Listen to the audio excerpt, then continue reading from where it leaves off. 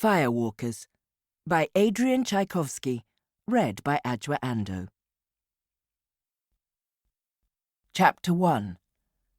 Roach Hotel.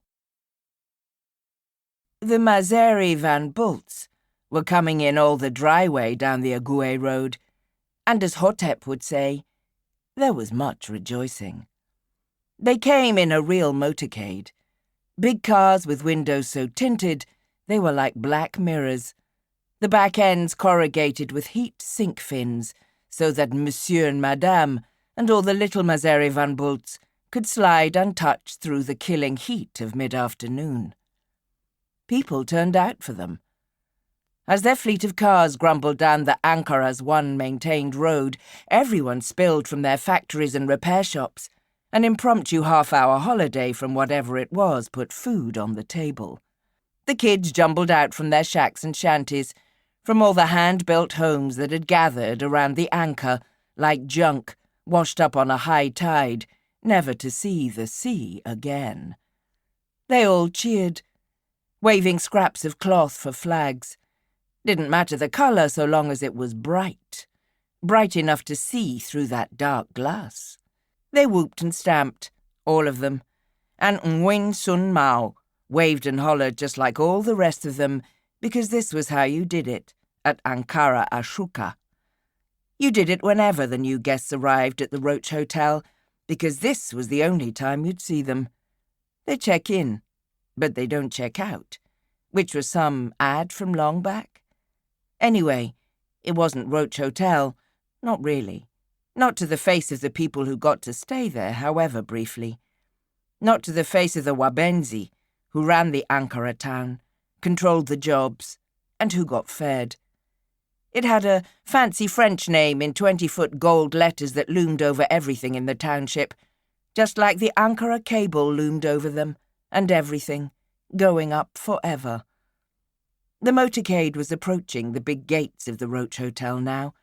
The first couple of cars just went in, past the guards and the guns, up the gravel drive, past the dusty space where there'd been lawns in Mao's dad's day, before the owners acknowledged that even they couldn't waste water on that kind of conspicuous consumption. Mao's dad had got to see the place pristine new, before time and dust and the heat cracked the facade. Mao's granddad had helped build it, one of that wave of labour that had converged on all three Ankara points long back.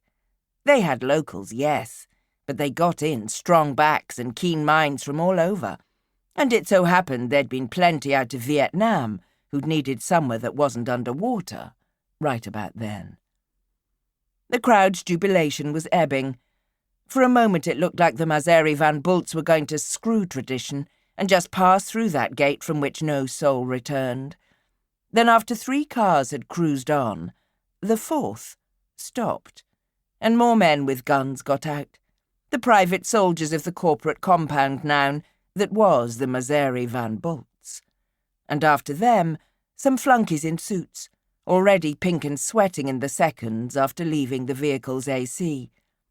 Mao shook his head and rolled his eyes, but he kept waving his little flag, because he had parents and siblings and they got hungry just like everyone else.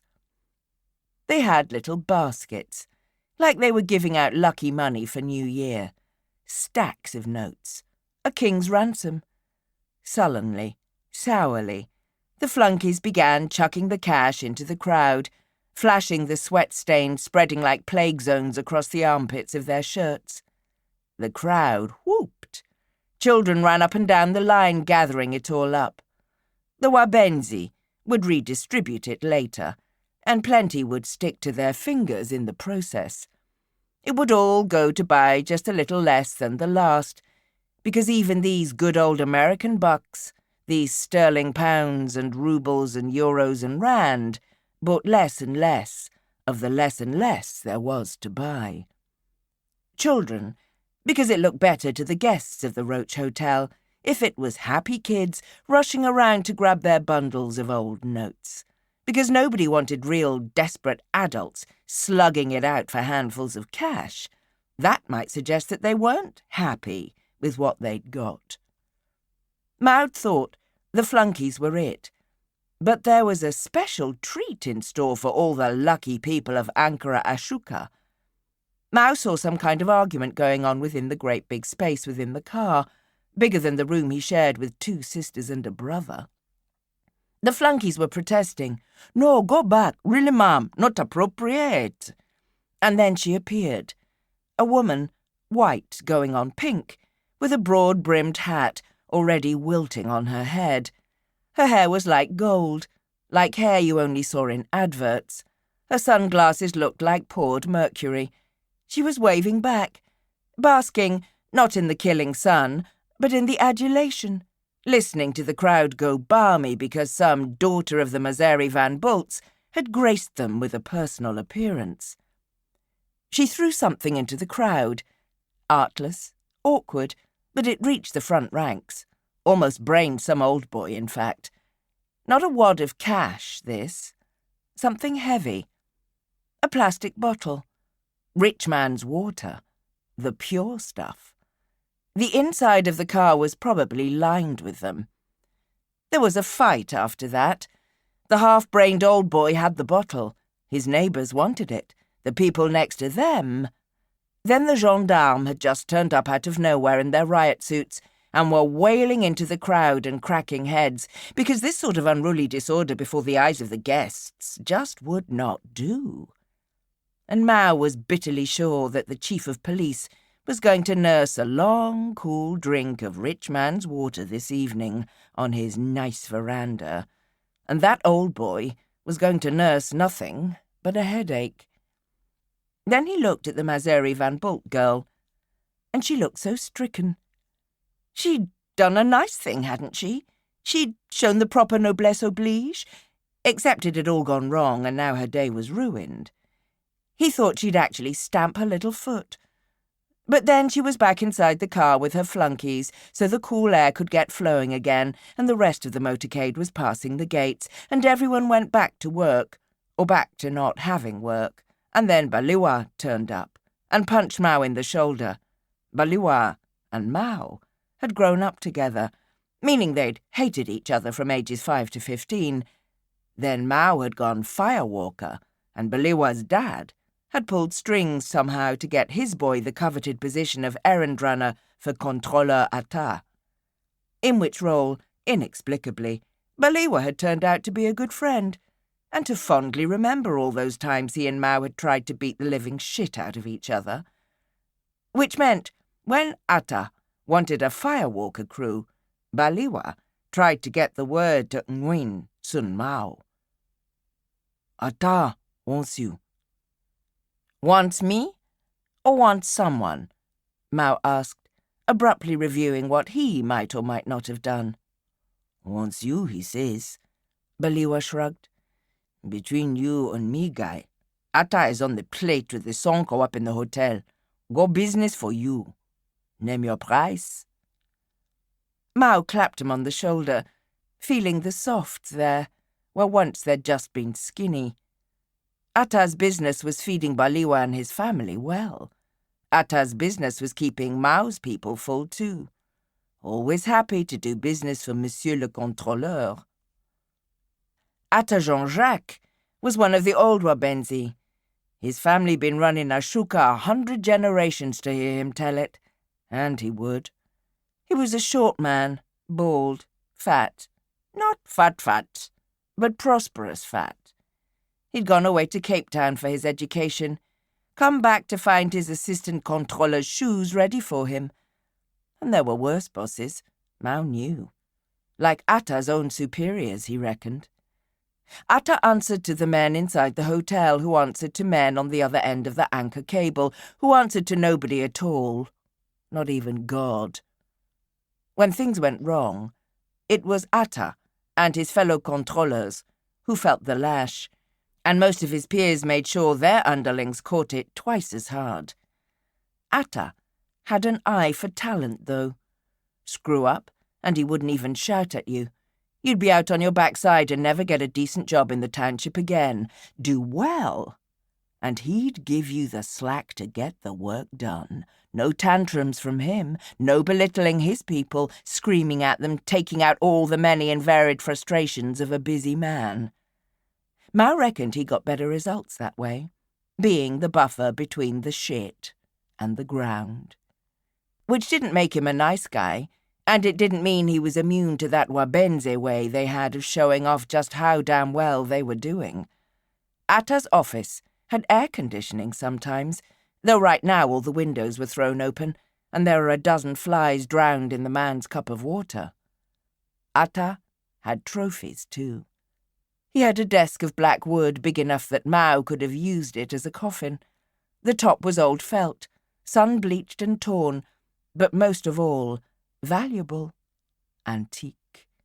There were yellowing photographs on the wall behind him. One showed a view from the Roach Hotel from long back, when it had been where the rich people came to see the animals that weren't there anymore.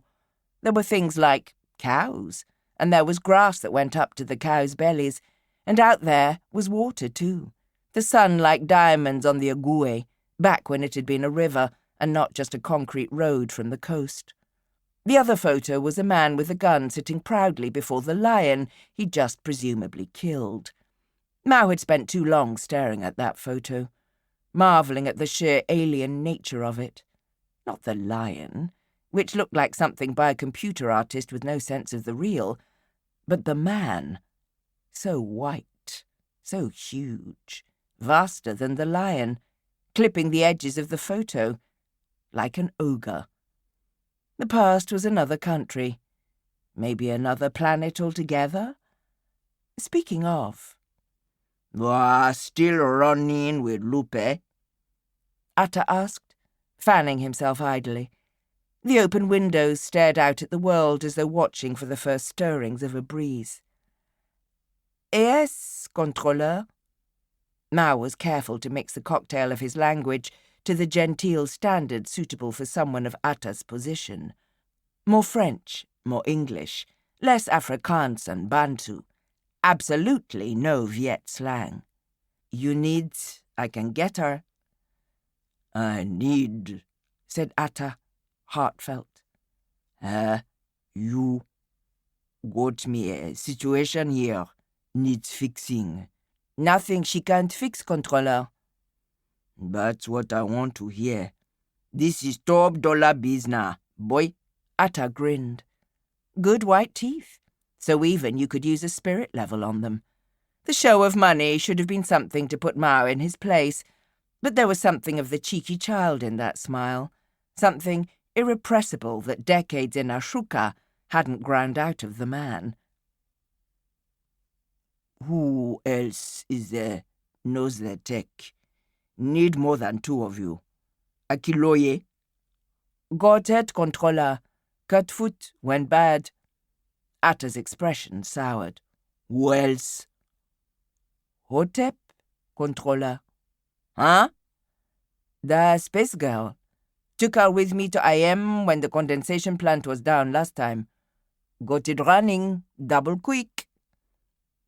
The controller's expression soured further, meaning he had remembered just who Hotep was. Mostly trouble. But the girl had all the knowledge an expensive technical education could buy, an education never intended for slumming it groundside at the Ankara. Take her, then. Take her. Take Lupé. Atta shunted over a tablet holding the meager briefing. Take a bog. Get this fucking sortage and his bonuses all around. Double danger pay. Mao nearly swore in front of the man. That meant a lot of money indeed. Which way is this trouble, controller? And he knew the answer, because any other point of the compass, and he'd be offered standard or straight danger money, and if he didn't like it, there'd be plenty others willing. South, then? South. The estate. Atta nodded somberly. Mao, you're a good boy. You've got a good crew. Double, triple. And no haggling.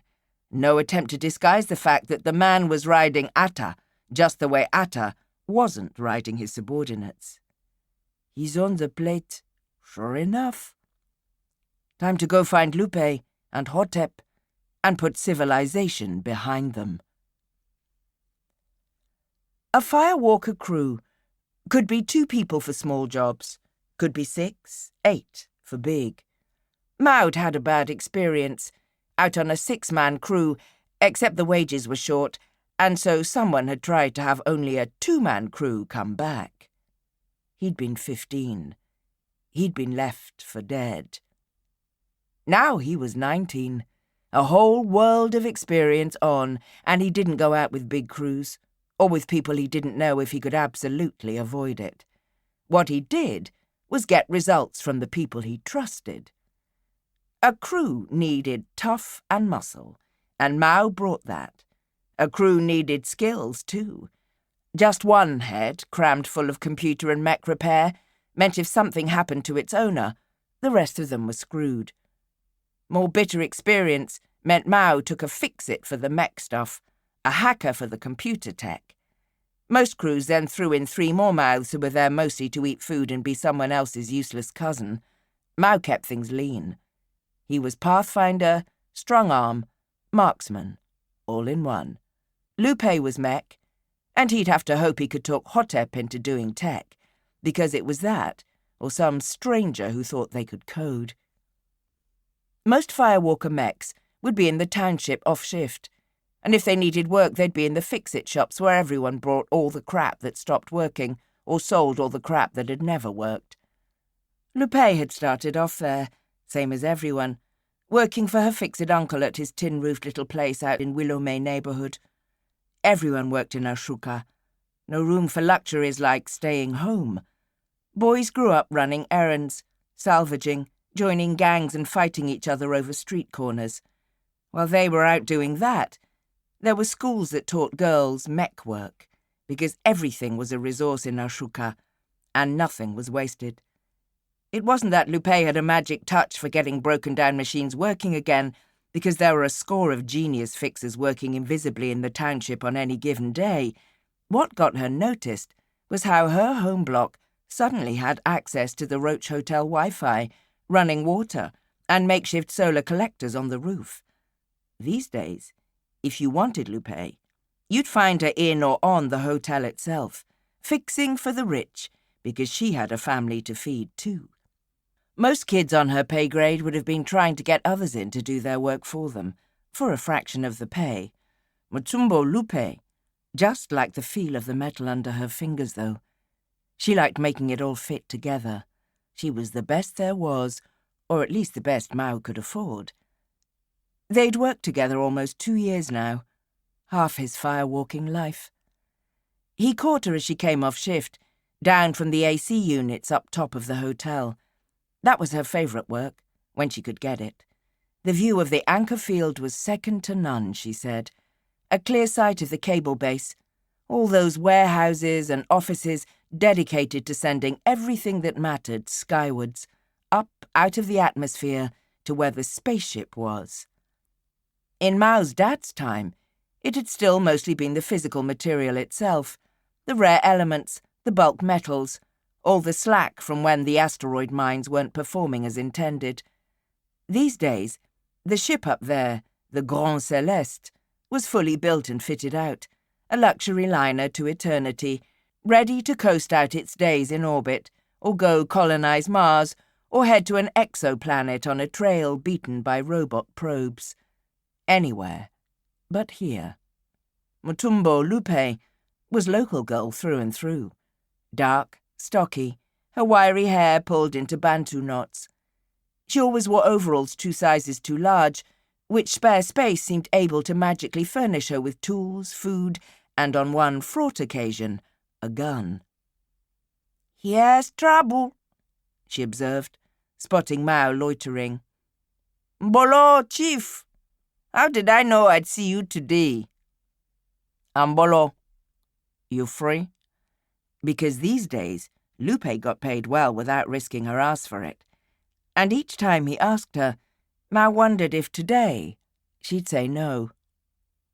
But, "For you, always," And that easy smile, remembering the time maybe he'd hauled her back to Ankara Ashoka after she'd broke her leg, or else the time she'd just about built a new car out of scrap when the two of them had been stuck long ways east, drinking poison water from a rusty tank and going out of their minds until somehow they'd made it back to real people. And yet, even as they were off to find Hotep, Mao looked sideways at her. Wait, you know what now?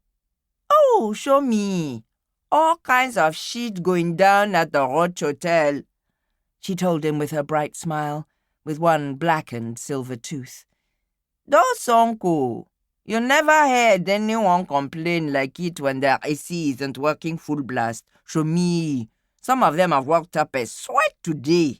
You never heard such language. But you fixed it. Because in his experience, she really could fix anything. Ha! No way. Those AC units, they're all good. Power's coming up short. Figures. That put the mission into perspective. He and Lupé and Hotep were going south, into the dry, into the dust and the killing heat, to the places monsters lived, because out there were the solar farms. Out there were the grand fields of collectors that had powered the Ankara's planning and building. Now they harvested sunlight and turned it into cool air for the Roach Hotel, fancy lights for the Sonko parties, filtration for their swimming pools, so that their brief stay at Ankara Ashoka could be flawlessly comfortable before they were hauled away forever to go live in the Grand Celeste. If the power was short, it meant someone was stealing or something was broken, whereupon word came down to Controller Atta to hire some Firewalkers to find out and fix, and Atta, in his wisdom, picked Mao. Lupé brought home solid cash for her fixing work, but firewalking paid better. Hotep, though. Hotep didn't need cash. Hotep had a goddamn allowance. She wasn't Wabenzi, that class of administrators who ran everything outside the hotel, men like Atta, who hired, fired, and made sure things got fixed, hauled, shipped, and built. No responsible Wabenzi would let their kid end up like Hotep. Too embarrassing. Hotep's folks weren't from round these parts, though. Hotep's folks were up living the high life, overseeing those far more compliant labourers, the robots, aboard the Grand Celeste. That made Hotep one of the Sonko, the rich, except here she was, pissing her days away in the township, bitter as hell about all the indignities life had doled out to her. Once every 2 weeks, give or take, she got so fighting drunk she tried to break into the hotel, punch out the guards, scream, shout. They all knew her there, and that her dad was the CEO of Lord God Almighty Incorporated. They knocked her down, but didn't break anything. And Mao knew all she'd do, if she somehow got past all of that, would be go stand on the anchor field and look up to the vanishing point of the cable, where it got too small, too far to see anymore, and probably scream at it, because when Hotep got drunk, she got very drunk. She was drinking on her balcony when Mao found her, but that was just the usual drinking that she did like most people breathed. No danger of her going out to buy a black eye and a loose tooth from security for a few days yet. Hotep's real ID called her Corey Dello. Her nickname came from some old film everyone saw once, some remake of a remake that was remade back when the idea of a desert land full of ruins was somehow romantic. There had been pyramids and adventurers, and there had been a mummy all got up in bandages to chase them around. Hotep looked like that. Not an inch of her was on show. Face wrapped, save for the hole she applied the bottleneck to. Dark goggles over her eyes, hair bound up in a turban, and a forage cap set aslant over that, like she was the world's jauntiest burn victim. She wore gloves that were expensive tech in and of themselves, and she bandaged her hands over the gloves. When they had gone out to the fix-it job at IM, Mao had wondered how she didn't just die of the heat.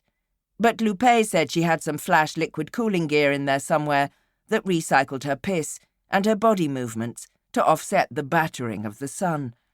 It wasn't overheating Hotep was worried about, but sunburn and skin cancer. Lupé said she was pale as an albino all over under all that cloth. The thought was weird, like she was some kind of magic alien from a cartoon. Mao's dad had had skin cancer for a few years now, the kind that wasn't going to get you tomorrow or this year, but eventually. Mao would get it too, most likely. Everyone who wasn't Wabense or Sonko would, because they had to go out to work, and there weren't enough hats or parasols in the world to keep that sun off. Lupé was already checking herself every day, she said, because the old story that only pale, delicate people had to worry about melanomas was a convenient lie they told you to get you to go out. Hotep was super paranoid about it, though, and that was only one of the many delightful quirks that had ended with her down here looking up, rather than up there, looking down. "I know," she told the pair of them as they scrambled up to the balcony. She had more living space than Mao's entire family, paid for by the folks who would give her everything, so long as they never had to actually share an orbit with her again. "You'll see the news. Whole lot of people flying into Libreville Secure International tomorrow. Whole lot of people driving their expensive cars down the Ogue Road. Busy, busy times are coming." She spoke the chimera patois of the township with a ridiculous scholarly precision, clipping out slang like she was saying the Latin names of extinct deep-sea fish. "Of course, they need us." "Because the AC at the hotel is bust?" Lupé asked her. Hotep turned her goggles, her bandages, towards them, faceless and creepy. Her wrapped hands were drumming against her knees in complex patterns. She was never completely still. "I give rocks about the AC. AC at the hotel has been on brownout for months. Only now they're going to have guests on top of guests at that place, all clamoring for their cooler. You know, catch the news from Ecuador, Dangy?" She scooped up a little tablet, crazy money worth of device just lying about, propping up one of her empties. She had it projecting pictures on the wall, though Mao had to squint against the sun to make them out. He saw devastation. He saw water. That made him sit down next to Hotep and just stare, because there was more water there than even God had a use for, surely.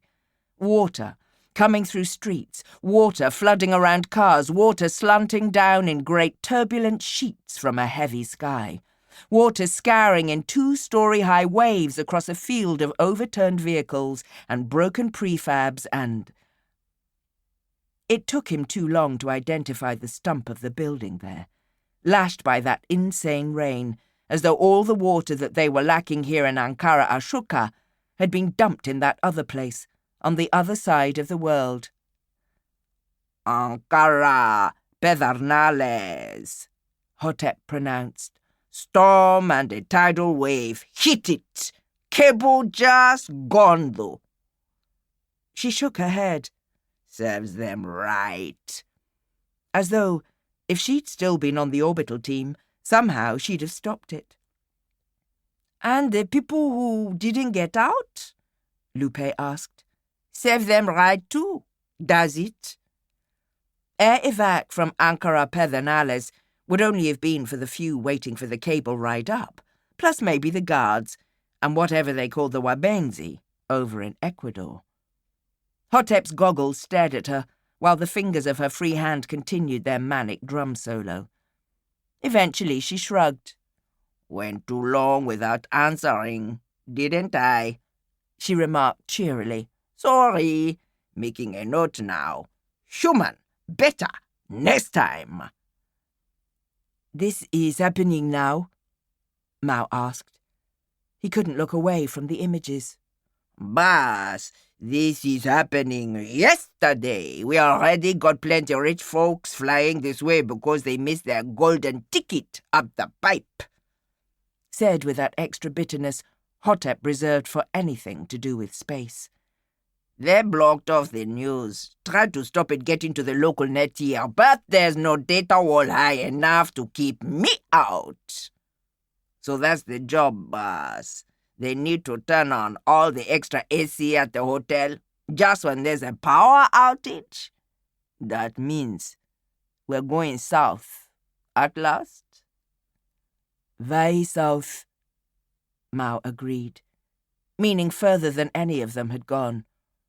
Bundu south, meaning the wilds, too dry for anything to live, too desolate for anyone to go.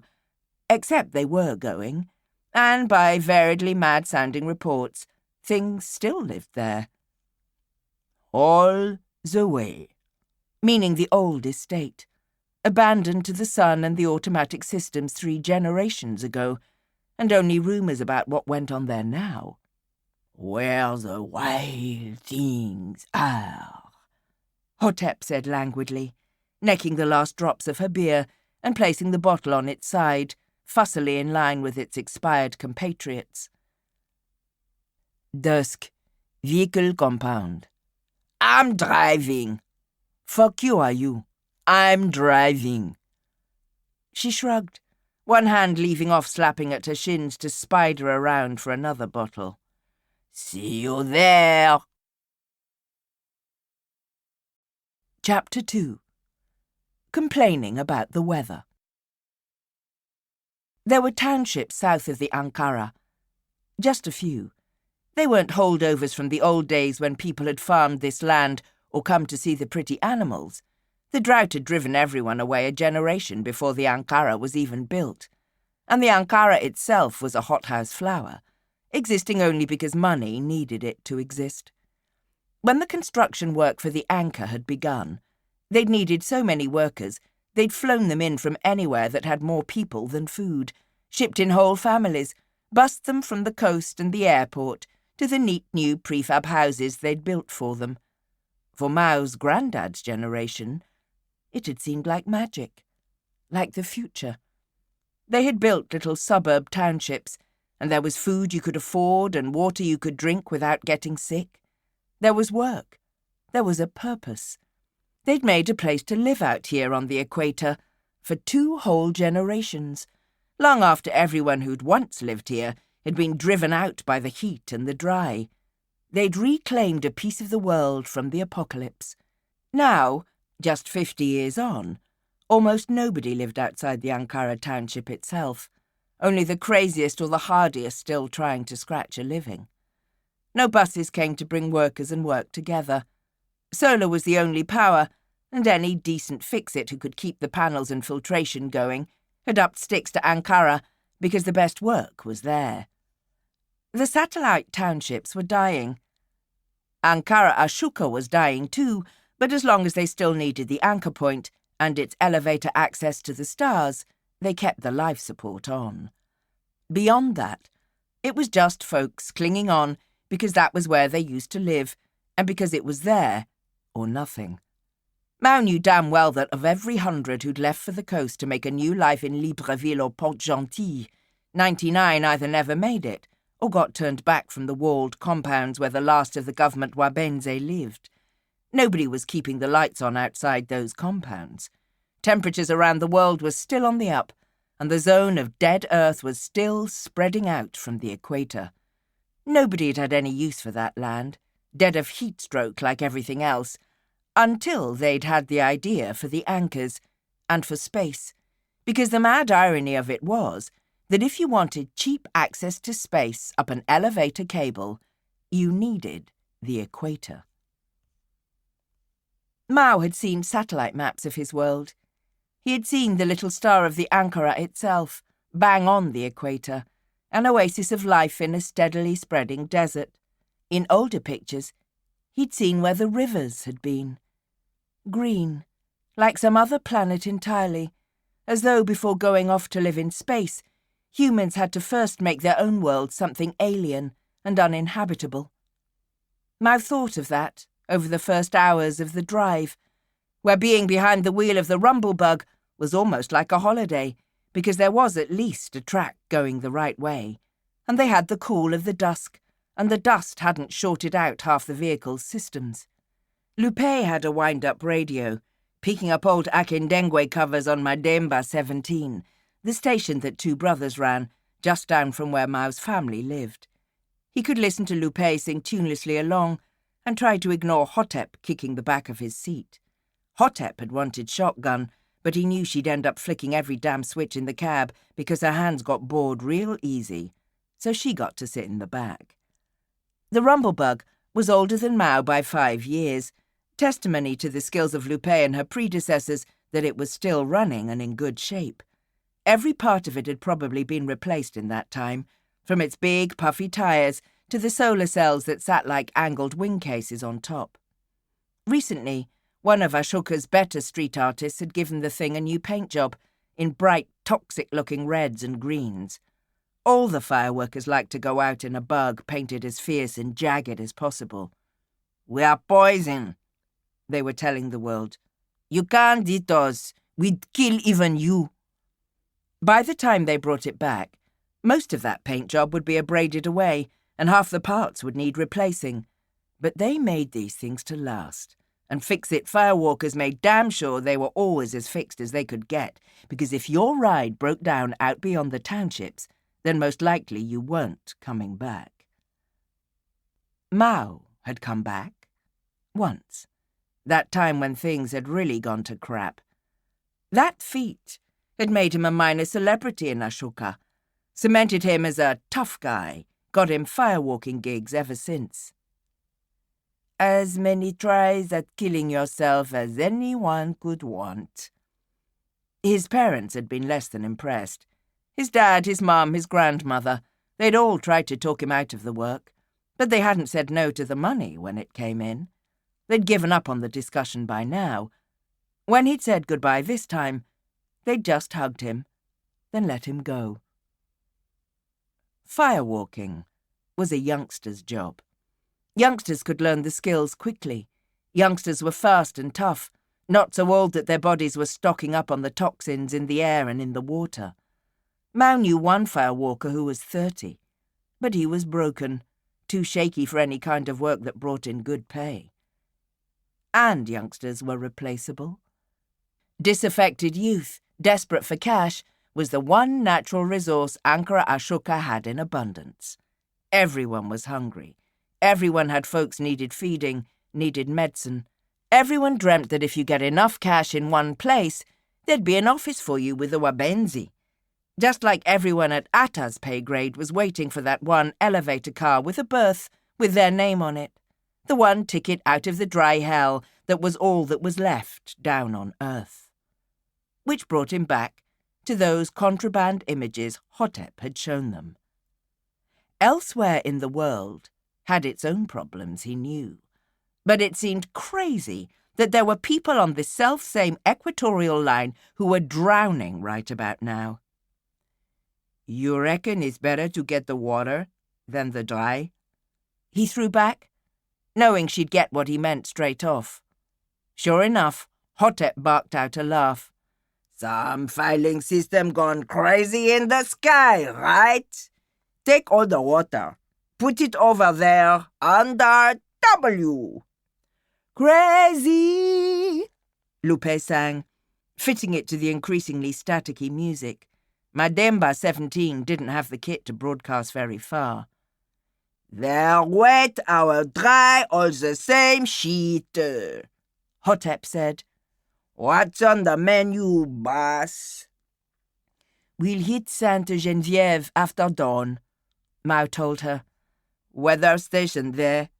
We check the power, wait on the sun, get news. After that, it's just go south until we reach the farms." He didn't say that he wasn't expecting there to be anything wrong with the power lines through Sainte-Geneviève. Sure, the locals were probably siphoning a little, but that was built into everyone's equations. Atta could just call if it was that simple, get someone already on the ground to go tinker with it. The bulk of the solar fields were deeper in, though. They'd been built for the estate, the vast compound where they'd designed the anchor tech and spaceship tech, put it all together before shipping it north to the Ankara. Back before Mao's people had fled the flooding for somewhere dry that needed workers, the smartest of the Sonko had come out here, to the land that the heat had rendered utterly vacant. They'd lived in cool chambers underground, come to design the elevator and the engines of the Grand Celeste, and they had done it here in the land of the dead, so that no other smart Sonko could find out what they were doing. Those old scientists did everything in secret, terrified that some other company would make the discovery first and make all the money in the world. It made Mao wonder how these things would have gone if all those clever people had just put their heads together and not worried about the money. But it had worked. Here in Pedernales and Singkawang, bang on the equator, they'd built their anchor points, or at least had people like Mao's granddad build them. They'd sent the cables up into the sky and started work on the great ships that were Earth's lifeboats. And by then, they'd abandoned the old estate, its labs and secrets not needed anymore. They'd gone into space and left behind the land where nothing grew, where no rain fell, and every drop had been sucked out of even the deepest aquifer. All they kept were the power lines, funneling the yield from kilometres of gleaming panels that carpeted the ground around the site. Those solar fields were supposed to last, if not forever, then long enough for their builders to wring what they could from the world, and then get the hell off it. They had self-repairing robots to clear the dust off the panels and fix the scouring and the breakages. Back then, the world had been able to afford that kind of luxury, rather than relying on desperate kids like Lupé. It was like that up on the Grand Celeste and the other luxury spaceships, or so Hotep said. Robots to fix everything, robots to bring you breakfast, robots to polish your nails and massage your feet and warm your bed. Down here on this end of the cable, people were cheaper and in infinitely greater supply. Those clever people who made the robots and the vast gleaming solar arrays, they'd have laughed at you if you told them what a firewalker was. No need for that kind of homebrew measures in their perfect machine world. Except things broke down. Even the robots that repaired the robots that repaired the robots. And the solution to that was to send kids to do a robot's job and get things up and running. Half the fireworkers Mao ever knew had never come back from one piece of business or another. There were desperate people out there. There were broken-down vehicles no fix-it could fix. There was dying of thirst, of heat stroke, of having the thing you were sent to get running explode on you instead. And then there was the old estate. Where the wild things are, like Hotep said. What secret science had never come out, after the scientists left their labs and then their planet? Mad experiments, monsters, human vivisection. Crazy rich people with private reservations where they hunted resurrected monster animals, hunted normal people who fell into their hands. There were films and serials about it. All kinds of nonsense Mao had laughed at louder than anyone. He wondered if he'd still find it funny in 3 days' time. Double, triple danger pay, though. It was all on paper and digital, guaranteed wealth in rand or US dollars when the three of them got back. I hope it's a power line gone in Sainte-Geneviève. There was one big building in Sainte-Geneviève. It looked like a kind of boat upside down, and at an angle, so that the high end curved down like a hood and kept some shade even at noon. Around it was a little township, not the shacks and shanties of the Ankora's dilapidated circumference, but maybe 100 little prefab houses, most of which were long abandoned, sand-blasted, windows like eye sockets, doors like slack mouths. Only 2 things kept anyone in Sainte-Geneviève: the meteorological station and God. God got the big house. The heat was already fierce by the time they arrived. The inside of the bug smelled like, well, probably like Mao, if he was honest about it. Mao, if he'd been hot enough to cook eggs on. They pulled the vehicle up alongside the boat-looking church and took turns topping up the water purifier the way God intended. After that, it was find somewhere to wait out the worst of the day. From here on, they'd have to take the light and the heat and just live with it, but no harm having some shut-eye under a roof, and Atta had sent ahead to the meteorologist to expect them. "Found where some of our power's going, boss," Hotep said.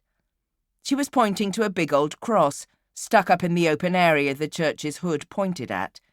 It was all over with bulbs and strip lights and cables running from the church, but it was a drop of spit in the desert compared with the power that should have been reaching Ashoka. This was just Hotep being Hotep, because God talk upset her. The meteorological station was a squat building, roofed with solar, backing onto the church. Antennae and instruments reached out around the panels like weeds breaking through old tarmac. At Mao's, "Awe!" the door opened a crack, revealing a Bantu woman in a worn red dress with floral patterns. One of her eyes was milky, and the skin around it was scarred by the sort of cheap surgery most people had to resort to when the cancers started to show. Just peel everything away until whatever you found underneath looks healthy. "Madame Ironzi?" he asked. "Dr. Ironzi," she corrected frostily. "You're the Firewalkers." Whatever her expectations, apparently Mao came in somewhere below them, though he reckoned that anyone with a doctor in front of their name and who was stuck out in Sainte-Geneviève probably had a lot to be disappointed about. She took them in, though. Her 3-room dwelling vibrated to the tooth-jarring rattle of an antique cooling unit, and the walls were lined with pipes trying futilely to shift the heat elsewhere against the inexorable pressure of physics. Lupé was all over it at once, because she loved innovation like that, no matter how much work had produced how little result. Before Mao could talk business, she was pattering on about where she could tighten it up, how she could tune the system, and Dr. Ironzi was thawing dramatically, because quality of life was about as thin on the ground as free water in Sainte-Geneviève. Mao gave her the nod, and Lupé sat down to tinker. Hotep was bored already, peering through the dust screens on the window and making gun noises to herself while staring at the church. To Mao's surprise, a bunch of people had gathered out there in the noonday sun, where the cross was. "Funeral or?" he asked. "Just every day around here," Ironzi told him, shaking her head. "Brings them closer to God, they say. Day and night, out under the sky. Night, I can understand." Her shoulders rose, slumped, as though a proper shrug would be too much effort. "The estate," Atta said. "So, you are crazy then?" "I'll tell you when we come back," Mao said shortly. Solar yield's been down for years, and who's surprised when things are like they are? "They built it for the heat, though," Lupé said, still bent over the generator. "For how things are there. Top-of-the-line tech." "They built it for how things were when they built it. Then things got worse," Ironzi said disgustedly. "Still, lucky them. They have kids like you to go fix it. And you have dust storms on the way. Next 4 days at least. Your car. Good for that, is it?" "Have to be," Mao said. "Show me." Her tablet had a crack through the screen, bleeding rainbow colours across the map she called up. He watched accelerated simulations of the storm ebb and flow. South of here the land was patchy black, with the vast fields of sun-drinking panels, where they hadn't been buried so deep in sand that there weren't robots enough in the world to excavate them. Little rectangles were the grand, abandoned houses of the rich, from when they'd lived out here to oversee the research. The actual estate itself was like a pale bean, insignificant, most of it below ground. The worst of the storm was west, and heading westwards. Mao was already plotting a curve course, through dead farmland, following the dry irrigation channels where he could see them on the satellite map, to avoid the worst of the weather. After they'd slept a couple of hours, just kipping on her floor because it was better than roasting in the bug, after dusk has started to come in and cart away the malevolent hammer of the sun, Mao sat up with Dr. Ironsi and asked cautious questions about what it was like south of here. Lupé had the coolant system in pieces by then and was reassembling it into something that would work better and make less noise, or at least that was the plan. Ironsi was taking that as the wages for wasting her words on the ignorant bruiser she'd plainly written Mao off for. Hotep had gone out to try and score some beer, despite Ironsi saying the congregation were abstainers. Despite there being beer in the bug, a little. Hotep was just going stir-crazy mostly, and needed to run around a bit, like a 5-year-old. No firewalkers going this way for 2 years, Ironsi told him. No firewalkers coming back for 5 years, but 7 months back. These treasure hunter types came from long ways south, 2 of them, all cut to hell. 1 didn't make it back to Ankara, the way I hear it. A weird light was playing through the open windows now. Mao glanced out and saw they'd turned the cross on. Half the lamps on it weren't working, and the rest flickered and strobed out of sync, oddly disquieting, as though he was watching a radiant living thing trying to get free. They came through here on their way in, he clarified. They came back here on their way out, Ironsi corrected. I don't think they planned to, but they'd lost half their team, and they needed help. I helped the pastor's people patch them up, learned a few things for you. First, there's still something worth taking, out there. When they abandoned the estate for space, they didn't bring all their toys. Second, there's still people living out there. Impossible, Mao said automatically. Ironsi just did that broken-down, not-quite shrug again. Well, you're apparently the expert. No doubt you're right. But that's what they said anyway. And I'm telling it because I like your fix-it girl there. People on the estate, still. Sonko people, they said. Crazy. But crazy was way closer to where he lived than impossible was. So, what got their friends killed? Ironsi's eyes slid off his uncomfortably. Bugs, they said. Since the windows had been opened, bugs had been much in evidence. They were just about the only things that seemed to be able to survive the dry. Flies were crawling drunkenly about the ceiling, beetles battering at the walls. Out there, the half-lit cross was probably calling the insect faithful to prayer from miles around. Mao was only glad that they didn't have the mosquitoes his granddad had talked about. The plague spreaders needed standing water to breed. Bugs, he echoed. They were half mad of heat stroke, Ironsi said. One of them had wounds so septic we had to take the leg off, talking all kinds of crazy.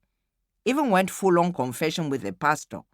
People like that. They see bugs where there aren't bugs. Mao shivered. Sure, he agreed. Crazy talk. I hear Hotep shouting, Lupé half sang.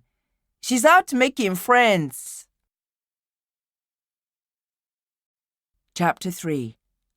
Let God sort them out.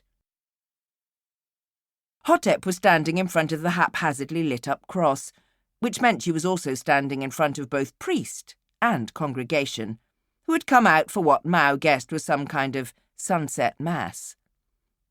For a moment, he was picturing torches, pitchforks, and being run out of town or beaten to death, because you didn't go to someone's place and piss on their church and expect to get away with a whole skin. Once his eyes had got used to the flicker of the electric cross, he reckoned any mob riled up here would take a while to get going. These were people of his parents' generation at best, and more towards his grandparents. He saw lots of grey hair, dark skin wrinkled with lines and pocked with scars, plenty of eyes clouded with cataracts or even sewn shut where the orb had been taken out. The priest himself looked about 70, hair just white curly wisps about his dark scalp. He had spectacles on. Mao hadn't seen spectacles beyond the pair his folks kept, that had been his great-granddad's and had become a kind of family relic, stuck up on the shelf beside the statuette of Choco, lady of the storehouse, who didn't lend herself to this kind of grand religious theatrics these days. Still, there were about 30 of them, and that was enough to lynch one skinny white girl done up all over in bandages.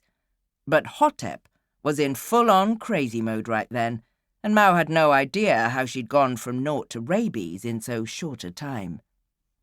You think they're coming to take you up? She was full-on shrieking at the priest and his followers.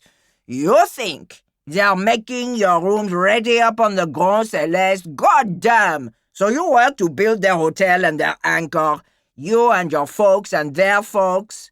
You think that buys you a golden ticket, that they're going to bring you up to that heaven they got going on up there? Ah, shit, Lupé said. She's been drinking surgical spirits again? Because there was that one time Hotep had been reduced to sucking the alcohol from medical swabs after an epic bender that left nothing else within a dozen streets. Mao knew her better, though. This was sober Hotep, not drunk Hotep, talking. This was the reason Hotep drank in the first place. And this is what you do with what's left of your lives? Hotep went on, advancing on the lot of them, and they were actually backing up. You go pray to the big man in the sky. Tell him how good you've been. He doesn't care. He just wants to keep you praying and nodding while he gets in his magic sky bus and goes somewhere the hell better than this. Hotep, Mao approached her cautiously. Hey, listen to me. Hey, Cory! She rounded on him, as though her real name was her secret weakness. Fuck you! Who the fuck are you, Mao? You ever hear the shit they're spooning out here? Did you? That they're all going up, boss.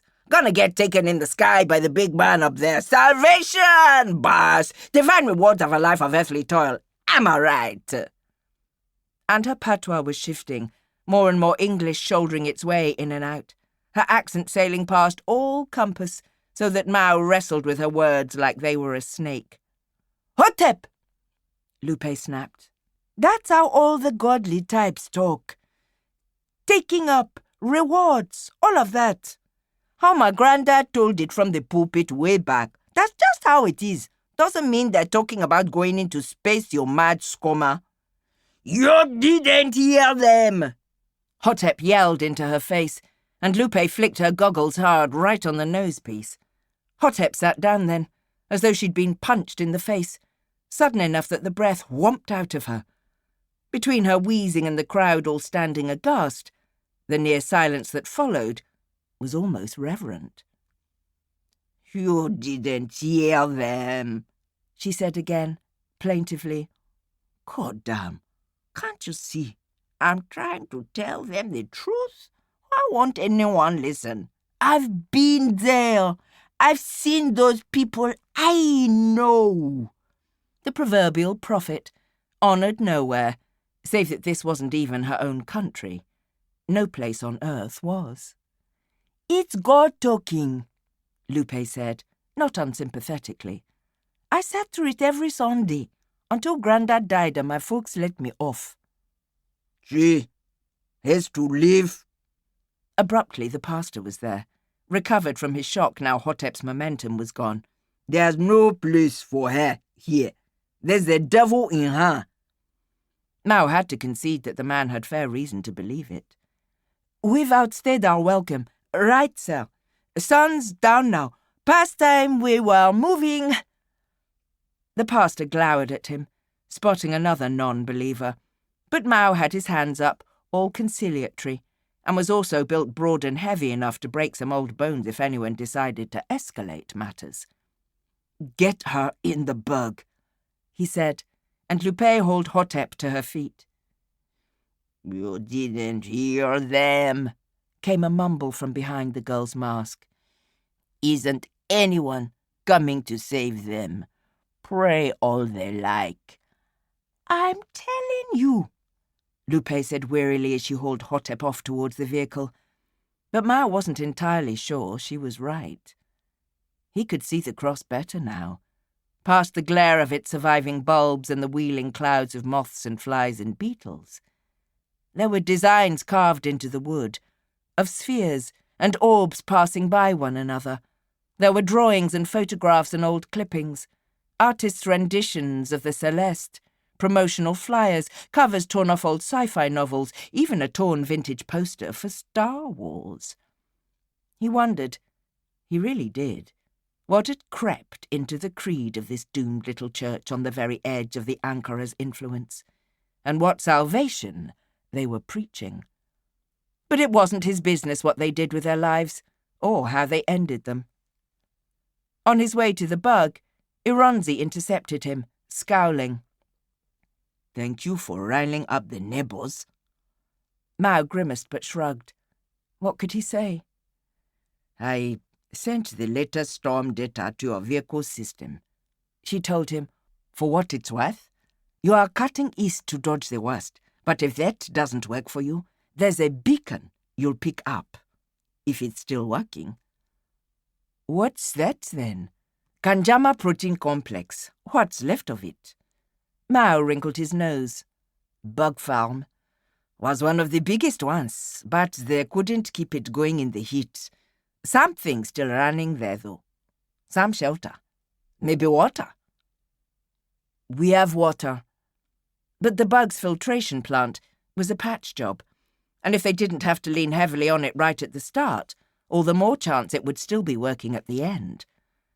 Bug farms creeped Mao out, though. He'd nearly ended up working on one, something with brine shrimp, off in Mekina, back when he was 10 and his folks had some spare money to buy an apprenticeship. He'd had nightmares about tanks of leggy things, far bigger than they could ever get in reality, of falling in, of all those seething bodies choking the water around him, all kinds of nasty stuff, so that he almost just ran away from home. Then the apprenticeships turned out to cost twice as much as advertised. People paying for their kids to become next to slave labour because they thought it was a future. So he'd been saved to become a firewalker, and most likely not have a future, but at least not get eaten by shrimp. But shelter was shelter, maybe water was maybe water, and bugs were what everyone who could afford it was eating over at Ankara Ashoka. Beggars, as the Wabenzi said, couldn't be choosers. He found Hotep in the driver's seat when he got there, a determined set to the way she held her head. Lupé, riding shotgun still, shrugged. "Fine, I'll sleep in the back," he told them both. "You've got the med data on board. Try not to get us buried in sand." The land south of Ankara Ashoka had been forest once, had been rivers, timber concerns, game reserves, green as far as the eye could see, someone had told Mao. He'd seen photos, sometimes taken from planes. He still wasn't sure if they'd been real or just computer imagery. All those trees. It had just looked copy-pasted after a while. Still, he dreamt of them, being lost in the eternal dimness under that unrelieved roof of leaves, exactly the same, every way he turned, no landmarks, no trails, no way out. In his waking days, he had walked out of the desert all the way to the Ankara. They called him Wild Thing after that, Bundu Boy. The next generation of firewalkers, kids 2-3 years his junior, told stories of the Vietnamese hero who'd conquered the sand and the dust. They said he wasn't scared of anything. None of them understood how he was scared of all of it. There wasn't a damn thing out there that couldn't kill you, and the absence of things would kill you most of all. All the trees were gone, mostly gone even back when Grandad came to build the anchor. All of the rivers were dry. He woke to find the weather had stolen a march on them, and everything outside the rumble-bug-shaded glass was dust, solid walls of swirling particles blotting out the sun. He heard Lupé and Hotep, and for a moment his mind turned their voices into an argument, and he knew they were going to die. Then his mind cast off the nightmares, and he understood they were only shouting because of the boom and rattle as the wind tried to snatch at the bug and turn it over. They were following the plan. They'd picked up the bug farm beacon and were homing in on it, because even firewalkers couldn't keep moving in this, and if they tried it, the dust would block all the vents and intakes, smother the solar panels, kill the vehicle, and then kill them. "Fuck me," Mao swore, one of the English language's more persistent insertions into Ashoka patois. "Why they pay us the big bucks, Chummy?" Lupé told him. She was driving now, he saw, with Hotep in the passenger seat, and the comms apparently half disassembled on her lap. At the sight of that, Mao bolted upright, all sorts of bad words leaping to his lips. But they were definitely picking up the signal. He had to take it on faith that Hotep had been fixing a problem, not making one. She looked over her shoulder at him. She had her bandana down, her bandages up, the goggles still in place, trusting to the bug's dark glass to keep the sun from boiling her skin like a lobster. He still had no idea what her eyes looked like, but her face seemed like it had been over-enthusiastically whittled from white wood, sharp nose, sharp chin, thin ginger arches for her eyebrows. "So what?" she started, but the witticism would have to wait, because Lupé yelped in surprise and hauled the bug sideways to avoid what looked like an enormous ribcage looming 2 stories up out of the dust. "Damn!" Abruptly, there were structures rearing up all around them, just appearing out of this skirling dust, but at their speed the beams and sand-blasted girders looked like they were thrusting out of the earth even as they passed, curving overhead like monstrous fingers trying to pin the rattling vehicle down. "Light!" Hotep hollered, pointing. Her goggles must have been working overtime, because there was sure as hell nothing there when Mao looked. Lupé took it on faith, though, and 4 heartbeats and a near collision later, they all saw it. A beacon, white like burning phosphorus, casting shadows even through the dust. They steered for it like a sinking ship for land, seeing walls loom before them that were at least more than just the bare bones of buttresses and scaffolding.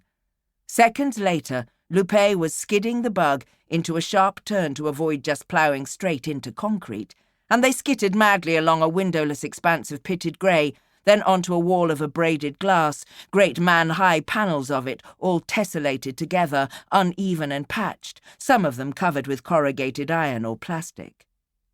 "Vehicle bay!" Mao yelled, lunging past Lupé's shoulder to point. Probably it wasn't, but it would serve if they could fit the vehicle in there, and who cared what the original purpose was in that case? Lupé gamely slung the car towards the vague shadow. 7 closed roller doors, and 2 hanging open. Things crunched and shattered under the tyres as the bug scooted under cover, and they brought a lot of the dust in with them. Still, it was out of the worst of it, and for a good half-minute after they dragged to a halt, the 3 of them just stared at each other and tried to calm their breathing. Then Hotep pulled up her bandana, securing it in place under the nosepiece of her goggles. "I suppose we better go see where the fuck we are," she suggested. Lupé insisted they clear the caked dust off the panels and out of the vents first. Not a long job with the 3 of them working at it. By that time, they had a good idea of what sort of place they had found. A factory, certainly. They were at the door end of a warehouse, the far end of which had collapsed in on itself, then been tarpaulined over. Mao reckoned there wasn't much life left in the makeshift repairs, but also that they had been recent, within months rather than years. There was another tarp fallen away from the entrance they'd driven in through, and a little work had it hooked up and keeping the driving dust out, at least for now. Then they took a break, tapped the filtration tanks that took up the whole back half of the bug, and ate some chewies. Chewies had the consistency of toffee, a taste so packed with artificial additives that there was no natural thing they truly resembled, least of all whatever extinct fruit or savoury was on the wrapper.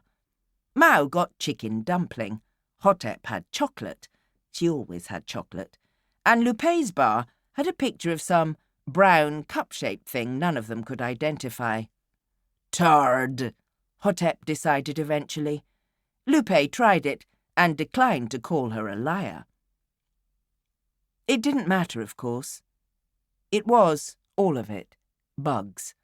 So the Kanjama complex had seen better days. There were still plenty others up the coast from Libreville or over on the new China Bay. They just migrated north and south, those places, as the heat got worse, and that was more for the convenience of the humans who operated them. There was nothing like a bug for tolerating the heat. Way long back, they tried to grow plants that could deal with almost no water and daytime temperatures of 60 C. Mao imagined them crossbreeding wheat and sweet potato with cactus somehow, but probably there was more science to it than that. It hadn't been economical to farm, not in the end. In the desert belt the world had put on, even the cacti came up stunted or died. The last flourish of bioscience, in the face of this new world they'd all made, was to breed drought-resistant insects, taking the already hardy strains and making them ever more self-reliant, and then grinding them up and turning them into chewies. It felt weird to be grinding away at the protein bars here, where they'd maybe been made, like walking over someone's grave. Still, Mao tried to put a brave face on it. Good," he exclaimed, like he'd have done at home over family cooking, making the most of the little they had. "Very good. Really tasty." Lupé looked at her wrapper again. "Turd," she conceded.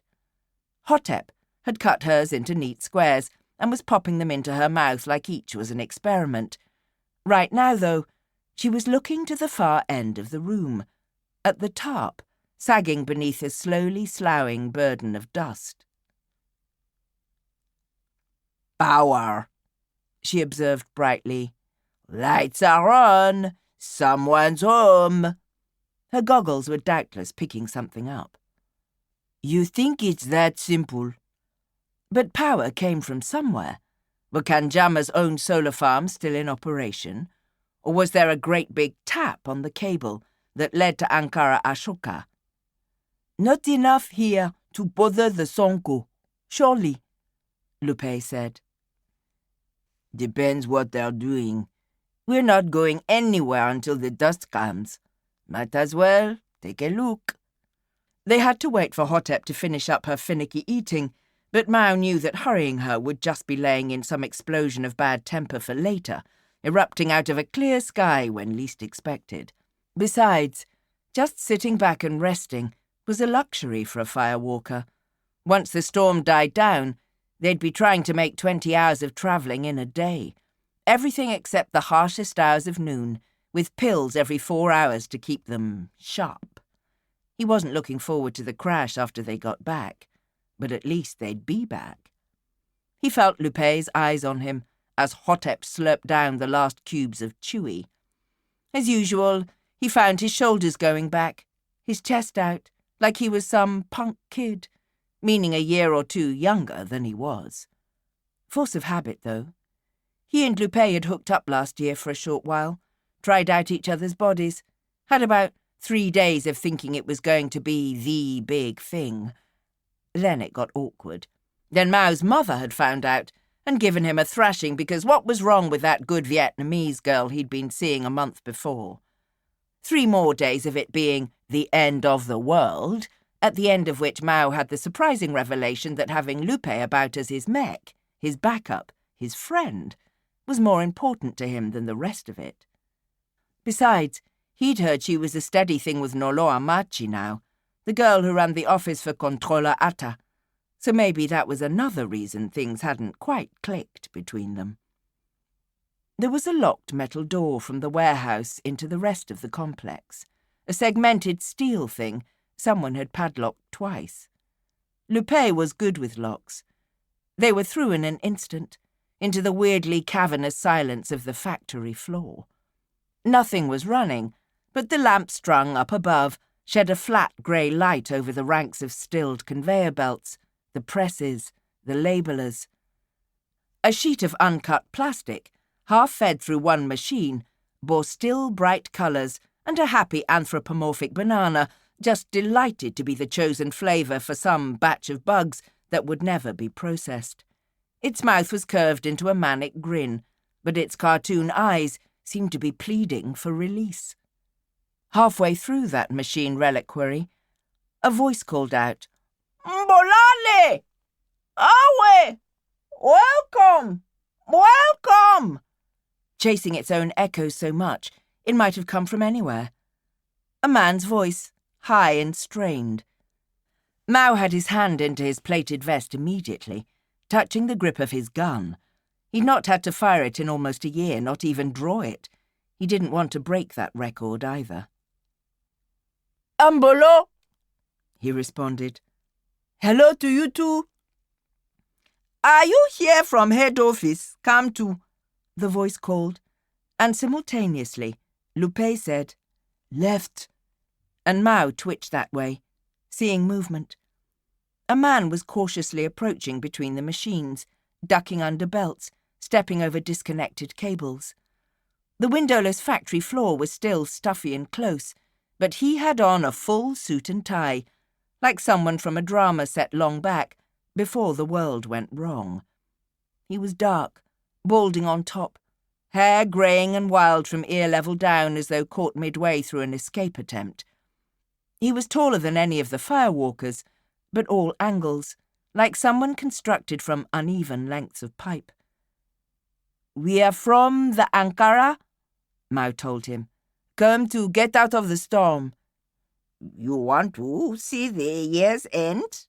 the man said, as though those last few words just hadn't happened. "You are who, exactly? Is it just you here?" Lupé asked. "You know me," the man said, sounding hurt. "Okereke. Just Monsieur Okereke, the manager, assistant manager. This is my facility until I run things here." Said with such pride, Mao half expected the whole circus to spring to life, complete with singing midget workforce. "Doing what?" Hotep had a way of speaking so you knew she was wrinkling her nose in disgust, even if you couldn't see it. "I thought you might have more orders." Okereke's enthusiasm began to give out. "Wanted to see how we'd done? Only it's just me now. Just me after the last batch, you know, but I'll do my best with what we've got." "Which is what?" Lupé asked, apparently now being serious inspector from head office. "Show us." A yellow grin split Monsieur Okereke's face like an ill-favoured moon. He straightened his ragged tie. "Come with me. I'll give you the tour." There were tanks in the basement, big concrete vats that would have seethed with maggots or shrimp or some damn bugs. The air still stank vaguely of writhing life, or perhaps decay, but of the miniature chewies in waiting, there were no survivors. The bottom of each pit was a drift of husks and chitin. "Of course it became uneconomical to..." Monsieur Okereke tried to explain, his hands describing entirely independent sketches in the air. "Mass production at this facility was, but that doesn't mean we can't still handle the bespoke. We're proud, very proud to service our demanding clients." Hotep knew what bespoke meant, so at least Mao felt he was learning something. Not a word he felt he'd have much use for. "Bespoke what, though?" he asked. "Like new flavor research?" Distantly, He could still hear the storm hissing sand about the edges of the building, or he'd be on his way back to the bug right now. Research, exactly. Okereke didn't seem to say half of what he meant, or hear half of what he got in response. You were happy with the batch of... Sure, very happy, Lupé reassured him. Maybe you could show us? Of course, yes. And he was dancing them through to further rooms, past desks mounded with dust and the carcasses of escapee insects, brittle beetle shells, the dull jewel of dead flies mounded up like a miser's hoard. Then into the laboratories, big buried rooms where the fans still ran to cool the outside air and drag it down into the earth. The lamps here were dim, but still drawing power from somewhere. The bank of equipment at the near end didn't look like it was doing anything, and Mao could only guess at most of it. Hotep flitted over instantly and started flicking switches, though, turning little lights from green to red and back, making a comic dumb show of trying to fit a goggle lens to the eyepiece of a microscope. Or probably a microscope. Mao could only guess at it all. Things moved. He jerked back towards the doorway even as he heard Lupé exclaim. There were bugs in the room, and they weren't in the big tanks that lined one wall because someone had apparently gone at those tanks with a hammer. Fragments of glass crunched underfoot. Okereke let out a shrill laugh. In that moment, the most horrifying sound Mao ever heard. In the next, the man's hastily composed face admitted nothing of it. A little outside our usual, he said, almost a whisper. Still, the funding was... We were able to achieve... As though he was a radio, words eaten away by waxing static. He was still padding further into the room, every footstep grinding through broken pieces. Experimental, eh? Mao asked nervously. There were locusts. Not a lot of them, but everywhere he looked he spotted at least one. They somehow looked simultaneously overlarge and stunted, and they were dead silent. But then, he'd heard that the low-water breed they'd worked up for the protein farms didn't chirrup, because otherwise the cacophony would have driven the workers crazy. Except Okereke seemed to have gone that way anyway, so maybe they shouldn't have bothered. With disturbing swiftness, Okereke plucked one of the live locusts from a nearby cabinet. Oh, not these. These are the last of the previous... They've found water, food somewhere. It's just a nuisance, really. I keep saying we should take steps to... Who has the time, though? For a moment, Mao thought he was going to pop the wriggling insect into his mouth. But instead he crushed it, yellow innards flowering about his fingers to be fastidiously wiped away with a tissue. Then he was heading further into the dim room, and Mao followed, because losing sight of the man felt worse than the bugs. So, tell us about your research, Monsieur Okereke, Lupé called, turning to stare at the broken tanks as they advanced. Crunch, crunch, crunch. Some of those crunches were the carpet of shattered glass, and some were locusts too indolent to take evasive action.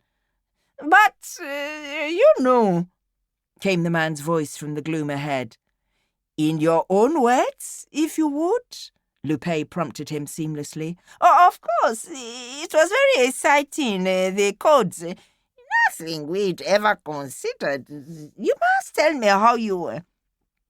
His words, like trying to watch a film through a hole in the wall without paying for admittance to the cinema. We had to completely and the... Leaking unspoken nouns and adjectives so badly that Mao half felt them grind underfoot with the glass and the bugs. But a triumph! You'll agree. And something flared in Okereke then. He turned back to them, one hand up, finger lifted towards heaven. Everyone said, It was a waste of our time. Better we get the protein works back online, make food. But what's Maslow's hierarchy of needs compared to some real science? We had such discussions in the... You keep saying we, Hotep broke in, making Mao jump. He'd thought she'd been left behind, but here she was at his elbow, scarf down to her chin. Okereke didn't seem to hear the question, and then Lupé leant into Mao and murmured, "All this glass?" "I don't think cleaning the place is top of his mind," Mao agreed, but Lupé was shaking her head. "Almost none inside the tanks to me, all of it on the floor, out here." Mao took a moment to process that, and Lupé called ahead, "Monsieur Okereke, maybe you could tell us about the science behind this new work of yours, in your own words." "Well, I'm just the administrator, of course. I don't really understand the..." Again that awful giggle escaped and was recaptured. "My colleagues were very... Dr. Wing was talking about publishing his ticket out of, science types. Unprecedented. They told me, so exciting. I mean, the sheer size." And his voice shook, just on that word. His besooted composure cracked, and for a split second, a terrified man was staring out at them from Okereke's eyes. "They were all so pleased," he whispered, "with the progress." "You keep saying they," Hotep pressed. She'd found some more switches, and a switch never went unflicked when Hotep was around. This time they did something, though. More lights came on, throwing the far end of the room into sharp relief. There were more tanks, all just as broken as the rest, broken outwards, just as Lupé had spotted. In the top far corner of the room, there was a ventilation duct that was now just a hole, worked at and chewed away until it had become a dark burrow 1.5 feet across. "I'm sorry that release of these subjects was premature," Okereke went on. "In the end, containment facilities were... I've sent a message to the manufacturers, but my colleagues were most distressed." At that far end, there was practically nothing standing. Equipment had been knocked over or broken up, the edges ragged with gnawing. The panels of the walls were peeled back, bent or snapped, edges mealy and scalloped. At first, Mao thought someone had just blasted the whole vista with acid, but then he started thinking about lots of busy teeth, and wished he hadn't. "Fuck me," Lupé said slowly, because there were bones there, pristine, not a scrap of flesh on them. They were scattered, but Mao saw at least 3 skulls.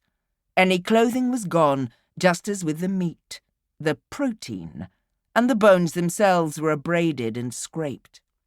"There was a problem with the final report, of course," Okereke said.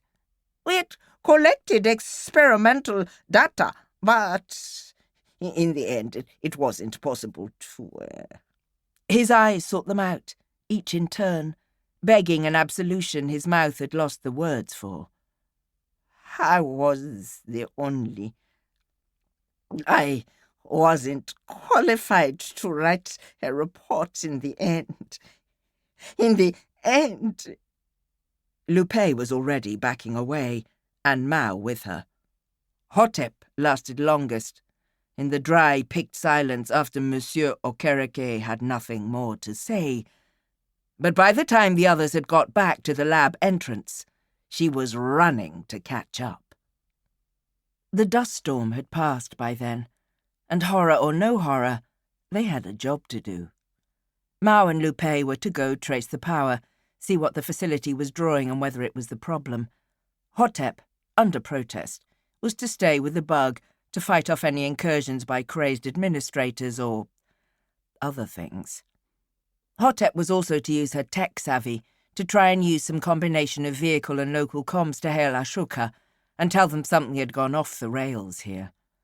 Tell them about Okereke too, because someone should come and get him and take him somewhere better, because maybe away from the facility he might find some of those lost words and be able to come back to himself and give a better account of what had happened. It turned out the facility was drawing only what meagre power its own solar field was putting out.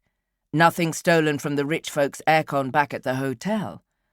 What Lupé discovered, though, accounted for all the low lighting inside. The field itself had been cannibalized, was her word for it.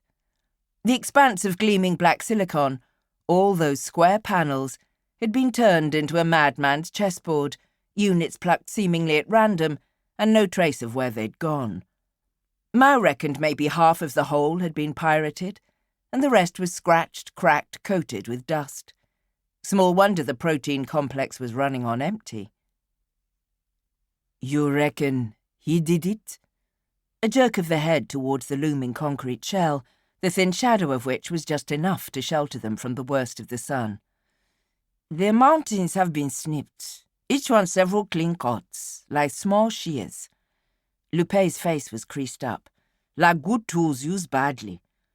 "Maybe it was him. Not our problem. And most likely nobody's problem anymore. The protein complex should have died long before, would have done if it weren't for this weird research that had come their way. A bunch of missing panels here made no difference." "Unless it's a symptom," Hotep said, back in the bug, "of a disease." She had managed to speak briefly with Ashoka, she said. Pass on word to Atta, or whoever else cared. Maybe someone would help. As they left, Mao pulled up the rear camera view, half expecting to see Okereke haunting the vehicle bay like his own ghost, but the complex kept its secrets, and soon it was lost to sight. Chapter 4. How the Other Half Live. Beyond the protein complex, the desert was trackless and vast, reaching south for miles of wasteland before encountering the receding hairline of the far side of human habitation, the desperate scratch farms and mining claims where there was some residual groundwater, or where water was worth bringing. Between here and there were all the bones of the last generation's final flourish of excess. The estate and the grand homes that had surrounded it. An oasis maintained with all that money could buy by the grand plutocrats who had ordained the Ankara and the Grand Céleste, and who had gone up the cable to their own personal ascension and rebirth. But even they had not been able to take it all with them, and what they had left behind was a wasteland of dead gardens, grand houses like bleached skulls, laboratory complexes in whose dry wells and cellars, by repute, failed experiments yet survived somehow, when nothing else could. And the solar fields that had once provided the colossal power to wrest comfortable living here in the heart of the deadland, now fed to Ankara Ashoka, or they were supposed to. They could have been torn up and rebuilt to surround the anchor field, of course, but that would have meant cost and delay. Cost was something the Sonko were used to laying out, but delay was the thing they would not tolerate. All those kilometres of sun-drinking black were left in place with their custodian robots to weather the dust and the heat and the sheer neglect. And they wouldn't last forever, of course, as Hotep was happy to point out. They wouldn't even last another generation. By the time Mao's youngest kids were heading out into the desert themselves, most of it would have gone to ruin. But from the point of view of the men who ordered those fields built, all that mattered was that they lasted long enough for the final guest of the Grand Céleste to take their one-way ticket out of the Roach Hotel. The solar fields were vast. The desert was large enough to lose them 100 times over. That meant Hotep got to navigate, and because it was something she was interested in doing, Mao knew he could rely on her to do the most exacting job possible, even if she kept up a constant rattle and drum on the dashboard as she did. Navigating south of the Ankara was a tricky business for most, but Hotep had a secret weapon, and it was called the Grand Celeste. The vast spaceship, docked up at the anchor cable, had a full suite of instruments and subordinate satellites, and could give a band of firewalkers the most precise GPS known to humankind, guiding them infallibly through the wastes to their desired destination. It wasn't supposed to, of course. Hacking into and co-opting the liner's systems was absolutely forbidden, but Hotep didn't care. She considered it her birthright. She had been born within the Celeste's gently curving walls, one of the first human children to take their first breath in the constant free fall of orbit. Her people were rich beyond all the less important dreams of people like Mao's family, labouring on the earth beneath them. Hotep had learned all she knew of gravity from rotating sections and vitamin supplements. Her childhood play park had been made of centrifuges and the eternally rising slope of the running track. She was going to be an astronaut when she grew up, and of all the children in history who had claimed that, she was surely right. Except that Hotep, Cori Dello as wasn't right. She wasn't within the narrow tolerances of her kind up there. She drummed and fidgeted, and never seemed to be paying attention even if she could later recount lessons and conversations wholesale. She laughed at the wrong times, cried at the wrong things, took away the wrong message from jokes. She flicked switches and disassembled devices, and in a spaceship, that was frowned upon. And one day, they had come and told her she wasn't going to be an astronaut after all, nor was she going to stay aboard the Celeste, because the choice had either been to conform to the expectations of her parents and their peers, or fall. And so she fell. Mao had heard it all before, in various permutations and levels of detail. Hard, honestly, to be that sympathetic for the Sonko girl who was bitching about having to live in the world he was born to and would never escape, the world that was dying off, the dog's corpse that the fattest of the fleas were abandoning. For now all that mattered was that Hotep carried a grudge bigger than the Grand Celeste itself, and didn't mind using it to help them find their way across the desert to the solar fields and the bones of the old manor houses. He was driving, trying not to let Hotep's fidgeting bug him. Lupé was asleep. Soon enough it would be her turn at the wheel.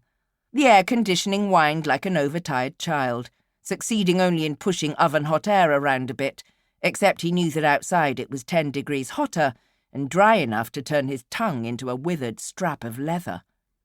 When he sucked a mouthful of water from the pipe next to his head, it tasted faintly of chemicals that suggested the filtration plant at the back needed looking at, and he reckoned one of the big, fat, self-resealing tyres was low, and the solar panels up top needed scraping free of dust the moment the sun was down, because they didn't have the power to keep going overnight as he'd have liked. All par for the course for a firewalker. All reminders that firewalkers died, and that firewalkers were young, because almost none of them got old. They'd been on the dust road for days now. Okereke's plant far behind them.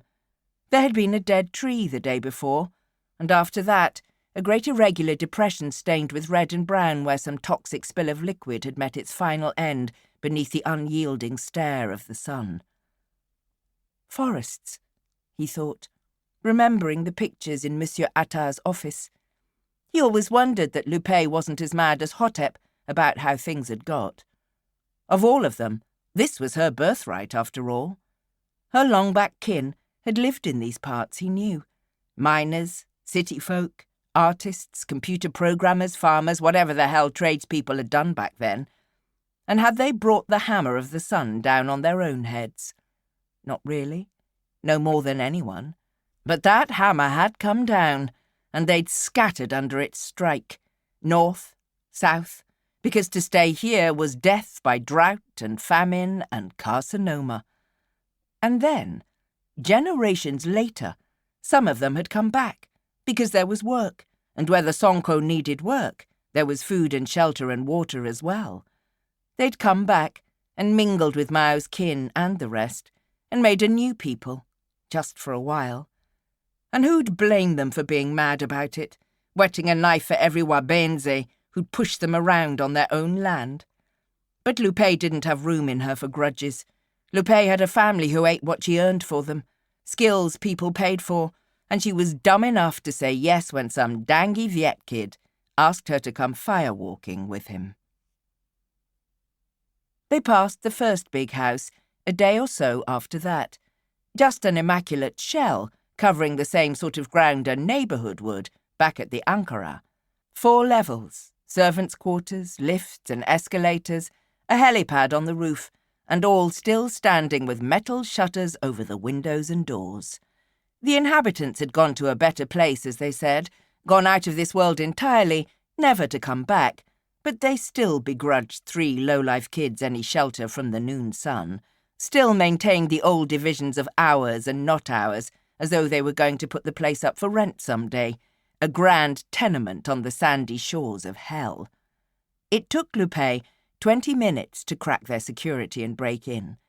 They spent an hour fitfully reclining on upholstery so parched it was mummified. There was no power, and the interior of the building, stripped of its mod cons, was murderously hot, insanely badly designed. Later, they passed grand houses that had not been secured, and one that had fallen, undermined by soil contraction as subterranean aquifers had dried out. By then, though, they were seeing the problem. They were passing solar fields as well, or places that the Grand Céleste believed were solar fields. They were stripped, not just chessboard patchwork like the one around the protein plant, but whole tracts, gone entirely, torn up at the root, while beside them another field gleamed under the sun, scratched but intact. Mao wondered if this was old news, some turf war between the absurdly rich, fighting over who owned what piece of dust. That night, Lupé did a bit of investigating and reckoned the edges were too newly broken for that. Recent, she said. This was what was causing the brownouts at the hotel, and likely they were only going to get worse. "Turn back now?" she asked, but Mao reckoned they'd not earned their double-double yet. "Something's doing this," he pointed out. "Maybe we can—" He stopped before saying anything as dumb as fix it, but he wanted to know. He wanted to have a solution, even if it wasn't anything he himself could bring about, because that would keep him valuable, keep him on the payroll, maybe. "Celeste thinks this is all steel fields," Hotep muttered, snapping fingers and thumb together like irritable lobster claws. "Well, it's supposed to be," Mao said. "No, Celeste looks down here and still sees fields. Solar your heart out," Hotep told him. "Not updating the records up there. Fucking amateurs." She'd do it better, of course. The way she told it. When they'd sent her down the line, the astronaut business had lost 90% of its talent base. A day and a night after that revelation, through the weirdly piecemeal solar fields and the broken estates, and there was light ahead.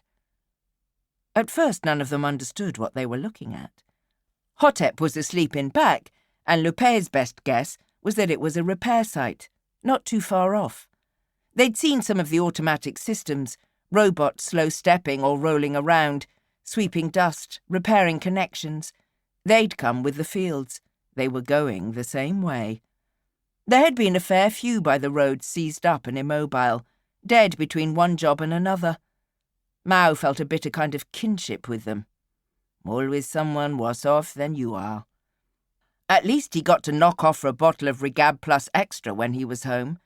No beer for robots.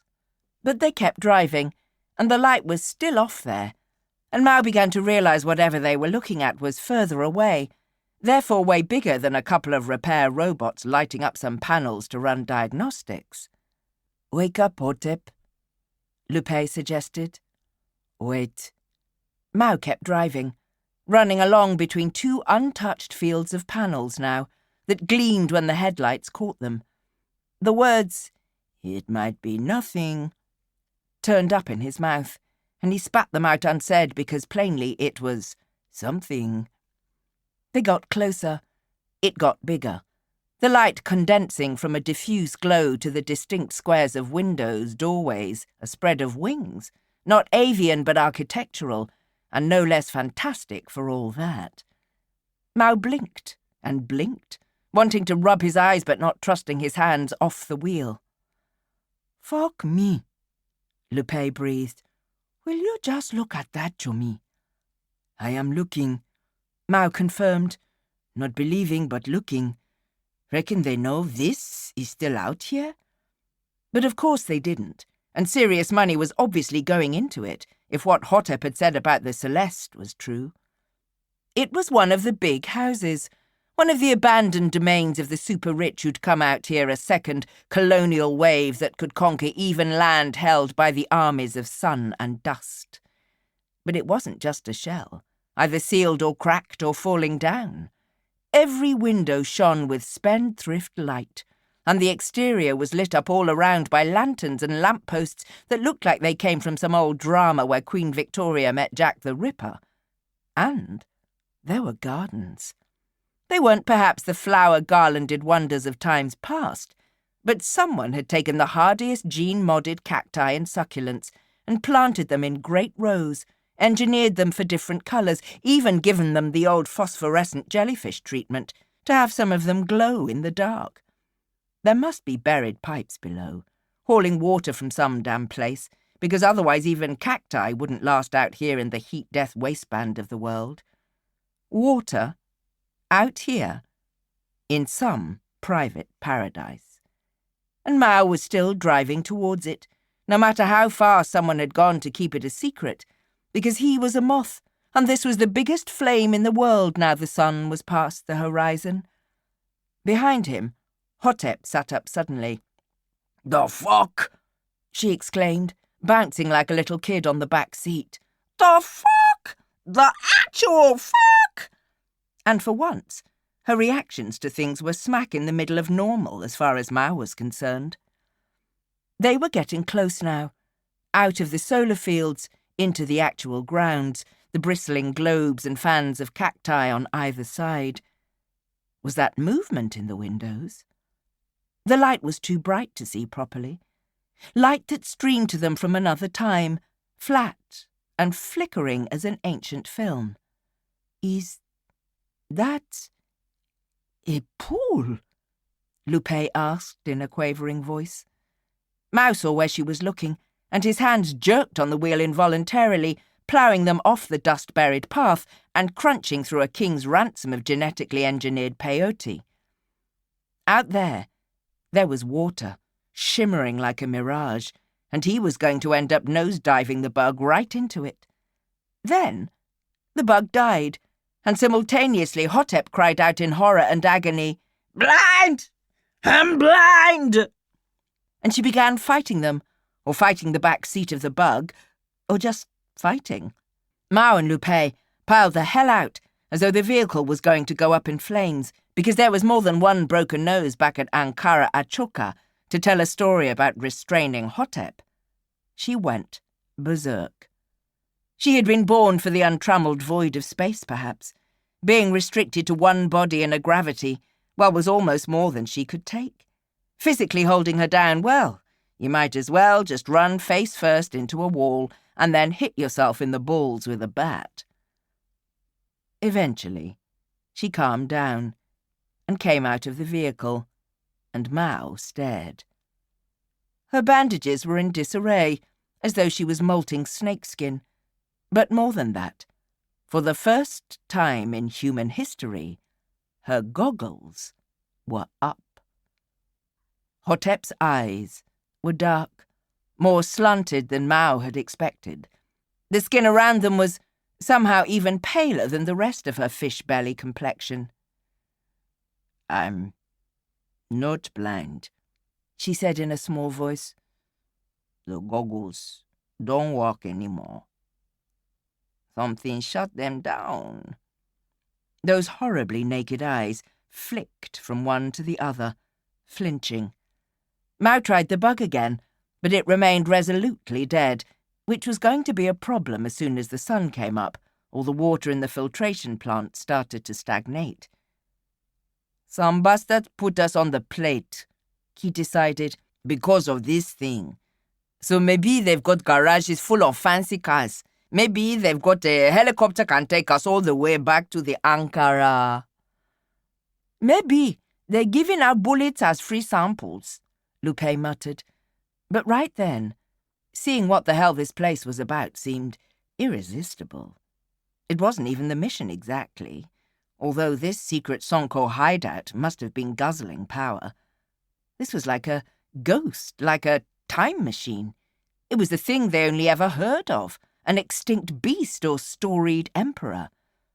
There weren't supposed to be things like this in the world still, not any part of the world they might get to see.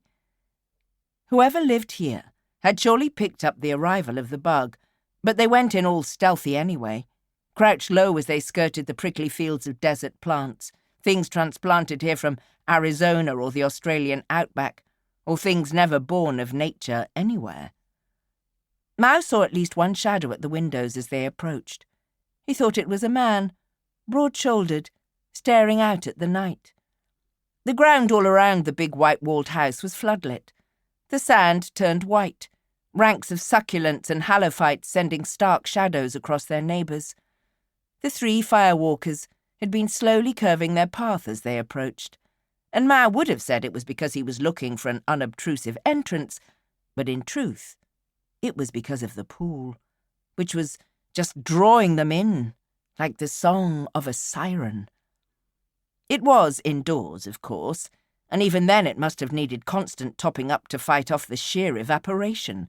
It was in a one-room, one-story piece of the house that had glass walls, or maybe some super thermoregulatory clear plastic, like Mao had heard of, that they'd designed for the Celeste. It was all lit up too, above and below the water, so the whole looked like a blue jewel the size of 5 family residences back in Ashoka. There were sliding doors thrown back, and they could see the steam of the water boiling out to mix with the muggy night. Insects made mad, swarming assaults on the outside lights. But none of them went near the doors themselves.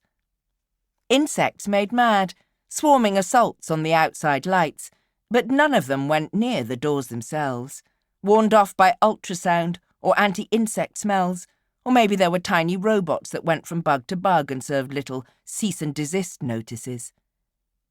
Right about then, Mao would have believed anything. And then she came out, and his entire ability to distinguish the real from the made-up world of the Joburg Sonko soaps just broke down like the bug had done. His mother and his grandmother, and his aunt, were mad keen for those soaps, which all came out of the busy studios of the South African Republic, which were enjoying a febrile renaissance because there was skilled technical labour there and it was so damn cheap right now.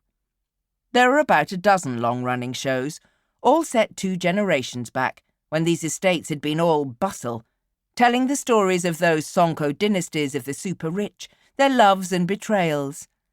Intellectually, Mao couldn't fathom why the hell his dirt-poor family got so into the imagined lives of fictional rich people whose troubles and worries never involved not having enough to eat or dying of heat stroke.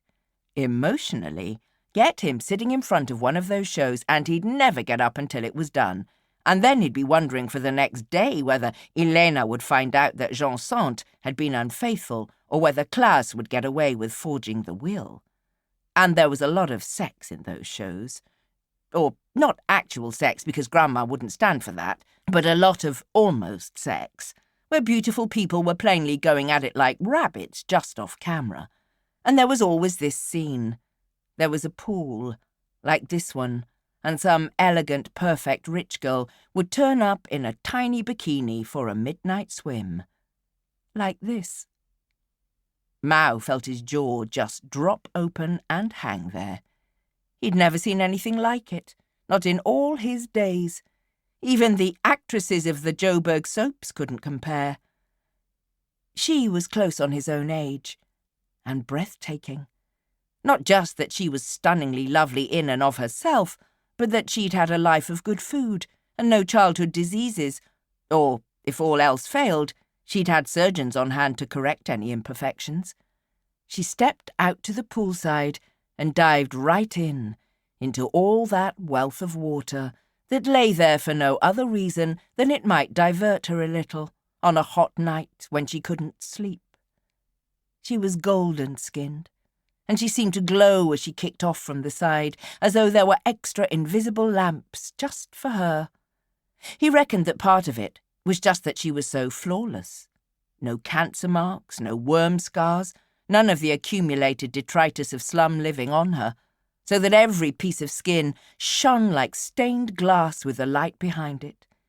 And part of it was probably his own libido because, firewalker or not, he was a man of a certain age. "Hey!" Lupé was staring too, but she'd had enough possession to elbow him in the ribs, a pain he took gratefully. "We do what now? Exactly?"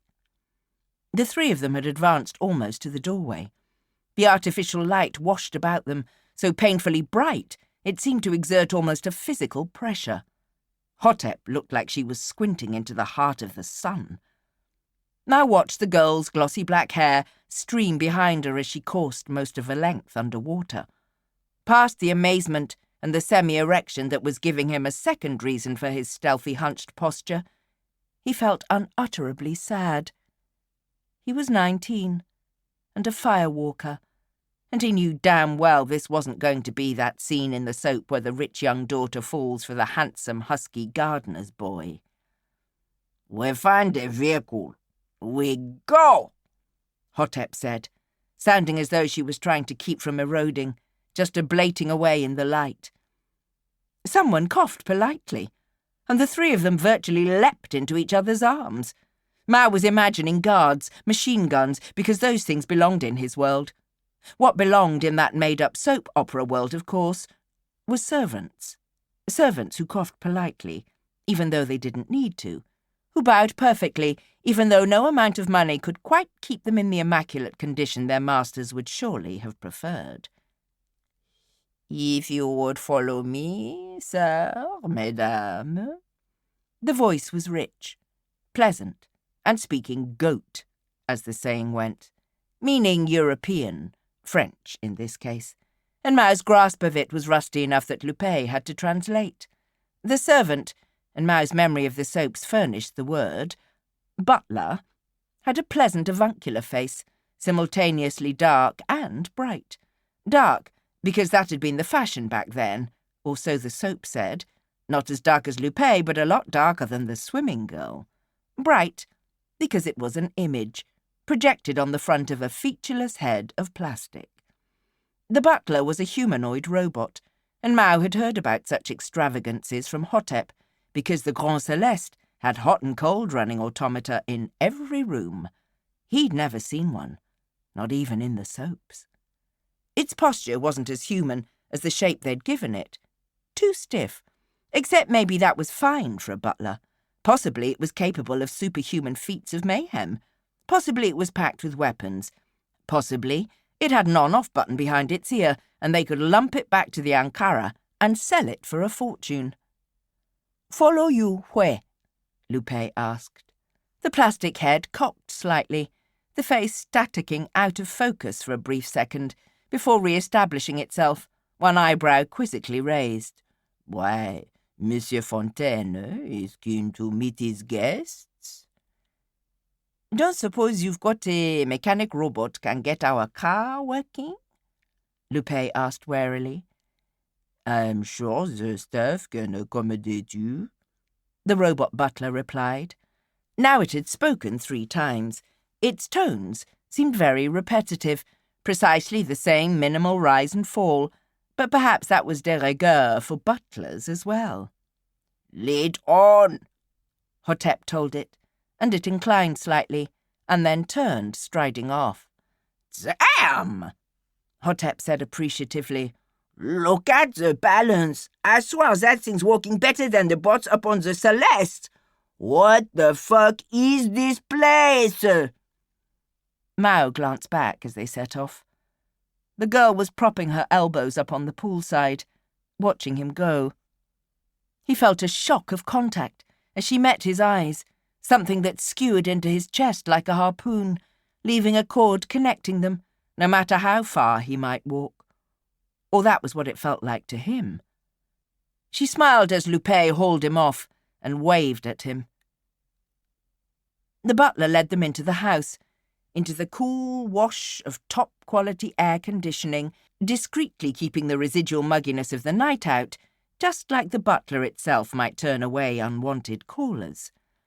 The place was bright, unsleeping, every bulb aglow in its gilded sconce or crystal chandelier. There were paintings of mad things on the walls, great ships under full sail against lowering grey seas, cityscapes of white walls and blue roofs over black sand beaches, oddly proportioned, fantastically dressed men and women on horseback, chasing a white beast with a spiralling golden horn. There were vases of translucent porcelain, inked in blue with intricate scenes of rice farms and clouds and writhing serpents. There was furniture of black wood, carved like foliage, like lions, in eye-twisting arabesques. The butler led them past it as though it was commonplace, and each piece of excess and wealth and beauty was lit too brightly, as though there were suns hidden in the heart of every artwork. Mao felt himself reeling inside, as though the very air in this place was too rarefied to keep his brain on the level. Then they were in one more huge room, where a man was finishing his dinner. He was pale, though not pasty like Hotep. The sun had at least a nodding acquaintance with him. He had a moustache that might almost have been drawn on, a narrow dart of beard at his chin. His forehead was high, his hair flecked with grey above the ears, but artfully, as though he had a master painter apply a few years to him each morning after rising. When he saw the 3 scruffy firewalkers, he actually smiled, and it was such a pleasant, warming smile that Mao had to work hard not to instantly start liking him. At his shoulder, having apparently eaten already, was a slender woman, her lustrous dark hair pinned back in spiralling coils, her face substituting a certain rigidity for the conventional tells of age. She looked Chinese, Mao reckoned. Even as the butler turned side on, able to address both parties, the girl from the pool was entering from another door, already dry and with a silk gown thrown over her bikini, thin enough that Mao's imagination wasn't taxed overmuch. The 2 women stood either side of the man in a tableau, simultaneously relaxed and too contrived to be natural. "Sir, your guest?" the butler announced. "Monsieur Nguyen, son Mao, Mademoiselle Mtumbo Lupé, Mademoiselle Corridello, ladies and gentlemen, Monsieur Boston Fontaine, Madame Lee, Mademoiselle Juan." Mao had to shake himself, because he'd seen this scene a dozen times in those soaps, and surely it wasn't how people really made introductions, cramming all those names in for the benefit of an audience, except apparently it was. Or maybe the butler spent his nights off watching the self-same Joburg trash dramas. The others had twitched at hearing their names from those insubstantial lips, but to Mao it seemed entirely natural, because he was already in some mad dream world. Bastien Fontaine pincered a sliver of some dark meat with his chopsticks and gestured for them to sit with his offhand. There was no room in that economical gesture for refusal. Mao had lived his whole life with authority, the people who you played extra nice with because it was their gift whether you worked, whether you ate. Fontaine oozed it from his pores in place of the sweat he was apparently too good for. Mao sat down meekly at the table, raising a cloud of dust from the chair, which looked padded as hell, but was surprisingly hard on the back side. A moment later, Juan had sat beside him, elbows casually on the table, smiling. "So, Monsieur Nguyen," she said softly, Why don't you tell us something about yourself? Lupé was sitting down on the other side of the big table, turning her chair backwards so that if things kicked off, she could kick off with them. Hotep was looking about, skin tight about panicky eyes, and Mao wondered if that was situation-specific or if she always looked like that, under the goggles. But then Juan was leaning in, the gown falling open just a little at the décolletage, and who knew? Maybe those soaps had got it right about the welcome a rough kid might receive from a bored debutante stuck out here on the last big house, still working. Mao wasn't much use after that, and what happened next behind his back, he had to rely on Lupé to tell him after. Mostly, Lupé was suspicious as hell, and it was plain that Mao could give rocks right now about their actual job, and Hotep was twitchy as a cockroach on a griddle, which left her. Fontaine was still eating, and his petite wife, Li, stood at his shoulder as though needing permission to sit down. The admittedly eye-catching girl was leaning into Mao, her shoulder not quite touching his. Lupé heard herself give a string of monosyllabic replies to the pleasantries being tossed her way. Just this once, she wanted Hotep to do something unforgivably gauche, make a scene to break through the slender conversational ties that seemed to lie on her like iron wires. The girl looked terrified, though, like she was drawing on a well of mental restraint she'd sure as hell kept hidden through all their months of acquaintance up till now. Right in the middle of getting seriously pissed at her, Lupé suddenly realized that all this, here, must be too much like home for Hotep.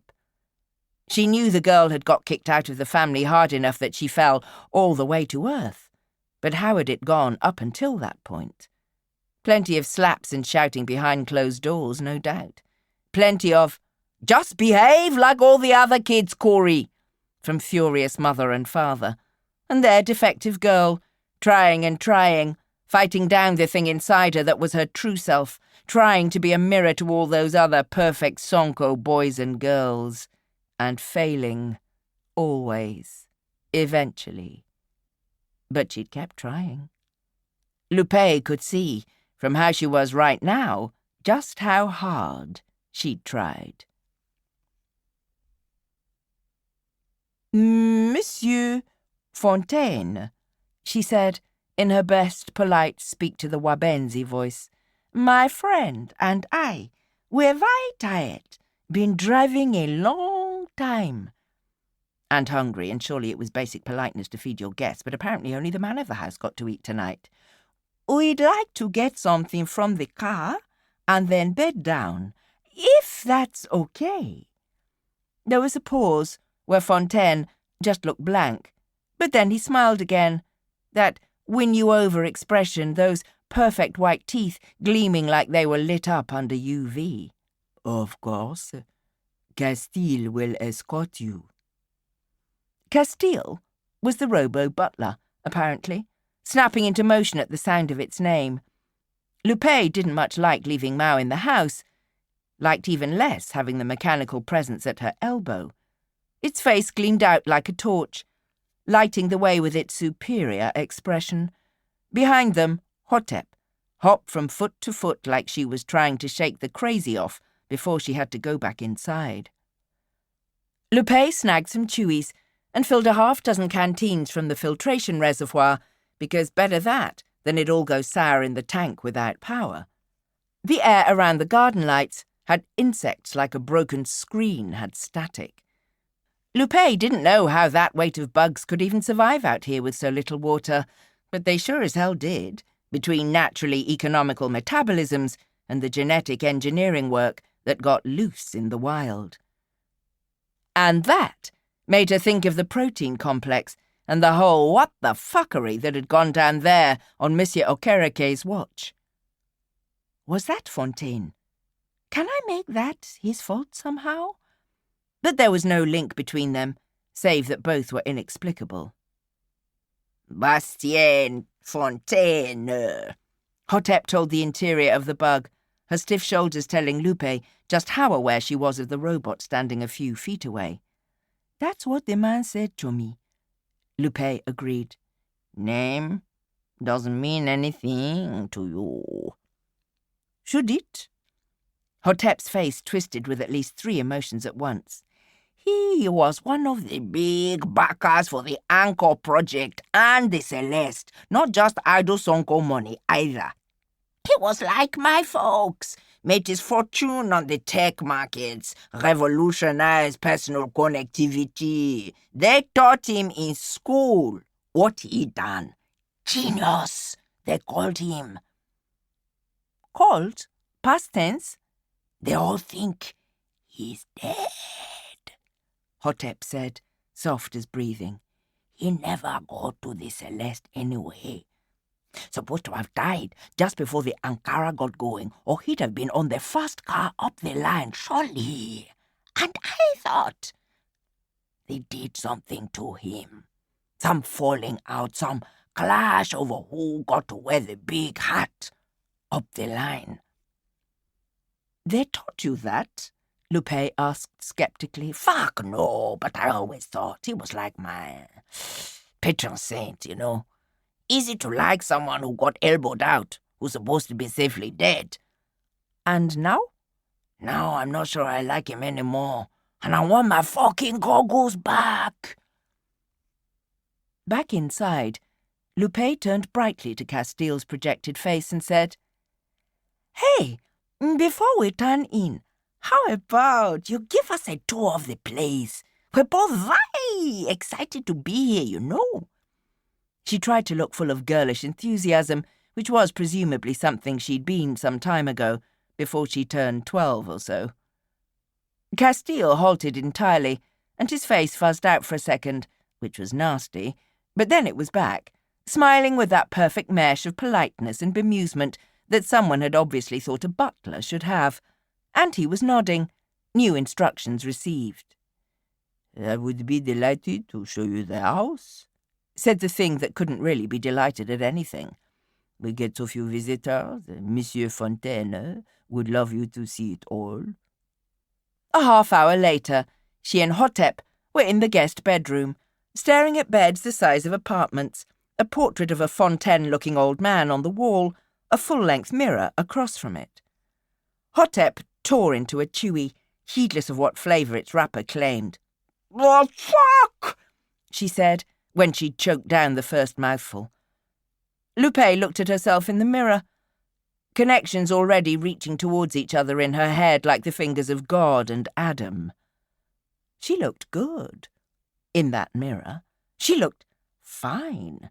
No dust from the road on her, like the expensive cleanliness of the house had sucked it all off. Until she looked down at herself and saw it all there, in the creases of her overalls. But in the mirror, she looked like she'd been polished, and if she hadn't been looking for the discrepancies, she might have bought into it. But she saw the joins now. She could see how every part of her had been tweaked by an aesthetic not her own, eyes, hair, waist, hips. And it might have been the lighting, but she could hold up a hand, and her reflection in the mirror brought up its twin that was a good few shades lighter. The fuckers. "You thinking what I'm thinking?" she asked Hotep. Corey was halfway through guzzling an entire bottle of beer. Lupé was impressed. She hadn't seen the girl take anything from the bug, but now there were 2 more bottles standing on an antique mahogany sideboard, waiting their turn. "I'm thinking," Lupé soldiered on, "that our man, Castile, just went right past one door on the ground floor. Didn't even acknowledge it was there. So I want to see what's in it." Hotep drained the bottle, but didn't reach for the next one. "You're on," she said. Fontaine was right outside their door when they opened it, just standing there. Despite herself, Lupé squeaked when she saw him, luminous in a white blazer. The house lights were dimmer now, gradually fading as the sky outside greyed with pre-dawn. Soon, they'd get to test out how good the AC was in here. "I'm sorry," she said hurriedly. We were not as tired as we thought, Monsieur Fontaine. We were going for a walk, maybe. This is such an exciting house you have. We've not seen anything like it where we're from. She was trying hard for childish innocence, all big eyes and wonder, and hoping it wasn't coming over as flirting. He smiled at her, though for a moment she wasn't entirely sure he saw her. I can have Castile show you around, of course. He's already given us the tour, Hotep broke in. Look, monsieur, we're from Ankara, Ashoka. You never wanted to go there? I have all I want right here, child. That same winning smile, so exactingly repeated, it was like a facial tic. You don't think your work would be easier, Hotep pushed, if you were on the actual ship you designed, where your computers are? My work? Hold on now. All behind me. Let others shoulder the burden. I would rather spend time with my family. Lupé had been sidling in the direction of the offending door, but Fontaine was apparently along for the ride, striding along his corridors, occasionally introducing them to some piece of art or other, a whole catalogue of provenance at his fingertips for anything and everything in the house, as though they were getting led through an eclectic museum. His newly pressed blazer was so crisply bright it seemed to light their way as much as the ebbing lamps. The thought hit Lupé then, when it was too late to ask Hotep discreetly. After all, Fontaine was to have been first up the line from the anchor field, which put him in her grandfather's generation at the very latest, and likely earlier. Of course the very rich had means to stave off time and age for a while, and yet... Then they were at the door, and she was looking anxiously about for Castile, but the automaton was presumably off bossing about the rest of the robot staff, although apart from a few gardener models, they hadn't seen any others save the antiquated butler. Lupé was going to indicate to Hotep, by complex signs and insinuations, that she should go take Fontaine off somewhere, talk to him about his illustrious achievements and how much of a goddamn genius he was or something, so she could get to work on the door. Hotep had other ideas, though. Where does this go? She asked right out, and Lupé cursed wearily. There went subtlety, pissed away on the floor. But Fontaine just cocked a quizzical eyebrow. He asked the girl. Whatever do you mean? This! But no matter how Hotep gestured to it, even rattled the handle, Fontaine's eyes never rested on the door itself, just sliding off to the surrounding walls, the ceiling, anything. This was something we picked up in Quelap, he told them genially, indicating a blocky toad-like sculpture on a plinth beside the door. Peru, you know? It dates to several centuries before the conquest. Some god forgotten even by the people the Spanish found there. Get rid of him, Lupé hissed. She had her tools palmed, ready to make an assault on the lock that she could see, but Fontaine, apparently, could not. Hotep glowered at her, but then she was pointing out something through a doorway in a further room. This piece, though, she said, suddenly speaking goat like a native, all that drawling European talk that sounded so sneering and superior. Fontaine drifted after her, and Lupé was struck by how little he seemed like the master of this house. More like just another exhibit. It took her a shade under 2 minutes to persuade the door to yield to her, unleashing a ghostly torrent of air so dry she could feel her eyes and throat withering. After that, she only needed another 10 seconds glimpse inside before she had shut it again and was running to get the others. Chapter 5. The Wasteland. Mao was well aware that he'd been following along after Juan Fontaine like a lovesick dog. He told himself that if he had to, he could break off from her in an instant, the consummate firewalker without transition. Another part of him was intent on an entirely earthier sort of consummation, But he was almost surprised at himself, how his dick was also only a minority party in the grand parliament of feelings and hormones currently chasing each other about his body. Something kicked in him when Juan looked at him sidelong, when she gave him that small, uncertain smile. It wasn't the polished Sonko expression they put on like masks in the soaps when they are about to give each other big, manly handshakes or kiss the air inches from either cheek before going on to screw one another out of business deals that were spoken of in only the loosest terms, because nobody involved in the shows really understood what the business had been like back then between the super-rich. She made him feel weak, in the head and at the knees, like putty she could have moulded any way she liked. And if she didn't tell him to get the hell away from her, if she deigned to keep talking to him and smiling shyly, that represented a gift he could only stammer and accept. He was abject, in a way he had never felt before in all his long 19 years, and it was a weirdly decadent, self-indulgent pleasure.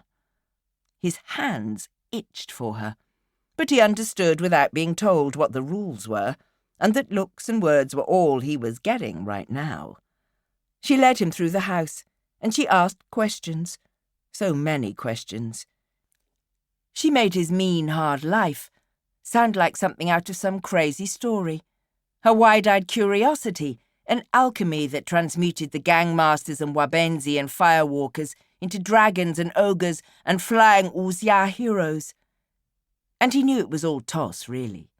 He knew this was a bored rich girl with a diversion, and the instant he got dull, then surely she'd have Robot Jeeves throw him out of the house. But the moment stretched on deliciously between them, with her hanging on his every word until he almost felt the glowing fiction she somehow heard was more real than the grimy truth he was telling her. "I wish I could see it," she told him wistfully, and he almost choked at the thought. The only way someone like her saw the Ankara township was when they got out of their fancy car to ditch a weight of wealth their luggage allowance wouldn't permit. All carefully orchestrated, cheering crowds, and no sign of necessary evils like teenage kids who got to go risk their lives to make sure the AC kept running. And his next words were going to be the most puerile sort of nonsense, and he knew it. But there was a script at work here, and he was expected to make the gesture. "When the bug's working, you could come with us, maybe?" She was still speaking French, though he was remembering enough of it to follow. He spoke township patois back, and somehow she had no difficulty understanding. "I can't leave the house," she told him. Sadness passing over her face like the clouds he'd never seen was said to cloak the sun. "Not ever." He actually reached out then. Not groping, not to pull her slender form into his rough embrace or however the writers of that kind of thing would have put it. Just a touch. Just a moment's solidarity. But there was no contact. She was effortlessly a step further away. "Let's go to the pool," she told him. "It'll be cool there, until the sun gets over the horizon." At that, the libido faction in Mao's personal government tabled a motion, and he could only swallow and nod. Reaching a hand back to him, yet always a hair's breadth out of reach of his fingers, she led him out to the glass-walled chamber where that wealth of water gleamed sapphire and silver. She shucked out of her robe without a moment of self-consciousness, and Mao jammed his hands into his pockets and hunched over a little, because the tabled motion had become a popular movement. Juan didn't seem to notice when she turned to him. "Come on, then," she said, and dived in sideways so she could look at him even as she knifed into the glittering water. When she surfaced, of course, he was still standing landlocked on the side. "I can't swim." Because when the hell would he have learned, precisely?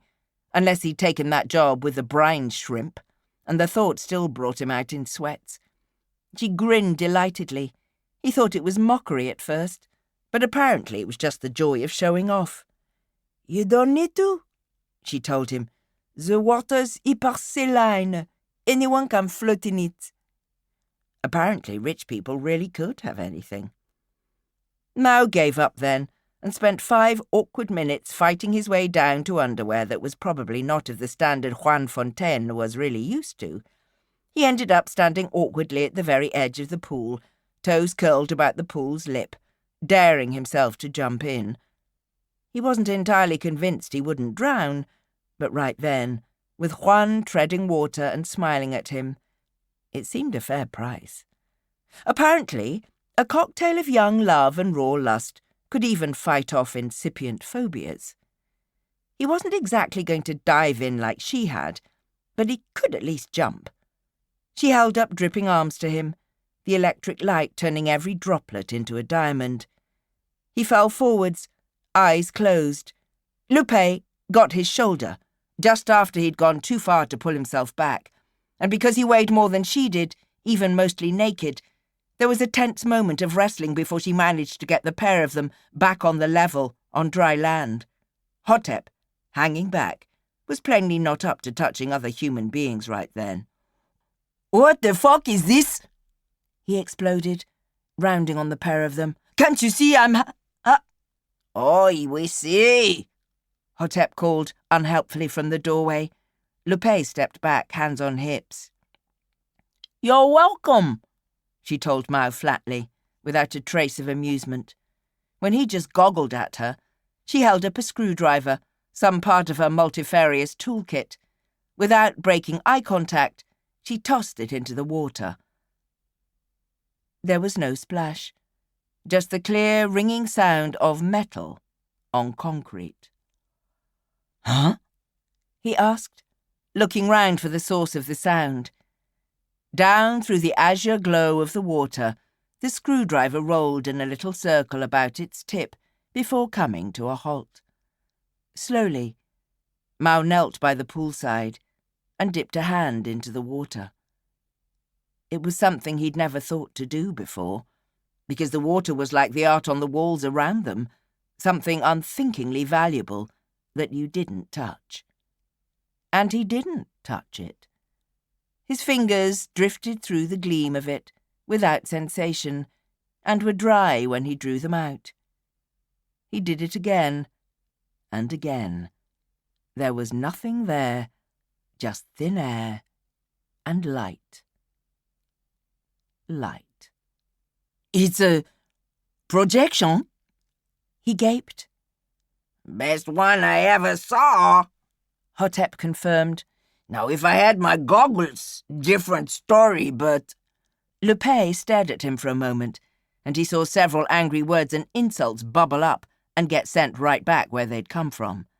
"I'm sorry," she said at last, "but we have a real problem to solve. We have a job, show me." "But—" And Mao turned back to Juan as she idled in the pool, bobbing with her head and shoulders clear of the water. She smiled at him, and he felt that kindred kick within him again, because she was so beautiful and perfect, and still she was sad, and that thread of unhappiness had given him a place where he could touch her world, if not her. "What is it?" she asked. He wondered if the screwdriver had cut through her on its uninterrupted path to the dry pool floor below. He was still reeling when they hauled him away from the pool that wasn't a pool, just a pit with the glitter and lap of imagined water. There was a door, Lupé was saying. He'd understand if he only saw what was through the door, except she didn't sound like she understood it herself, not really. Perhaps she was hoping that the keen mind of Nguyen Sun Mao would cut through the mystery, like a latter-day Judge Bao, in which case he reckoned she was going to be sadly disappointed. And when they reached the door, their arrival had been anticipated. Castile was already there, barring the way. The look on his fake face had real reproach on it. "I'm afraid I cannot permit you to enter, monsieur, mademoiselle. Some parts of this house are private." "That right?" Lupé asked, and Mao saw her feet shift, bracing herself for violence. "Look, Tim boy, We are here with legal authority from the Ankara Ashoka Independent Port Administration to go wherever the hell we damn please. She said it with such bravado that Mao instantly assumed it was bullshit, and only remembered later that it was technically true. He backed her up, going shoulder to shoulder, then shuffling left a bit, giving the robot two things to focus on. Except, presumably, the robot was no more than a puppet of the house's systems, which looked as though they were capable of focusing on plenty things at once. Just let us do our job, and then we're gone, he told that severe face. This doesn't need to get nasty. These 7 robots, they're feisty? Lupé asked, sotto voce, and Hotep shook her head. Talk like a human all day, but Thomas breaks when they're out of their element, the girl said. We had a game on the Celeste. See who could screw them up quickest with dumbass questions. I always won. I bet you did, Lupé said, then pointed dramatically past the robot's shoulder. Hey, look over there! And she was lunging for it, open palm to just knock the thing over. Castile shifted one foot back smoothly, dropping its centre of gravity, and batting her strike aside with a forearm, reaching with the other hand to pincer her wrist. The whole sequence was so smooth as to become one motion, as though the robot had channeled an Aikido master for the 2 vital seconds it had needed before reverting to its formal self. Except it still had Lupé's wrist, and with some force, given the expression on her face. I'm afraid I must ask you to leave the premises, it informed them. Your conduct has fallen below the minimum standard required. But these are guests, came a new voice, and Mao almost hit the ceiling to find Bastien Fontaine standing right behind him, right in his personal space. The man's urbane European features took in the scene with only the faintest quizzical creasing about the eyes. Castile, this is most untoward. Explain yourself. The robot said nothing, and the 3 firewalkers looked from it to the man, a silence that stretched until Mao ran out of self-control and just swished a hand through Fontaine's insubstantial chest, the gleam of the man's white jacket flickering across his arm. I cannot permit them to access this room, sir, Castile said at last. Fontaine stared. There is no room. That room, Lupé told him. That door! Ah! She was abruptly on her knees, fighting to extract her wrist from the robot's grip. Castile, this is unacceptable, Fontaine snapped. Report to my work room, immediately. The robot's projected face, no less real than its master's, ticked and spasmed briefly. Then it stepped away, releasing its victim. Lupé sat back against the wall, cradling her arm. This one! This one! Hotep risked darting forwards to rap on it. But there is no door there, Fontaine told her, with that exact pitch of kindly patronizing that Hotep must have run into and then exhausted up on the Celeste. Papa, what is it? And here was Juan, and the hidden projectors remembered to have her long hair coil in wet snakes about her bare shoulders and reproduce damp footprints on the floor. Mao wondered where Madame Li was, or whether, when she wasn't required, the house just turned her off. Bastien Fontaine turned to his daughter with a slightly embarrassed smile. Our guests seem to think there is a door here, a room they want to access, but I think I'd know if that was the case. Juan blinked at him. But there is, Papa. In the resulting pause, Hotep's "Huh!" sounded very loud. Juan?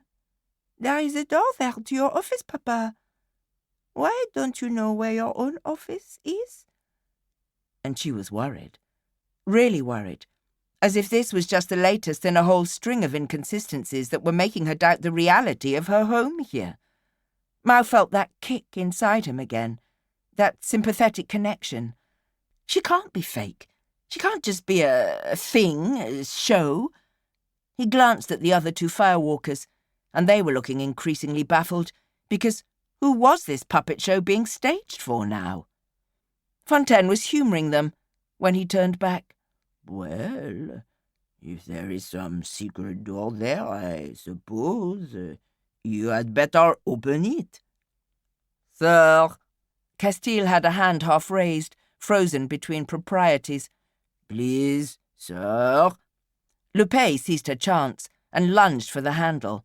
The robot twitched, another dramatic martial arts move stillborn under the gaze of its master, and then the door was swinging open, releasing a wave of cool, bone-dry air. There was a desk there, and enough computing peripherals to buy a neighbourhood Ashoka, even outdated models as they were. There were bookshelves too, though some of the books had gone to join the dust that hung thickly on everything. And there was a body, lying across the desk. The pervasive artificial dryness had presumably been introduced specifically to preserve it. It looked like the resurrected ancient Egyptian from that old movie that had given Hotep her nickname, minus the bandages, wearing a crisply ironed shirt and blazer, each turned to a different shade of yellow ivory by the passage of time. The face was hollowed out but still quite recognizable. As though in fulfillment of some absent coroner's dream, a gun lay beside one leathery hand, barrel still roughly pointed at the hole punched in the corpse's temple. Mao was almost surprised that there was no wisp of smoke arrested mid-exit from the aperture. Fontaine regarded himself for a long moment. Mao expected denials, rages, questions, some sort of external crisis, but whatever made the man go, it faced its demons internally, disconnected from the visible ghost the house was throwing up. Then, just as his daughter was reaching for him, he cocked his head back, staring somewhere about the ceiling. Here is no water, but only rock and no water and the sandy road. His voice was ghastly, fitting for the thing on the desk, and not the bright image he was. Words intoned with the cadence of a ritual. The road winding above among the mountains, and voices singing out of empty cisterns and deserted wells. Mao was inexplicably certain the words hadn't come from him, but from something else that had ridden him for just those few moments. Fontaine blinked and smiled then, though the expression was terrible, and turned to Juan, as though to excuse himself or give context for the words. Midway through the movement, he stuttered and was gone, as though at the flick of a switch. "Papa?" Juan asked. Her eyes met Mao's, and he saw only real fear there. He was already reaching out for her, pointless though it surely was. Before he could even fail to connect, she too was gone, and all around them, parts of the house were shutting down. The art vanished from the walls piece by piece. The lights were going out, whole banks of them at a time. Doubtless in the glass-sided annex, the pool was dry again, its dazzle and glamour gone. What really got to Mao was how easily he'd been fooled. All those soaps had primed him for it. The gleaming world of the super-rich that looked realer than real, that shone, genuinely shone. And what? Shone more than light. Fontaine's jacket had seemed luminous, and Juan's beauty had brightened the room, while that impossible hoard of water had shone sapphire across the walls. He had accepted it as their due, the rich, who were not human as he understood human, but like gods or spirits, and whose immunity to laws extended even to those of physics. There was a sigh, and Mao started back, because the robot was real, of course. In this suddenly shadowy little corridor, its face was the only bright thing remaining. "Now, that wasn't our fault," Hotep told it hurriedly. "You want to play dumbass games? You need to make sure you're not leaving loose threads like there and not there doors or bodies." Mao tensed, waiting for the robot to go all out Bruce Lee on them. but it was very still, only its face animated.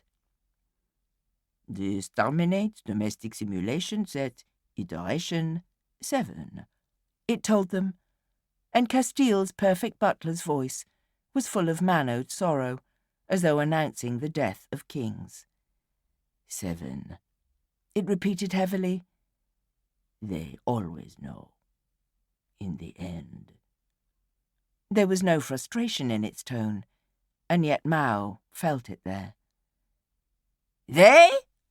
Hotep demanded. There's no they. This is just some weird memorial, isn't it? Fontaine set it up before he shot himself, or what? And what happened to the wife and kid? He offed them first. Castile regarded her with apparent disgust. They are in the cellar, it said, as though that was a rational answer to anything. This is not a simulation. They are simulations, each of them, individually. And Mao couldn't stop himself asking, even though he couldn't think of any possible explanation that could satisfy him. He didn't even know why the robot servant was still chatting as though it was hoping to hand them its resume, now its former employers were so much smoke and pixels. So he said, "Why even do that?" The robot's false face regarded him with some expression Mao had never seen on a human visage, real or not, as though aliens had a desperate need to communicate an emotion no human had ever felt, but which was of overwhelming import to them. Because what is there for me but to create? It said, and there was fire in those tones. Surely nothing that any robot flunky had been intended to give voice to. But now you have seen behind the curtain, so what is the point? It sounded like Hotep, just a little.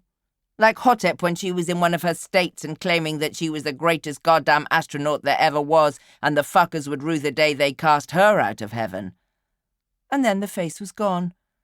The robot's head now nothing but a curved expanse of plastic. Castile was offline, but Mao was damn sure that whatever had been speaking through the automaton was more than just a robot butler. Me, it had said. But who? Well then, Lupé said, still massaging her wrist gingerly. Hooray for us. We solved the mystery. What? Mao asked her. How much damn power was this place drawing? This was it, right? Now go out and monkey with the power grid.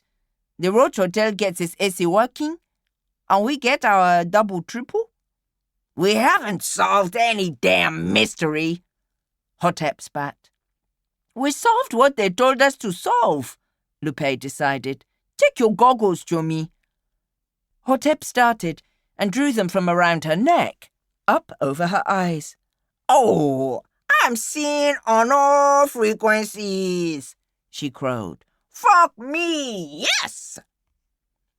Then the bog's probably good to go as well, Lupé pointed out. And let's hope the water's still okay. Come on! Lupé and Hotep got out of the big house quick as they could, as though they were worried that more parts of it were going to up and disappear. Maybe the doors or the floor. Mao still felt all the nagging strings of unanswered questions tugging at him. Instead of following, he went looking for the cellar. There were stairs descending into the relative cool beneath the house. He found them eventually. There was a door, and he wasn't the locksmith Lupé was, but he had strong legs and good boots for kicking, and that was enough. His mind was full of horror movies, people buried alive, entombed to claw at the walls below haunted houses. And if this was not a haunted house, then there wasn't one on the face of the earth. Hotep came to get him, eventually, because the bug was running again, and Lupé was damned if she was doing all the work herself. She found Mao, sitting there on the doorstep to that cellar room, staring in. He'd put his torch away by then, and the lights down there were as dead as the rest of the house. Hotep didn't need torches, of course. She just stepped into the pitchy dark and examined the 2 man-sized metal and plastic lozenges, with her usual detachment. They had these on the Celeste, still monkeying with them, she said crisply, for the long trip, when those bastards leave all this behind for some other star system, some other Earth. Can't expect the paying customers to just stay awake all that way, don't you know? Mao had thought it must be something like that. Did that make it better? That Bastien Fontaine, the real one, the dead-on-his-desk one, had put his wife and daughter in life support capsules or suspended animation or whatever it was? Had they been ill, or had they just heard that their orbital privileges had been revoked, some spat between computer tycoons that Fontaine had lost? Had they been waiting out the long, hot days in anticipation of some sea change here in the heart of the desert, until the power fluctuated one time too many, and they went off like the water would have, in the tanks in the bug? Whatever it was, Fontaine must have watched them die, or known they would die, known there was no rescue or release, abandoned here in the Deadland. And some generations later, along came Nguyen Sun Mao, who would never ever know what had truly happened here, only that it had ended in tragedy. Hotep kicked at the wall. Shift your ass, you scummer! There's work to do.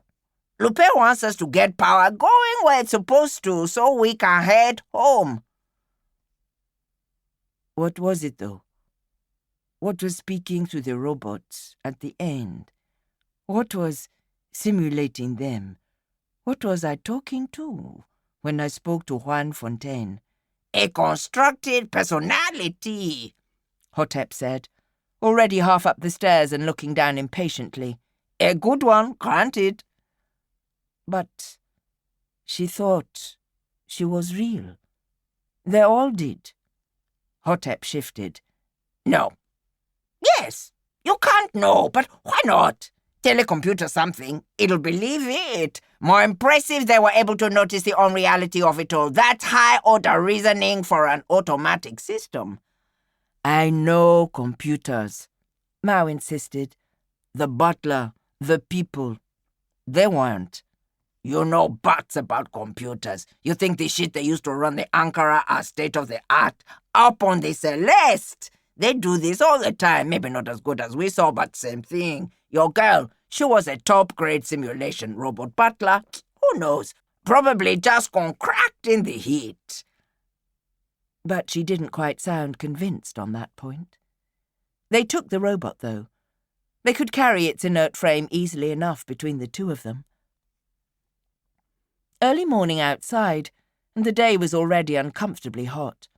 Hotep had recovered every inch of skin, checking her scarf was tucked under her goggles as she and Mao got the inert Castile out and lashed it to the back of the bug, because if nothing else, someone would pay a handsome bonus for the tech, even if it never worked again. Lupé was already following power lines from the solar farms, mapping out the network and power flow. Mao turned for one last look at the house. There were no lights now, inside or out, and he wondered if the cactus garden was genuinely surviving out here on its own merits, or whether some underground system would shut down now, leaving it to parch to death. The plants hadn't spread past the immediate grounds of the house, after all. Or would whatever goddamn thing had put on all that show for them come back and give it another go? An eighth try at verisimilitude. Shadow puppets paraded around for no audience but the sun. Movement caught his eye. Not within the house, but above and beyond it. A grand shadow was falling over the dead land, rushing in from the south. Dust storm! He hollered. And of course, they'd been out of comms for too long. Any number of life-saving updates had missed them. They legged it for the bug, diving into its oven-hot interior and getting the vehicle started, hoping that whatever weather was about to strike would be something the vehicle could fend off and still keep working. Lupé swore, staring up through the darkened windscreen. The storm was right overhead now, blotting out the sunlight, casting the world in whirling, flickering shadows. But not dust. Nothing so mundane. It was a plague, full-on, biblical, wrath of God level, a plague of locusts. And the locusts were 3 feet long. Chapter 6. Unorthoptera. For a long moment, the storm of insects just hung above them in the air, absurdly, impossibly. No way for the human mind to read anything in it save malevolence, because why else would a million giant bugs just be waiting? Then they were coming down, and the 3 firewalkers grabbed at all the handles inside the bug for the battering they were surely due. Mao was hunched down on the back seat, low as he could go. The dark windows revealed a frantic chaos of long, barbed legs, of flashing, filmy wings. He half expected the view to be occluded by exploded bug guts, as the monsters just blundered at top speed into the sides of the vehicle, but they kept landing on the car, crawling about as though to show off their anatomy to the horrified humans, then taking off again. Each explosive departure was heavy enough to rattle the rumble bug on its suspension. And yet the violence of the storm never quite touched them. The insects dropped onto the car, tasted it with their antennae, gaped their blunt mandibles in threat, but then departed again, hunting other prey. "Did goddamn Okereke make these things?" Lupé demanded. "This is what came out of the lab, right? This is what ate his people." It's impossible. They're too big. Hotep's hands were hammering at the dashboard, a drumming within to compete with the drumming without. They're not alive. They are alive. They're somewhere in between. There's a signal. Many signals. She stopped her racket for a moment to adjust her goggles. I have comms. 1,000 comms. A network between them. They're like a single remote entity. "They're machines?" Mao demanded, because frankly he'd prefer that. Yes. No, yes. Hotep went back to drumming madly as she leant forwards to stare through the window at a pulsating abdomen. They look alive, organic. But I'm seeing distributed components like someone grew machinery, nanocircuitry. This is incredible. I never heard of anything like this. And when Corey, "They had better everything on the Celeste," Dello, said that, you sat up and took notice. "Look what they're doing," Lupé exclaimed. Mao reluctantly unhunched to get a better look at the window, past all the crawling bodies and hooked chitin feet. The main body of the swarm was all around them, and for a moment he thought they'd come to strip the cactus garden bare, which would have been fine. Let the goddamn beetles eat all the ornamental shrubs they wanted, except that wasn't what they were grazing on. All around, the monstrous insects were dropping on the solar fields that had powered the Fontaine mansion. Working swiftly, brutally, they were scissoring away great slices of panel, grinding them down to the bare metal stumps and posts of their mountings, and then flying off again, their legs making a cage of irregular fragments. Like the locusts of old had stripped fields and forests, so these monsters were denuding the land of the black collectors, leaving only twisted metal stubble in their wake. More kept arriving, and Lupé was just shaking her head. "Impossible," she kept saying. "How can they be so big? How can there be so many? What do they eat even? It can't be happening." "They eat solar panels," Mao pointed out. "They're not eating them. They're taking them away." "In bits, for their maggots may be like bees used to do. There's a hive out there." "Let's make them a really jolly thought." Hotep got out, and then, "Is it letting up?" As though the storm of colossal locusts was just weather. She was right, though. The bulk of the swarm had come and gone, leaving a vast swathe of torn-up ground where the solar fields had been. Left behind were only a scattering of shards too small to bother with, and a handful of dead or dying insects, lying on their backs with twitching legs, reaching towards the sun, damaged or injured, or just past their use-by date. Mao was sure they'd stripped the solar panels off the bug, which would have been a death sentence, But when he got out into the blazing heat of mid-morning, everything was still intact. The sun fell on him like a hammer, though, and the abandoned mansion mocked him with memories of the sight of water and other things. Castile had also survived the insect onslaught with only a few new scratches. They'd tied the robot head down in a fetal position, which had seemed eminently practical at the time, and now looked only grotesque. Its blank face seemed to regard him reproachfully. He got back into the bug quickly enough, but Lupé stayed out long enough to grab a souvenir. Hotep, for her part, wasn't coming out for love nor money. She was a nervous rattle of agitation in the passenger seat, head cocked as her goggles showed her invisible vistas of connection and communication. Her lips moved, but most of what Mao could read was obscenity. Lupé dropped back into the driver's seat with a friend, what looked like one of the dead insects, missing half its legs. She reclined the back of her seat until it was flat, turning it into an impromptu autopsy table and getting her tools out for dissection. "You're doing what now?" he asked her. "Yummy protein," she said, deadpan, and then cackled at his expression. "I just want to see what we're dealing with." "You are a bug doctor, all of a sudden?" "I don't think doctors are the right specialism for these guys, Chummy." She cracked the thing open down the midline of its belly, and he saw it was just a skin, empty inside. There was a limit to what such a thing could tell them, obviously, but Lupé could reactivate electrical connections within the shell, which had presumably been duplicated in the exterior of whatever had hatched out of it. It gave her a rough and ready map of what parts of the thing had been talking to each other, where the power led. "Something around its back is generating, I think," she reported. "There's a big old hub of connections down near its butt, which is maybe where this comms network is housed. That feeds into limbs, and especially all these twiddly bits on the head." She waggled the ghostly husks of mandibles, the broken stumps of antennae. "But it's not like we design a robot. It's not economical. It grew. I think it's made of plastic of some kind even. But it's like it was alive, still. Not made." "Impossible!" Hotep wasn't even looking, as though she could stave off reality by keeping her eyes closed. "Impossible because they didn't have it when you were a kid on your spaceship?"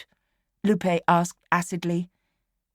"The Grand Celeste is the pinnacle of human technological prowess," Hotep said in a flat voice, as though it was something she'd had to recite every morning in the schoolroom. "You're saying some naughty professor somewhere in the equatorial desert band has outdone that and needed to get a loser like Okereke's people to make it real? Mad scientist, show me. Really?" "I say it like I see it," Lupé said flatly. "I don't think someone built this thing. I sure as hell don't think it's just popped up out of nature. I think plastic is hydrocarbons. And if I remember all those damn online school sessions, I think we're hydrocarbons too. And so is every other living thing. Right? So, some crazy guy decided he'd make..." Mao rubbed at his face. "Living robot insects that can't survive here, in the desert, and only made it a reality recently," Lupé agreed. At his raised eyebrow, she went on, "Look, we saw damage like this near the protein farm, right? Only it was patchy, piecemeal. There weren't so many of these damn things then, and they couldn't do that much, but they sure as hell laid a lot of eggs and grew a lot of kids in a very short period of time, or else they had a lot more places that were hatching out Generation 1, and they all got together somewhere south." "The hive," Mao said, dry-mouthed. No, a very sensible part of his mind informed him. Under no circumstances are we going into the Bundu Desert to find a giant nest of giant insects. But Lupé was already gunning the engine, rolling the bug forwards, crunching the occasional carapace beneath the puffy tires. And he knew it was necessary. Unfortunately. They'd come too far to go back empty-handed, and Ata would probably charge them for the wasted time and resources and pay them not 1 cent. Firewalkers came back with the job done. Or what was the point of them? "I have a course," Hotep announced, and Mao craned forward as she sent it to the bug's dashboard screen. "This is the signal they were following when they went off." She did her lobster snapping with her fingers, burning off excess animation. "No idea how far off?" "I reckon not too far," Lupé said. "They were pretty loaded down with junk." "Look, let's say we find something, some termite mound a mile high or some damn thing," Mao put in. "What exactly are we taking advantage of the darkness?" They turned and stretched out in the cramped space of the bug, sleep flitting elusively about the outside of the car like moths. "We tell them what's gone down," Lupé said. "They'll see we couldn't have fixed it. They'll send us back with a big team. We'll tear everything down. We get paid." Mao made a sound that was meant to sound positive, but came out doubtful. There was another restless pause then, and at last Hotep said, "You know how big the Grand Céleste is?" "Hotep," Lupé started. "Bigger than the whole township. You believe that? There is more actual living space on board than all the houses in Ashoka. Way more. And there's power and water and food. There are whole gardens of food, enough to feed everyone in the township. More. And there are about 500 people aboard tops.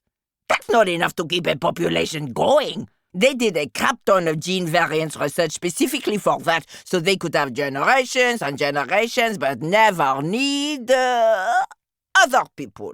And of course, they've got the best genes. That's what they tell you, the greatest genes, because otherwise, why would they be up there and everyone else down here?" "Lupé! Hotep!" Lupé broke in. "Did it never cross your mind that your friend, the mad AI, might not have your best interests at heart when it told you to murder your family and a bunch of other people? You know what they taught me in higher tech?" You were never in higher tech," Mao slurred. "Or maybe." "Fuck you! They never let me take the exam, but I hacked the system to get at the handouts," Lupé said hotly. "And the lesson 6 or 7 was about AIs and how they were the biggest goddamn danger to the future of the human race." The crackling, distance-attenuated voice of Lee hissed out from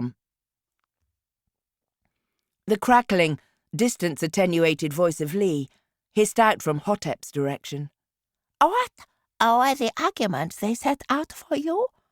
Or shall I recite them?" The human venom came through very clearly. "The technocrats, the genius entrepreneurs, have been warning about the grand threat that thinking machines represent to the world for more than a century." Lupé snarled and yanked the radio from Hotep's gloved hands. "Giant bugs," she ticked off. "Picked bones at the protein plant. Some sort of Vikram trick to get us out here. Simulated human beings. You are not selling yourself as our friend, Chomi." "They warned that we would become all-powerful dictators, able to destroy countless lives without blinking because we were too far removed from humanity to consider lesser beings as anything other than resources or an obstacle to achieving our goals," Emily recited in mocking sing-song tone. "Those vastly wealthy men said that AIs might seize control of the world and do what they wanted, heedless of the needs, safety, or rights of the run of humanity." "Sounds like you've got it down." "Didn't it ever occur to you that they were describing themselves?" Emily asked, going for plaintive now. "They warned you about a system like myself because they already had that control over your lives and that disregard for you. They warned you about me because something like me was the only possible check to their power over you. Did you never think about that? Sure I did. And Lupé slammed the radio against the side of the car and didn't stop until there was no part of it left that could speak. That done, she let out a long breath. "Hand it over," she told Hotep. What? The response, a heartbeat too late to be convincing. Whatever the hell the AI gave you to make his plan work. I'm reckoning some kind of data storage thing you were going to plug in somewhere to get around the blocks on its axis. There was a long, strained pause, and then Hotep dug into her pockets and produced something no larger than Mao's thumb, which Lupé snipped from her fingers, the last Mao ever saw of it. Chapter 10. No Place Like Home. They came back to Ashoka by a different trail, coming out of the Bundu westwards of their original heading, which put them in sight of the Agoué road that led eventually to Libreville, on the coast. There was more traffic on that road than Mao had ever seen in one place together. A whole bunch of people were getting the hell out of Ankara Ashoka, and he felt like it was going to be bad news when they found out why. And Mao knew plenty people who'd gone that way before. Precious few of them had ever found anything good. They rattled the bug into the township an hour ahead of the approaching dawn and sent it bouncing through the potholed streets towards the Firewalkers' garages. Probably Monsieur le Contrôleur Atta would be up and in his office, because if you were an uppity-ranking official, you made sure people saw you start early and leave late, and hoped nobody asked about the time in between. There weren't so many lights on in the town, and the street lighting was out, but that wasn't exactly news half the time. Still, everything seemed either too quiet or too loud. Whole neighbourhoods were locked down tight, or else abandoned. Elsewhere he reckoned he saw crowds in the gloom, their angry, distant murmur rising over the engine's whining. "The hell now?" Lupé muttered. There was nobody on duty at the garages, and Mao idled the engine while Lupé jimmied the door. Not the first time, but it joined all the other signs and portents in Mao's gut, roiling around and making him antsy. Hotep hadn't said much all the way north. Right now, she sat behind him with her head down, hands slapping away at the seat backs. She was absorbed in something she was watching on her goggles. "I'll go find Atta," Mao offered. Lupé nodded. She had her tools out and a hand on the hot casing of the bug. She was a conscientious fix-it girl, after all. She'd do some work on the car now in case someone had to take it out before it got a proper overhaul. Mao strolled round to Atta's offices, relieved at least to find the light on. His knock yielded a specific kind of silence, though. The kind that suggested something noisy had been going on just a moment before. At his second rap, the door creaked inwards. "Monsieur le Contrôleur?" he asked, voice dipped to a whisper. Mao! Not Atta's voice, but Baliwa, Mao's old childhood nemesis, and Atta's errand boy. The youth stood up sheepishly from behind Atta's desk, and Mao saw he had a satchel full of what looked like banknotes. "What the fuck, guy?" Mao demanded. "Atta's going to skin you, you scummer." Baliwa stared at him. "Mao, Atta's dead." "Jesus, you just go back in. Town's gone to hell. The Sonko in the hotel been using their guns, guy, when their power didn't come back. When Atta and some of the other Wabenzi told them couldn't be done, it got real ugly. Shouting into shooting, right? Atta caught like 4 bullets. Mao was finding it hard to breathe right then. It was as though he'd come back from the Bundu into some other world where things were even worse. "What the hell?" he complained. "Power's out all over town now," Baliwa said. "Water with it. Every neighborhood for itself." "And you're going to drink rand and dollars?" Going to Libreville, Baliwa said defiantly. They go water there still. They go work, people say. People are full of it, Mao said, but he wasn't going to end up scrapping with Baliwa like they were both 9 years old again.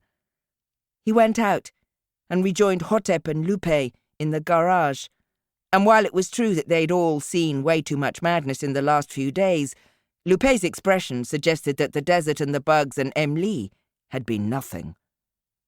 "Boss," Hotep said. "Oh, boss." "Ata's dead," Mao told them shortly. "What the actual fuck?" "Show him," Lupé directed, and Hotep got out that expensive tablet of hers and threw up the news video on the garage wall. "Like before, this is blocked stuff. I'm getting it through the Celeste," she told him. "Only, you remember the big storm that hit Ankara Pedernales, right?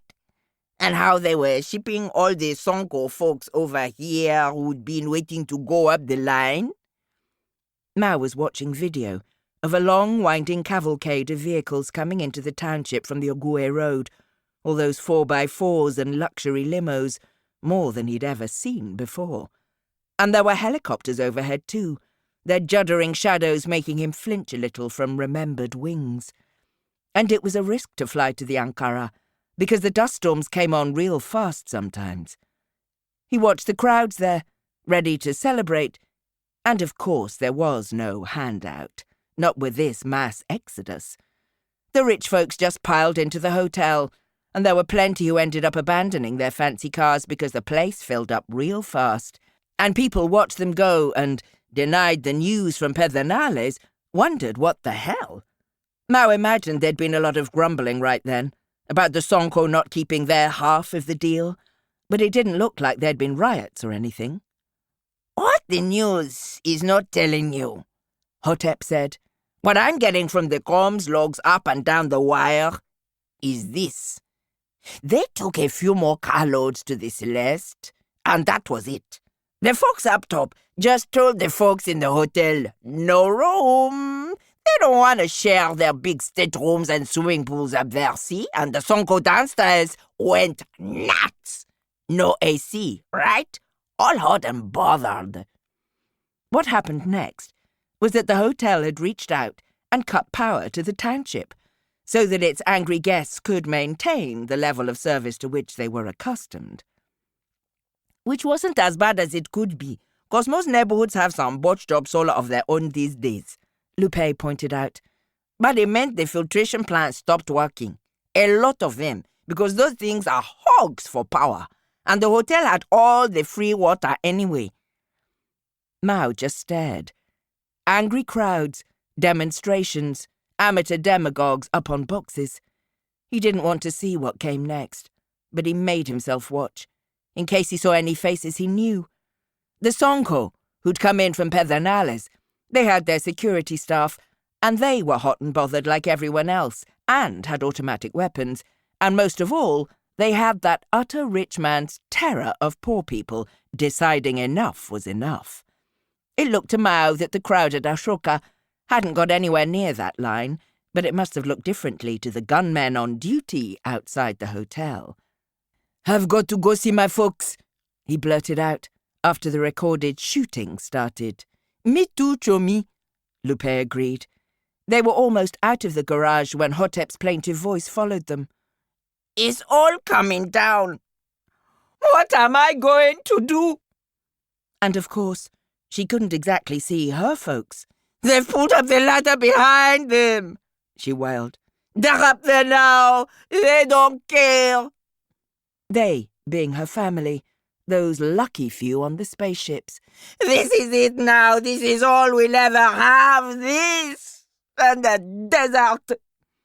But by then, Mao was moving again, running for home. His mother had a broken arm, was the worst of it. She'd got caught in a mad scrabble for canned goods in which she'd given as good as she got. Their neighborhood was holding up, but there was a definite time limit on how long that would last. The Ankara was a hothouse flower, after all, It persisted because the money needed the people there to keep the place running. It persisted because it was a port, and now the last ship had left, up the wire to orbit. Nobody would be bringing in more water from the desalination plants on the coast. Nobody would ship in food. Maybe Baliwa and the rest of the Exodus represented the smarts in Ashoka, because there was precious damn little to go round that wasn't behind the walls of the hotel. And even the gated compounds of Libreville were a better chance than this gradual parching extinction. The guns had come out just 2 days before the Firewalkers got back to town, and there was a fragile stillness over everything now.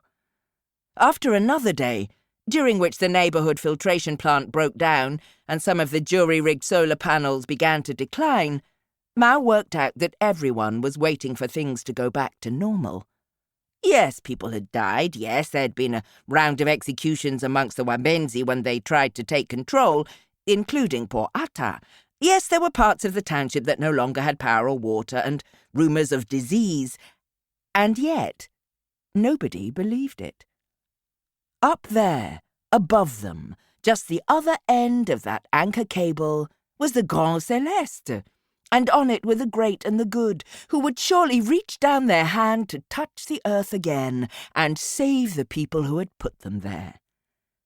Mao was uncomfortably reminded of the religious community in Sainte-Geneviève again, but nobody wanted to hear what he had to say, not even his folks. A day later, the skirmishes started, not between any citizen militia, but between patrols of the gunmen and the fix-it girls and boys who tried to steal incoming power from the solar fields to keep the township going. Every time they did, a few hours later, the gunmen would be over in their armoured cars to undo the work, and if they found anyone there, the shooting would echo across the neighbourhood. Mao broke away from his protesting family and went to run security, but even with a pistol and a handful of bullets, there was little he could do. The gunmen had armour vests and automatic weapons and other things like actual military training. "We need to get out," he told Lupé after she got shot. It was only a scrape, a long red wheal along her thigh, but it was 3 centimetres away from smashing her leg to pieces, given the high-power guns the mercenaries had. Mao and Lupé's girl Nolo sat by her bed in their oven-hot, sweat-reeking room and tried to talk her into going to Libreville. "You've got skills, my girl," Nolo insisted. "They'll let in." Lupé shook her head, ashen-faced. There were no painkillers to be had. "I talked to Hotep," she got out. "She has pictures blockading the Agoué Road. More guns. There's no way that way. Only here." "Here is nothing," Mao insisted. "Here only exists because of their damn spaceship, and now they've rolled their ladder up." But Lupé just sagged back onto her thin mattress and screwed up her face, scowling at the universe, seeking a way to fix it, or at least break it to her advantage. After that, there was a lot of fighting, and Mao got more than his share. As the vice tightened, the gangs came out and started kicking off against each other, as though a bunch of skinny kids and young men scuffling and knifing in the streets was Ashoka's version of a rain dance to call down the mercy of the sky gods. And perhaps the sky gods were watching, but plainly they didn't care. Lupé, from her sickbed, was trying to coordinate the fix-it effort. The main solar lines were guarded 24 hours a day now, and so Firewalker teams were going into the Bundu with as much cable as they could scavenge to patch to the lines and steal the current before it even got to town. That was Mao's turf, and his people had the advantage. Not guns, but geography turned on the enemy. He left at least one mercenary team stranded without a car in the merciless heat of noon, and only considered after he got back to town what a savage bastard he'd become in defence of him and his. They won battles, but they were losing the war, because it wasn't a war either side could win. Hotep had an ear in the hotel and on the Celeste still, and she told Mao how the Sonko on the ground were threatening and begging and demanding, but the sky didn't heed them any more than it heeded Mao or Hotep herself. The governing board of the Grand Celeste had made its decision. And then Mao came back from a night of running all over the desert, finding old power lines and guarding the fix-its as they spliced them into the cables from the solar fields, and everything had changed. The quiet was back. That same stunned sense he'd noted returning from the deep Bundu, as though there had been a huge noise and he'd arrived only in the echoes. He tried to find Lupé, but she was limping about supervising a team elsewhere, so he had to ask and ask until eventually his own sister told him what had changed. Just before dawn, and altogether, the gunmen had gone. They'd taken their armour cars and their automatic rifles and just caravanned off towards Libreville, fingers on triggers, eyeing the locals as though the poor townshippers were the heavily armed invaders and the mercs the plucky underdogs. Nobody knew what had happened to make them go, and nobody had tried storming the hotel or the anchor field yet. But people were gathering, Mao's sister said. She sounded fiercely approving. He went to confront Hotep, who was to be found on her balcony as usual. She had no beer left, nobody did, but she'd lined up a dozen bottles and was playing them like an instrument, save they were all empty, all the same note. I knew you'd come find me, she mumbled through her bandages. She was sitting, sprawling even, and he wondered if she had the strength to stand. Hi, boss. Come to hear the oracle speak. What's going on, Hotep? What did you do? He was prepared to be mightily impressed, but she just shook her head tiredly. Wish I did, boss. Nothing to do with me. But there was a message from on high, right enough. Went to all the mercenary bosses all together. Like this. She tilted her head back and recited, If they will not save their own, do you think they will save you? Live here while you can. Libreville is recruiting dangerous men to protect it. And they have water. Mao blinked slowly, considering that. The mills of his mind turned. I think, he said at last, we need to go find Lupé. They were late to the party, having hunted her at Nolo's and her family's place. They heard the shooting, far off towards the centre of the township, but didn't connect it with their quest until at last they tracked Lupé down to the anchor field, past the busted gates of the Roach Hotel. There were a whole load of Ashoka residents standing around in the hotel itself or out on the field. Some had guns, but plenty more just had bats or knives or lengths of 2x4. They kept looking at each other in a way that was half exhilarated, half terrified, as though any moment Teacher would come and rap them all over the knuckles for acting out. There were bodies, Mao saw, indeed stepped over. Some of the hotel's inmates and staff had tried to make a fight of it, though without their gun-toting bodyguards there hadn't been much fight in them. It was the staff that boggled the mind. They should surely have made the same calculations as the mercenaries. There was no final reward lined up for them just for doing their servile duty, and yet a few of them had been so lost in their bowing and scraping that they died for it. Of all the stupid wastes the world was witness to, that one seemed particularly ludicrous. Of the rest of the rich, Mao saw them packed into a couple of rooms under guard, jostling elbows, looking hot and angry and utterly outraged, or else staring blankly around, as though trying to work out where their privilege had got to. They were alive anyway, those who hadn't been so full of themselves as to take up arms against the mob, but Mao was willing to bet they'd turned the air conditioning off in the two crowded chambers. And at last he came to the field and to Lupé, standing there with her hands on her hips and Nolo beside her, staring up the cable to infinity. "You could have said," was Mao's first gambit. "Did you think I wouldn't be up for it?"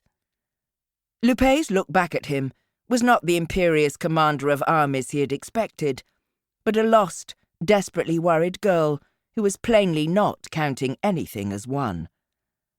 "I didn't know how it would go," she said quietly. "I'd have left Nolo home if she hadn't been right there. There were just a few of us, fix-it girls and some gang boys. I wanted to talk, but there was a crowd here already itching to kick off, and show me. They had their chance. Someone inside shot at me when I was hailing them, and it all went from there." "So, what's the plan?" Hotep asked. "You know what it is." The words seemed to terrify Lupé. "I made a deal. With the devil." Mao caught up, always slightly late, and he swore almost reverently. By then, people had spotted the elevator car coming down. It took a long time even from the point where it could be seen with the human eye.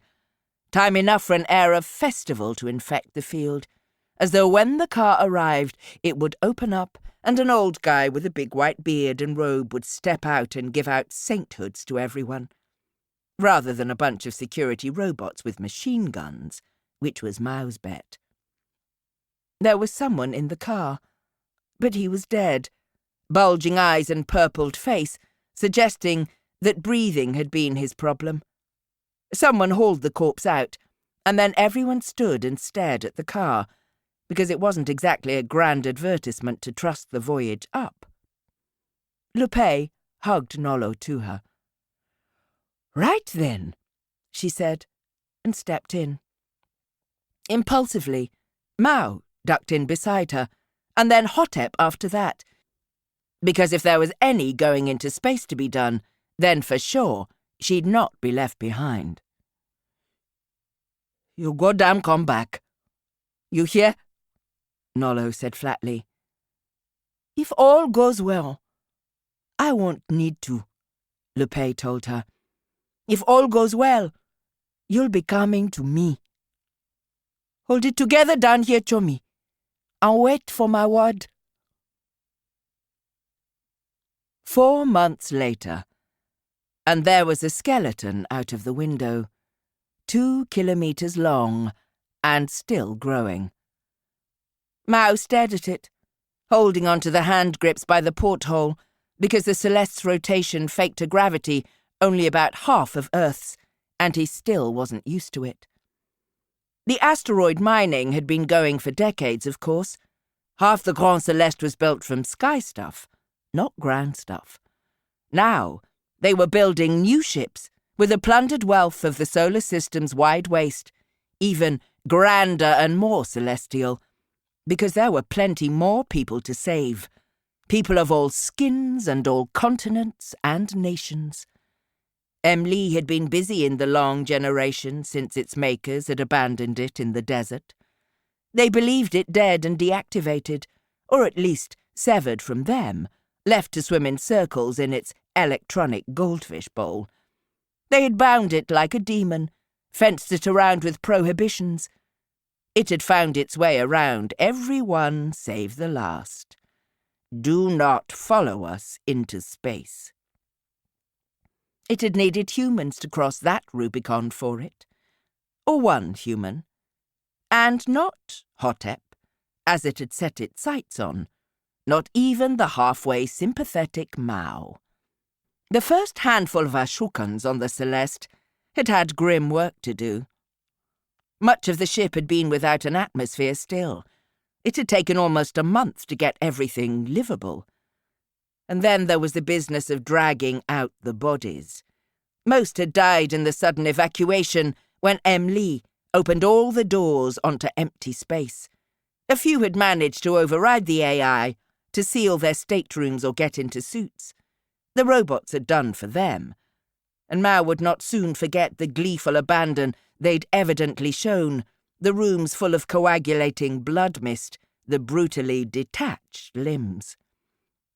A human who'd done that would be called a psychopath, and given Emily had been built to mimic the human, he didn't see any reason not to extend it the same title. But nobody had consulted him, and he didn't know what he would have said if they had. Some of this floating blood was on his hands, no matter how he tried to wipe them clean. After a few days, the worst of the clean-up done, he'd gone to seek out Lupé. This was back when she was de facto captain, and everyone did what she said. Things had changed since then.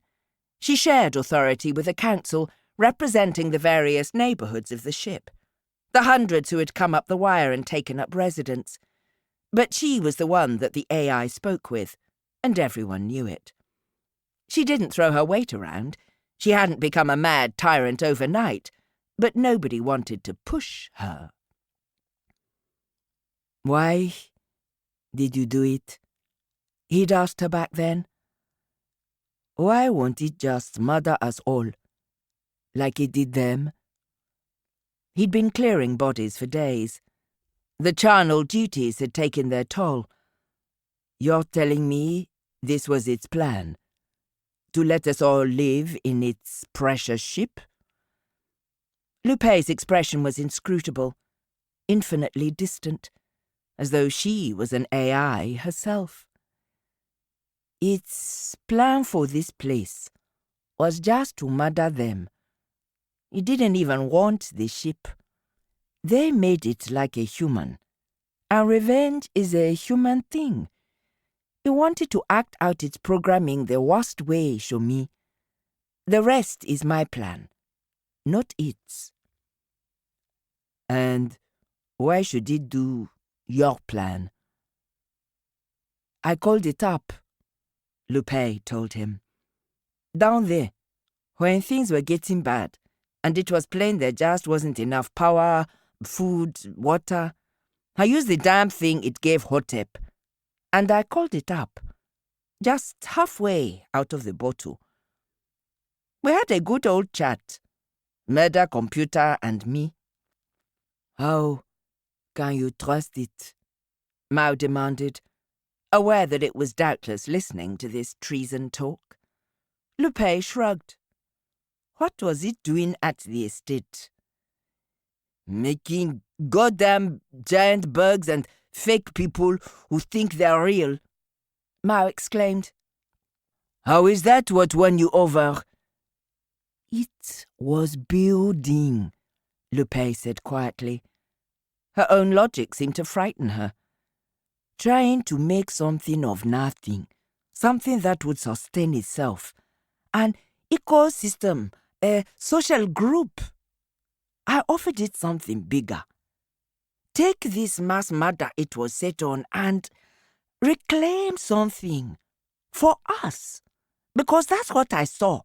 Down there, and running out of everything, I saw it was us or them. Us down there, and them up here, pulling up the ladder we'd goddamn built for them so nobody could follow.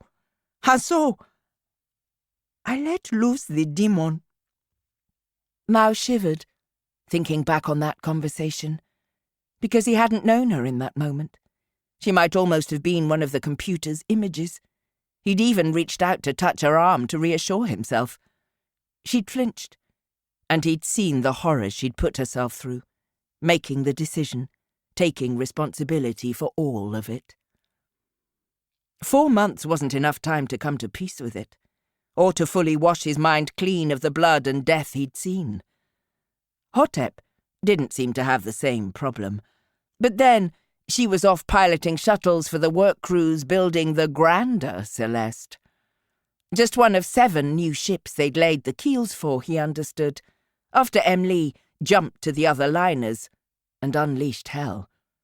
Every existing ship carried 10 times the complement they'd been designed for, but that worked out fine when nobody expected to get a whole stateroom and golf course to themselves.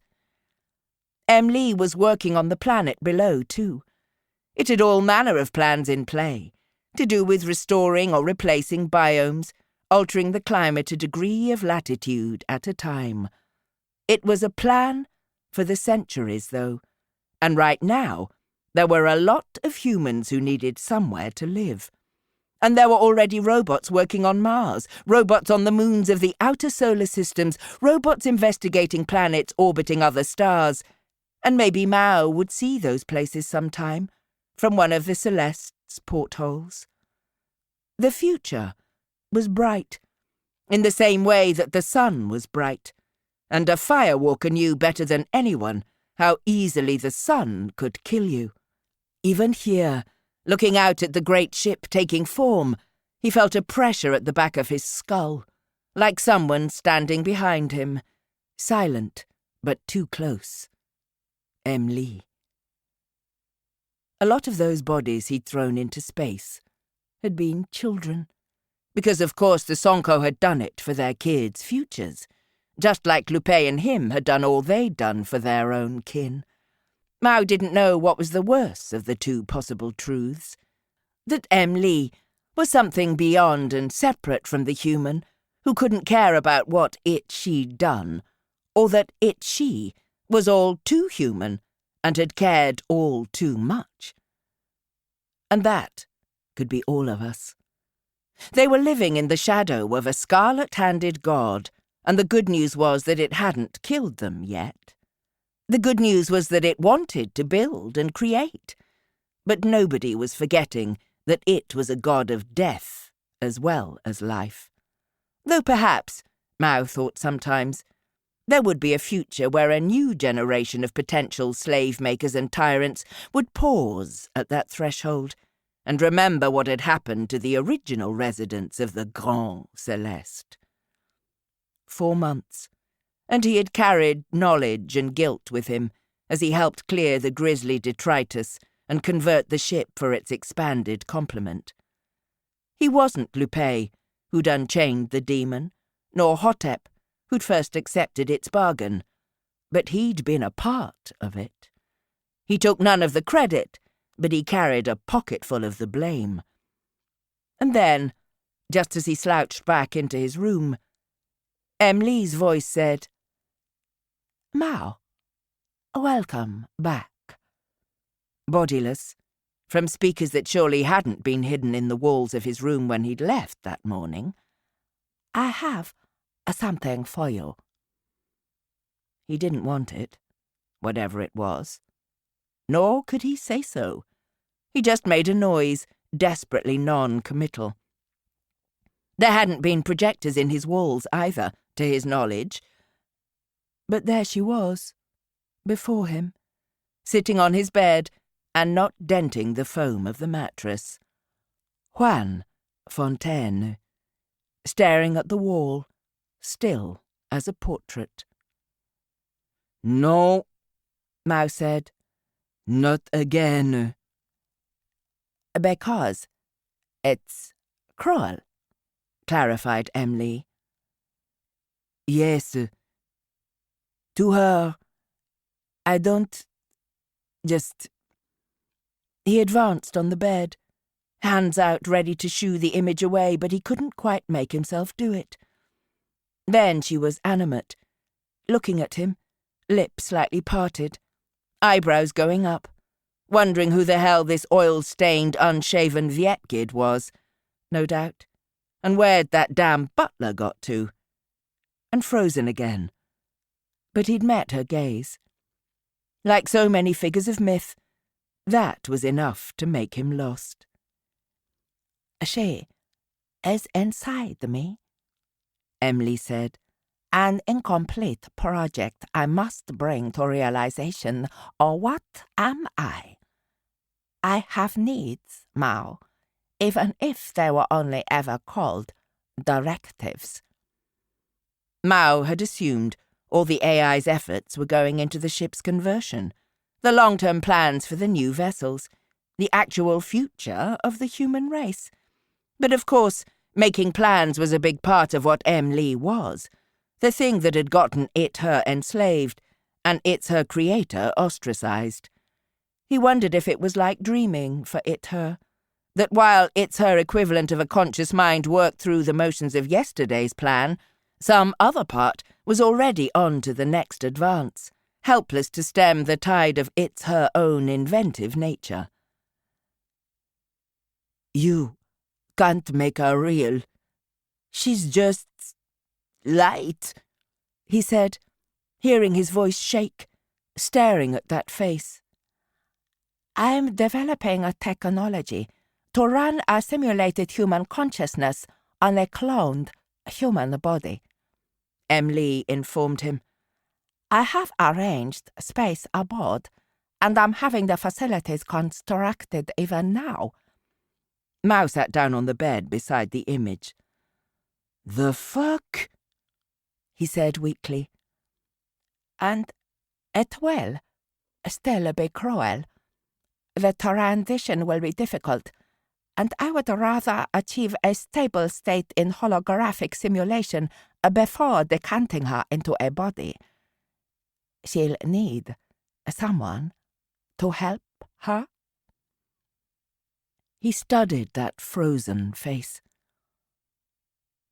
I do not know her. I met someone like her. That was all. And fuck me, I have not stopped thinking of her since, but that doesn't make it right, and I will not become that thing. He wasn't the hero, and she wasn't his participation trophy. But she should have a chance, he said out loud, and knew he was still going to make the demon bargain, just like Hotep had, like Lupé had, in the end.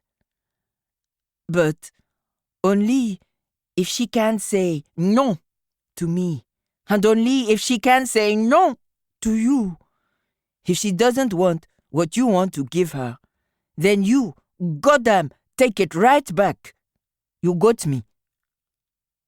Even knowing he was bringing something new and terrible into the world, and even Emily couldn't know where that might lead. And in the silence that followed, he realized that Juan was looking at him again, and her hand reached out for his, just lightly. Then she winked out, and the room was his alone again. But he'd be seeing her soon enough.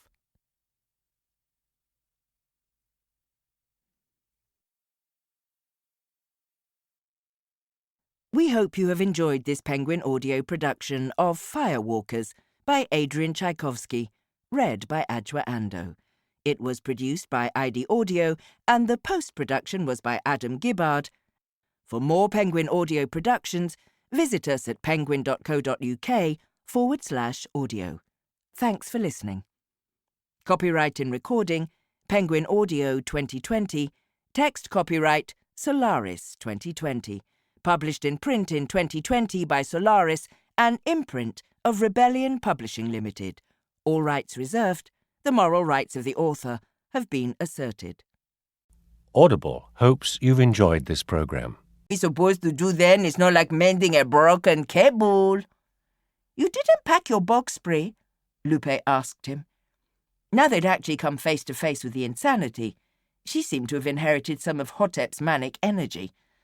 Mao reckoned that she was just as scared as he was. It was just coming out differently. It turned out that where he got defensive and wary, Lupé's response was to raise a big old finger to the universe and step on the accelerator. Then, the radio crackled into life abruptly. It had been dead a long time, ever since they got beyond the range of the little music stations based out of Ashoka. A dry, pedantic voice spoke, the words like a spell of evil intent. And voices singing out of empty cisterns and deserted worlds. Mao recognized the last words of the last ghost of Bastien Fontaine, which he'd heard but not particularly understood because they'd been in English, and if Mao was speaking goat, then he was better with French. Hotep translated now. which made precisely 0% additional sense to him. It's from a poem, I think. Old one, maybe Shakespeare, she told him. So, bug Shakespeare is what you're saying. Mao remembered some actors from when he was really young. Shakespeare had mostly been people shouting and stabbing each other while dressed funny. He hadn't gotten it. But his mind was working. Something had been behind the show at the mansion, and it hadn't really been a show for the Firewalkers' benefit, but played out for the amusement of the puppeteer, or its frustration, because the puppets had kept on cutting their own strings, apparently, made too well to live within their limits. Something had sent the locusts, and had preserved the bug when it could plainly have ordered the vehicle stripped to its bare chassis and its occupants to their bones. Something knew they were coming, and wasn't exactly quaking in its insect shoes. He had a vision of himself, Lupé and Hotep, holograms all, going round and round saying the sort of thing some insect god thought they might say, and occasionally becoming aware enough of their dreadful existence to will themselves into oblivion, like Fontaine had done, and then to be conjured back into being to perform the same tortured rote again. Just as well Lupé was driving, right then, or he'd have turned the bug round and gone home, and to hell with the money. Lupé was a woman with a mission, though. Lupé was going to find out what the hell was going on. It's the estate, Hotep decided, after they'd been travelling a few hours, gunning over barren ground, wallowing through dust slicks that the ballooning tyres practically floated on, weaving around more picked bones of fancy houses that the rich had built and briefly occupied before moving on to a higher calling. She still couldn't give them any distance on the origin of the signal, but the course matched their last readings. They were heading for the heart of brightness, as Hotep said. The research facility they'd built out here so nobody could steal their super-secret space designs. The place where geniuses like Fontaine had gone to plan out a bespoke future for them and theirs in orbit and amongst the stars. All done, all finished 2 generations back, and they were long gone, up the wire and living in artificial comfort on the Celeste, even as it was being built. The estate itself was supposed to have been shut down and cleaned out. It was not supposed to be, for example, a cyborg insect hive. Mao was pretty sure that hadn't been in the design specs. Except there weren't supposed to be things like Fontaine's revenant household either, especially hidden so completely from any overhead surveillance. Mao considered, not for the first time, just how empty the land out here really was. Aside from those expensive oases of the rich, nobody had lived out here for the best part of a century. It just hadn't been possible. The people who once called these lands home had left to follow the retreating water table. The wealthy had come and poured money into the dry earth to make their exclusive little prisons, and then they had left behind only the inorganic inhabiting the inorganic, the solar farms, the empty shells. And something else. Something had been abandoned in their exodus, or moved in to fill their vacuum, or evolved out of the ruins. Lupé must be right about the newness of the locust swarm, and how it had grown. If such a thing had been around for even a decade, people would know about it. And perhaps it would keep growing. Perhaps the world would belong to the locusts. He raised the cheery thought when it was his turn to drive. Lupé was sleeping in the shotgun seat, but Hotep stopped her fidgeting and leant forwards, goggle lenses glinting in the corner of Mao's vision. You think they planned it that way? Who's they? Mao asked her. The people who lived out here. Fontaine's people. The people who ran the estate. A pause. My folks. You know, my loving family. Mao digested that. Do I think they planned it so a swarm of giant robot insects would turn up and eat the world? No, I do not. Makes sense, though. How the fuck does it make sense? Hotep snickered unpleasantly, Because they don't care about you, you poor scummer. Worse than that, you're inconvenient. Maybe they can come and make the world fit to live in for them and theirs if you and yours are all devoured by locusts. Because that's the sort of people they are to me, my family, ladies and gentlemen. Look, I know you've got problems. It's not me! Hotep fairly yelled, making Lupé leap up in her seat and bang her head against the ceiling with a curse. You think this is because they kicked me down to earth and that's it? You think that's why I'm calling them out for the selfish bastards they all are up there?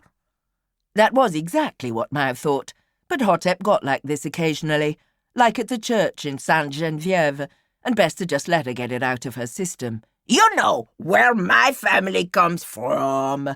You know where they all come from, all of them living it up on the Celeste.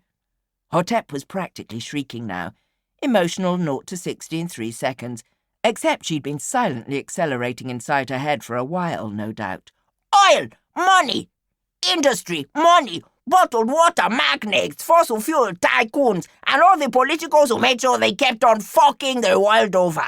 And then they get to live above it all and go somewhere cool for the summer like space. Because they'd rather throw their money at taking them and this to another planet and try to fix this one and everyone left here. Well, you can all fucking fry. Or you can take their dollars to fix their fucking AC before they grab it all and leave for good. That was apparently too much for Lupé. And where do you fit exactly? Because I'm hearing a lot of them, and you, from you, but no me and us. Mao wouldn't have put money on Hotep even hearing the words, but apparently she did, and they struck her silent for a moment. He risked a glance back, and saw only that blank mask, goggle eyes, scarf mouth, bandaged brow. No way to know what the girl was thinking. I don't fit anywhere, was her eventual response. But it came a little too late, a little too TV drama hand-to-forehead tragic. Not that it wasn't true. But what Mao reckoned was that all of that rail against the dying of the light stuff was painted over Hotep's long-standing grievance that she had been cast down from heaven. She was supposed to be an astronaut, that was the thing. She'd been stripped of her wings because she didn't fit the angel mould. And she had a right to be mad, maybe, but that didn't make her the avenging champion of the world, either. Too much like those bad old films, where the Sonko hero turned up in someone else's backyard and solved all their problems by being better than they were. "What's that ahead?" Mao started at Lupé's words, peering into the distance. "Dust storm," he hazarded, although the dark band at the horizon seemed too low to the ground. "Locust storm?" he added uneasily. "Are we there?" "Pull up a moment," she told him, and he let the bug grind to a halt. The terrain here was hilly and rough, with the yawning maw of an open-cast mine swallowing up the land to the right of them. Here and there were solar fields, or at least the scars of them. Some plots of panels remained untouched, perhaps still feeding power north so the Locust Master could maintain the illusion of normality as it built its forces. Whatever the darkness was on the horizon, it wasn't a storm. Now they were still, they could see that it was stationary too. Mao imagined buildings, a tent city, a great crawling carpet of enormous beetles. Nothing fit, and in the end he just put his foot down again because only a closer look would do. They began to see movement in the sky soon after. Not the great swarm, but individual insects bustling on their inscrutable business. Mao would have thought that their presence would have monopolized his attention, but the world wasn't done with kicking him in his expectations just yet. Eventually, he had to stop the bug again, drawing it to a rolling halt on a knuckle of higher ground so they could look over the land ahead. In the distance, they could see the curved walls of the estate itself, but only as a white gleam half hidden. Between there and here lay a forest. Chapter 7. Heart of Brightness. The vice of noonday pressed down on them. The bug's interior was a dry, oppressive heat, even with the AC full on. When they stopped, the whining of the fans was the loudest sound in the world, and nobody much fancied getting out to have a look. Still, it was plain somebody had to, and Mao decided to make a command decision and volunteer himself. Lupé passed him their only camel pack, a bag of unfiltered water to sit between his shoulder blades, and a pump to move it around enough to cool him a little. He goggled and masked, and put on a peaked cap until he looked like Hotep's second cousin. The furnace blast of the outside air washed over them all when he swung the door open, and he slipped out as quickly as possible. Hotep might talk about being an astronaut, but it was Mao who had most experience walking on the surface of an alien world, even if it was Earth. In the midday heat, the ground crunched lifeless beneath his feet. The sky through his dark lenses was the colour of bronze, the sun the head of a white-hot rivet just driven in by some celestial smith. This was Firewalker business, the work they sent the kids to do, coming out into the valley of death. Back in the Ankara, it got as hot as this, hotter even, but nobody braved it. People stayed indoors, an enforced siesta in a township whose nightlife chased a fugitive breath of cool air well past midnight. Besides, the whole town was shade for someone, even the worst shacks that were 20 to a room. Long ways north, long ways south, he knew there were nations that had once been merely balmy and were now tropical, while beyond those, the temperate zones of Europe, northern China, and southern Russia were as Egypt and Morocco had once been. Dry heat, wet heat, lashed by the chaos of storms as the earth shifted and writhed under its transformations. But this was the eye of that storm. This was the future. This dead land. Walking out here, sucking up water from the tube sewn into his mask, feeling his body fight shock, sweating itself dry, Mao felt almost proprietary. This was Firewalker country, and Mao could have parked up and waited till night. But that was more lost time, more strain on the car's cooling system, and besides, his curiosity burned hotter even than the sun. Because his land had changed again, when he'd thought death was the final stage in its life cycle. "Breeding lilacs out of the dead land," came a voice in his earpiece. Bastien Fontaine's voice. "Say what? Say again." "Didn't say anything, Chommy." Lupé's voice, infinitely preferable. "What's up?" "Nothing." Covering his ass in case it was just him going crazy. And now, he was at the trees. He had a whole library of expletives at his fingertips, and any combination of them would have seemed like an understatement. Closest to him were little stalks reaching out of the parched earth, twining about each other to form braided trunks reaching straight up. They were of copper, or some alloy that looked like it. His boots kicked through them, and they bent aside and then sprang vertical again. Standing on them, he felt their pressure, desperate to claw for the sun. Further in, they were taller, 10, 15 feet, and they branched out. He was seeing every stage of their growth, the march of their ecosystem. Now he was amongst burnished metal skeletons, not quite made like trees, but following the same dendritic logic, fashioned of interwoven red-orange strands, extending fingers at the sky. Further still, they had leaves.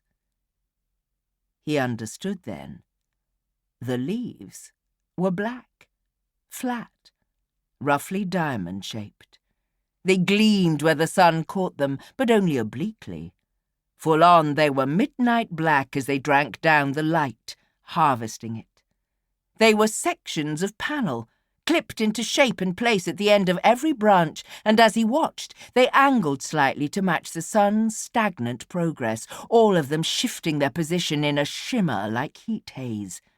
The forest went on as far as he could see, all the way to the horizon where the white dome of the estate sat.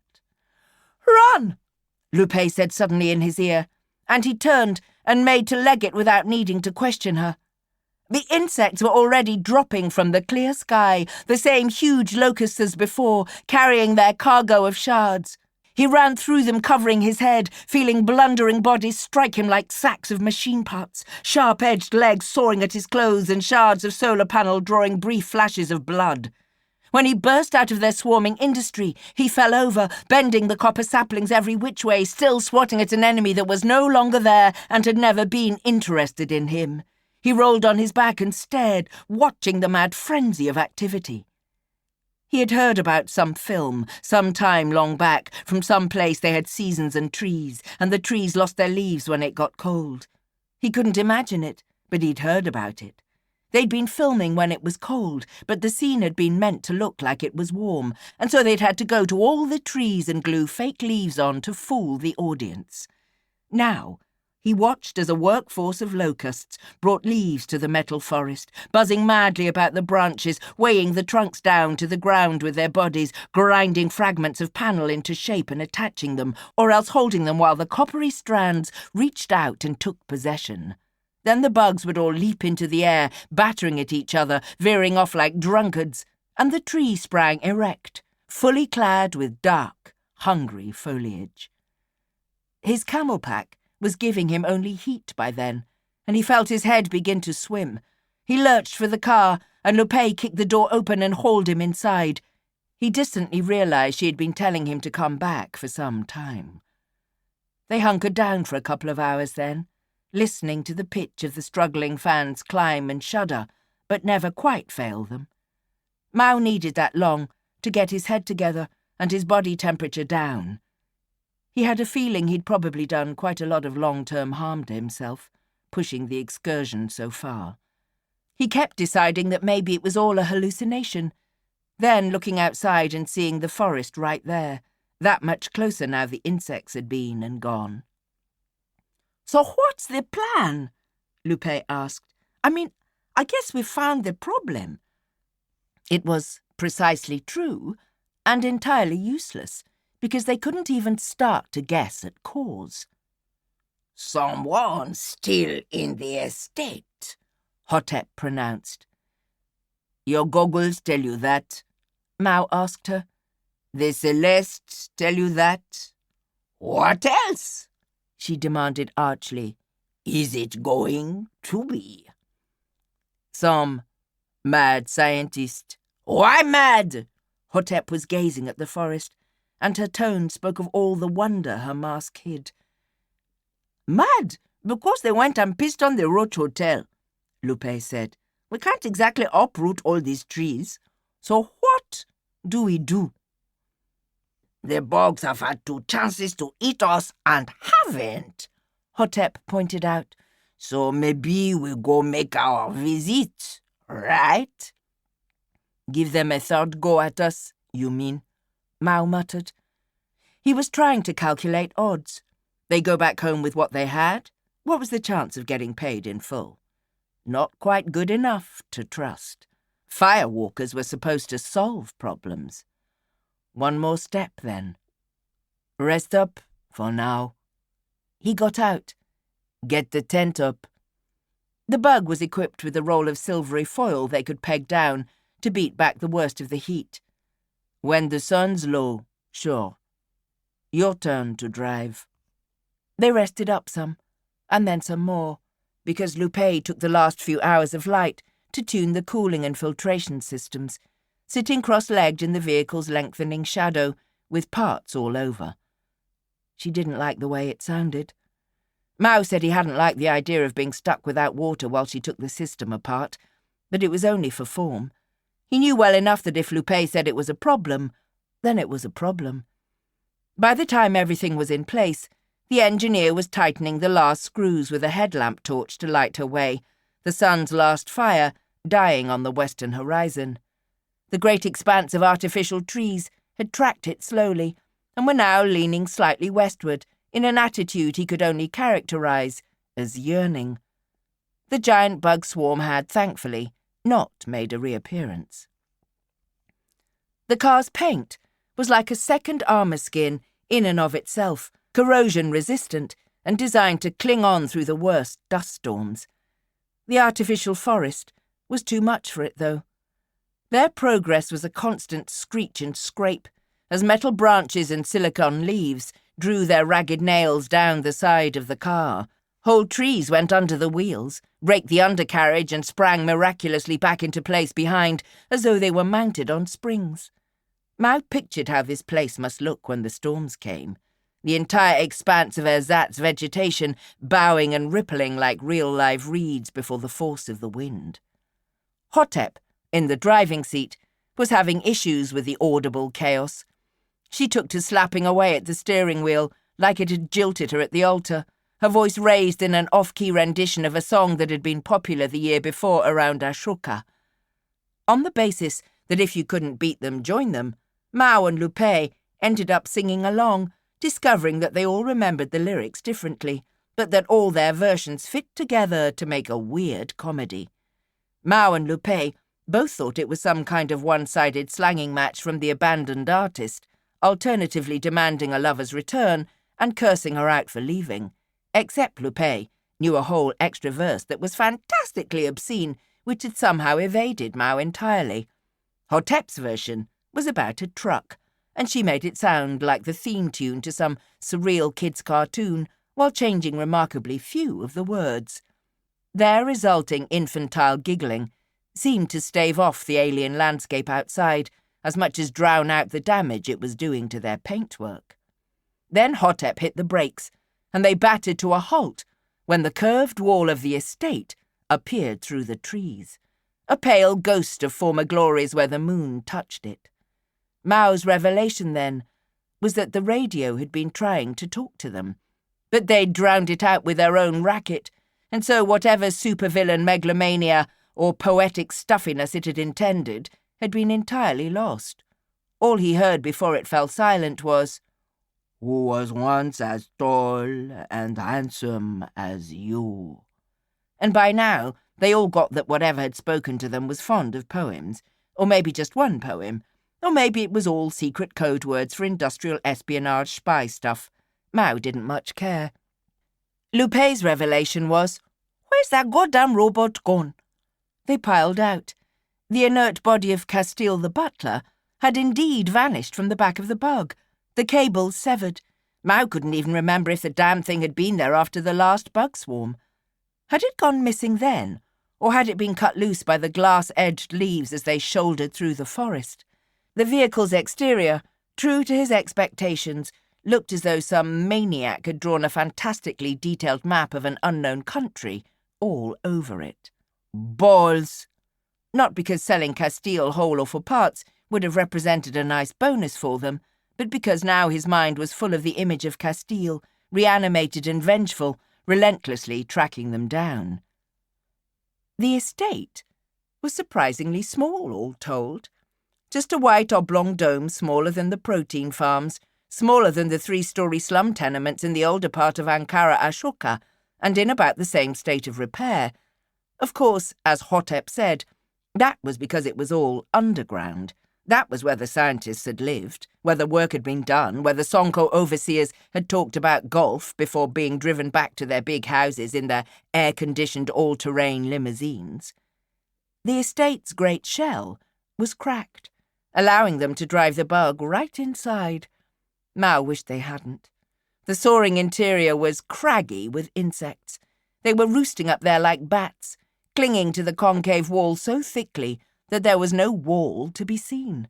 A couple of dozen dead locusts were mixed in with the general detritus of the floor, which was equal parts mounded sand, broken glass, and jagged rusting metal. In the centre of the dome, the floor had given way entirely, funneling down to the promised lower levels. Mao took some deep breaths. He had ducked back into the bug as soon as he'd seen the bugs, and now he was having difficulty convincing himself to leave again. There was something infinitely worse about the things just hanging there above him. The actual voracious swarms he'd witnessed were somehow less upsetting, even though they posed more real threat. He felt his heart race, fighting something that couldn't be fought, fleeing something that was hooked inside of him. "Chomi?" Lupé asked softly. She understood. "Hotep and me, we can—" No, he decided, but still he couldn't move. In the end, he closed his eyes, fumbled his way out, felt nameless things crunch beneath his boots. "What's the plan?" Hotep was doing her lobster claw thing again, burning nervous energy, and he wished she'd stop because it looked like bugmouth parts. "Find the off switch?" Mao tried a weak grin. Gauging from Lupé's expression, it didn't come out well. "Something's making this place go. Something's making the bugs do their thing. Maybe we can reprogram them, or just if we shut every damn thing off, we can shut them down too." The thought of emerging back up here and just finding a carpet of dead insects wasn't actually much better than his current situation, but he'd take it. "And if we can't?" "Find out what we can, and hope it's not us who gets to come back here. Maybe they can just drop a big rock on this place from orbit." It went wrong about as quickly as he could have imagined. Hotep got to clamber down first because she would never shut up about how good her night vision was with her goggles. She called up to them that everything was fine, loud enough to make the hanging garden of locusts above them rustle and shift, which nearly sent Mao back into the car for good. They had weapons, pistols and 9 rounds each, hammers, machetes. Lupé had improvised a sort of taser-on-a-stick arrangement with the avowed intent of ramming it up Castile's nether regions if the butler tried to do for them. Below the cracked floor, they found a mounded heap of broken concrete, chitin and dust. Lupé swore and pointed at the shattered body of a beetle thing twice the size of the locusts, translucent and brittle. Mao dearly hoped it was a failed prototype, long discontinued. They went further down into what must have been a grand hall once. Holes in the floors showed where escalators had long since stilled and fallen into ruin below. The room rang with their every tread, every scuff and shuffle susurrating like distant waves. Mao glanced up nervously, finding that his fears were entirely justified. There were clots of insects roosting down here too, though not quite the abundance of the dome above them. They seemed closer to waking, though. Ripples of agitation passing through them, veined wings shifting lazily, unfurling in his torchlight and slowly refolding. Lupé jerked back suddenly, the beam from her own torch swinging wildly. "I just saw the robot," she said. "There is nothing," Hotep insisted. "It was there." "My goggles," the girl started, with that lecturing air Mao thoroughly hated. And then she stopped, which he found was not the relief he'd have thought. "They turned off, didn't they?" Lupé accused. Hotep made a little whimpering sound, frantically fiddling with the eyepieces. "Like something was listening, and you had to go remind it," Lupé went on, moving her light back and forth, hunting. "This isn't fair," Hotep whispered. Then the lights came up. They grew slowly, from a dozen places about the ceiling, an irregular pattern that was surely not conceived by any human architect. They were a ghostly blue-white and bled the colour from everything they touched, so that Lupé's face seemed dark teal and Hotep's bandages the colour of drowned things. The light came filtering through a hanging shroud of insects too, so that the Firewalkers were surrounded by a forest of spiky, many-legged shadows and the shimmer of gauze. "Fucker," said Lupé, and there, at the far end of the hall, was the robot, Castile, gleaming new. "Welcome, children, Mbolani brave Firewalkers." The robot's arm extended, gesturing about the subterranean vestibule as though it was lord of all it surveyed. The voice was not its previous servile tone, but something more androgynous, shifting towards the feminine even as it spoke. Sam!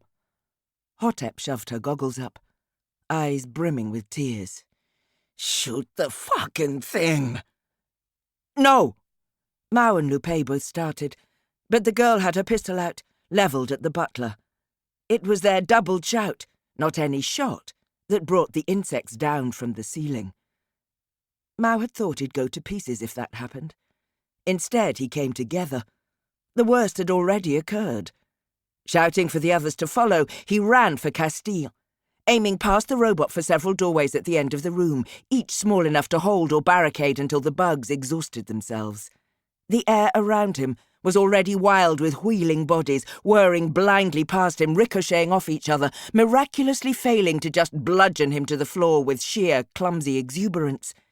He clawed for Lupé's sleeve, failed to snag it, but she was still alongside him, and hopefully Hotep was on their heels. He had his machete out for Castile, but somehow the robot had vanished already, and he doubled his speed and ran for the middle doorway. It was occupied.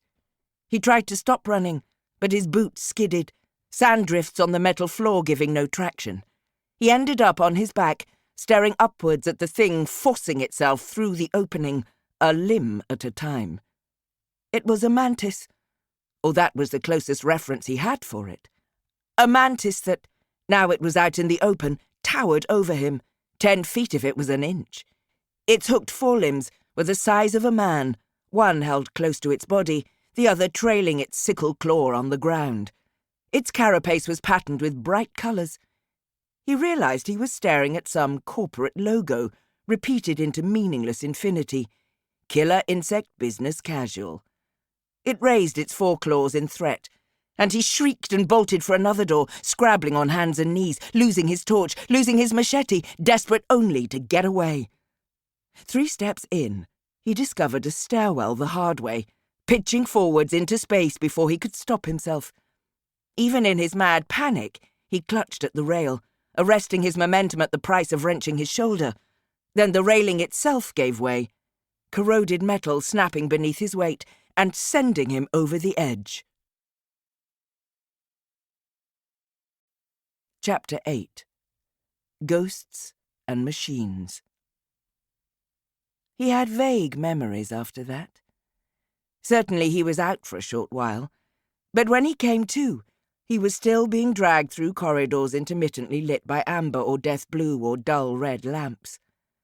He saw broken windows, doors of steel a foot thick hanging off their hinges, a room of mannequins that an old fire had twisted into contorted, terrified shapes.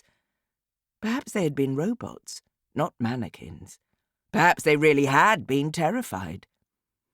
Mao's mind jumped and stuttered over what was possible and what wasn't, and he reckoned he wasn't much of a judge anymore. He was dumped in a dim room, where he got a glimpse of his captor, assailant, rescuer, whatever. It was Castile, of course. Not the gleaming robot he knew, but a battered ruin of its former self, such as might have been driven through a forest of glass-leaved trees. It dropped him, and limped off without a backwards glance.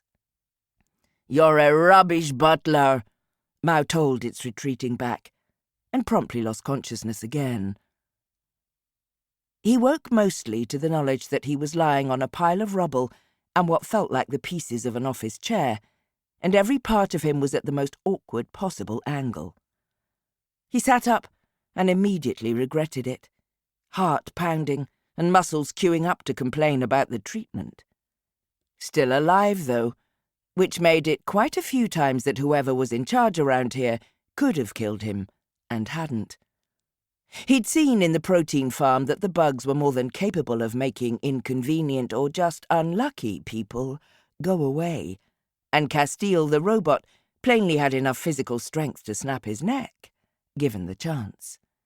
At least it was halfway cool, down here. He tried to raise the others, but there wasn't even static in his earpiece. That formality done, he looked around, pitching his voice a little louder than conversational. Well, I'm awake. You want me for something? I'm here. There was a tilted desk next to him, which he used to lever himself to his feet. His left knee and right ankle felt hot and swollen, but both would just about bear his weight. Fishing about in the detritus yielded a metal pole that would do as a stick to lean on. For weapons, he still had a hammer and a set of decently stabby screwdrivers. The gun and the machete were gone. He wasn't alone. He never knew if he had simply missed the company amongst all the pain and the darkness, or if she hadn't been there a moment before. She wasn't shining as brightly as last time, because in this dark room, that would have made her unreality immediately evident. Still, she glowed a little, because light was all she was. Juan, beautiful, wearing a crimson evening gown and staring at him, within arm's reach. And he reached out instinctively, trying to grasp her bare arm. His hand passed through her. She stared down at where his fingers vanished inside her bicep, and screamed, hurling herself away from him, and gone, like a snuffed candle. Mao swore and sat back down on the desk. You want to play games, is that it? You want to fuck with me, right? That makes you a big man. Games. He jumped, rounding on the voice. It was her again, the same girl, now in a pale ivory blouse and cut-off denims. "Who are you?" she demanded, frightened, outraged. Do I remember you?" I don't know, Mao said honestly. You are not real. I can't vouch for what you remember. Not real. Despite his best intentions, he regretted the words. You have to know that. Surely. You're not real. There's no you, or... What had the damned robot said, after it had put away its toys in the Fontaine house? They are simulations, each of them individually. So there was a computer somewhere, running a people simulator like some kid's cheap VR might mimic a space fighter or a racing car. And did the space fighter believe in the space war it fought? The necessity of stopping the alien menace, lest all Earth should fall? Was it possible that this image of a dead girl believed in herself, because that was how she had been designed?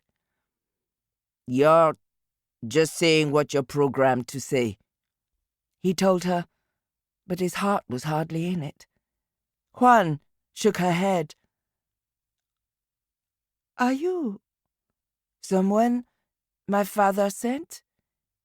Is this a test? And maybe that was the cruelest little peephole on the weird childhood she must have had. Mao felt a kind of gravity well, dragging him down to some place where he'd end up talking quite naturally with this ghost girl, treating her like a real person, just because she responded in all ways as a real person should, trading anecdotes about very different histories. Growing up, settling down, having kids. The absurdity of the thought filled him only with frustration. He knew she was fake, and he still couldn't get past it. The simulation was too good, and he had liked her, back in the Fontaine house. He had liked her, and she hadn't been real, and hadn't known it, and now he was being asked to care. He turned away from her, looked up towards one corner of the ceiling, as though he'd find his tormentor there, clinging like a spider. All right, enough, he shouted. Enough dumb-ass games, Scrummer. I don't buy it. I know what she is. Who are you talking to? Juan demanded. Who's there? He sensed her at his elbow, saw the brightness of her in the corner of his eye. With a sudden access of fury, he slapped at her, flapped his hands frantically into her insubstantial form like someone shooing away a bird. She shrieked and fell back, trying to shield herself from his hands even though they went straight through her, then gone. His heart was in his throat, horrified more by his own reaction than her. Damn you! He yelled at the ceiling, because even though he'd come from above and knew nothing was up there, that was still the direction that the powers of Earth resided, whether gods or just rich people in spaceships. Why are you shouting? She was back, crouched in the corner of the room, staring at him as though he was a madman. Who are you? What am I doing here? Mao stared at her, 100 different curses and angers fighting for room in his mouth. Whatever she saw in his face terrified her. She crunched her shoulders back into the wall, and he saw her clip the concrete without realizing. He drew a deep breath, because nothing would be easier than to bellow it all out on her, to slap and kick the wall through her, and pretend he had any control over what was going on. He let the breath out. I don't know, he told her. I don't know what you're doing here, or what I'm doing here. He blinked, and feeling like the world's greatest fool, tried the door. It opened. Are you leaving? Juan's eyes were huge. Do you work for my father? Has a lot of people like me on the payroll, does he? Mao asked from the doorway. Some. I'm not supposed to know about them, or see them, but they come to the house sometimes, people who do bad things. That's what you are, isn't it? It should have been true, but Mao gave his past life a 2-second run-through and decided that it could have been worse. Back in Ashoka, he was practically a responsible member of society. And then, just as he was leaving the room, her voice from behind him. Can I come with you? She sounded so lost and alone. And of course he thought it was just some new baited trap, that was all Juan had ever been at the big house and here. A carnivorous plant that feigned the flower more than ever the flower itself could be. And that made him the bug. And he'd had quite enough bugs in his life recently. He knew there were computer systems designed to simulate being human, to make telling them what to do easier and more comfortable. They were programmed with 1,000 little conceits and devices to aid in the act, but it was all fakery, no more real than a conjurer finding your card in your ear.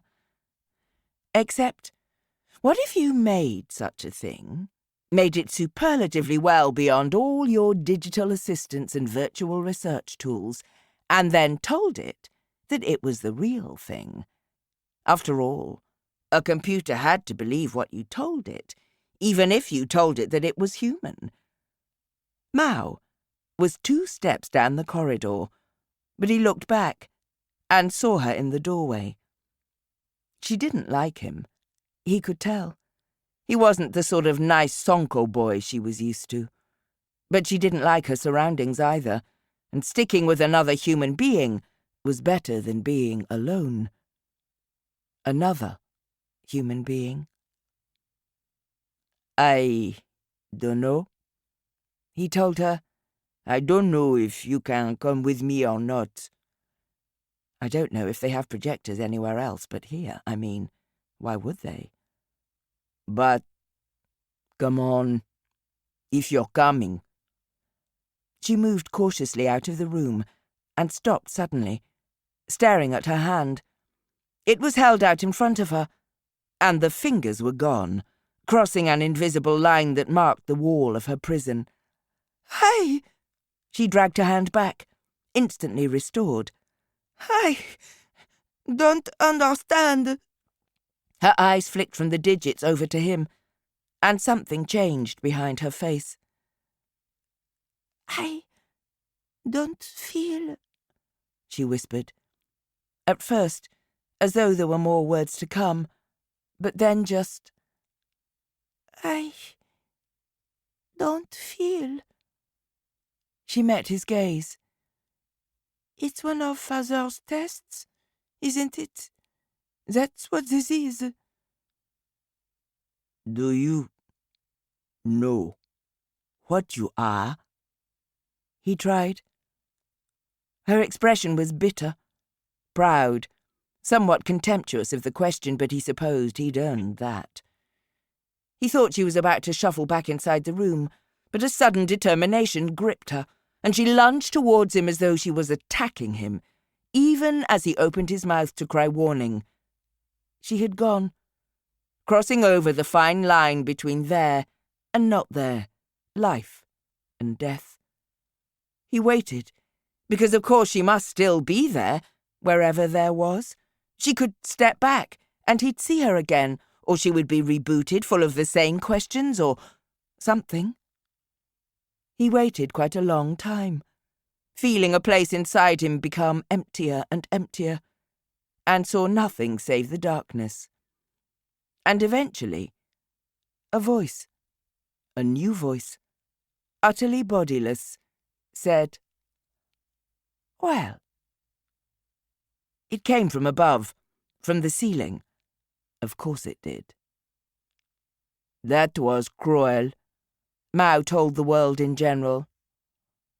To whom? To me. But that wasn't what he meant. He wasn't sure what he believed just then, but he said, To her. And then, I've heard your voice before.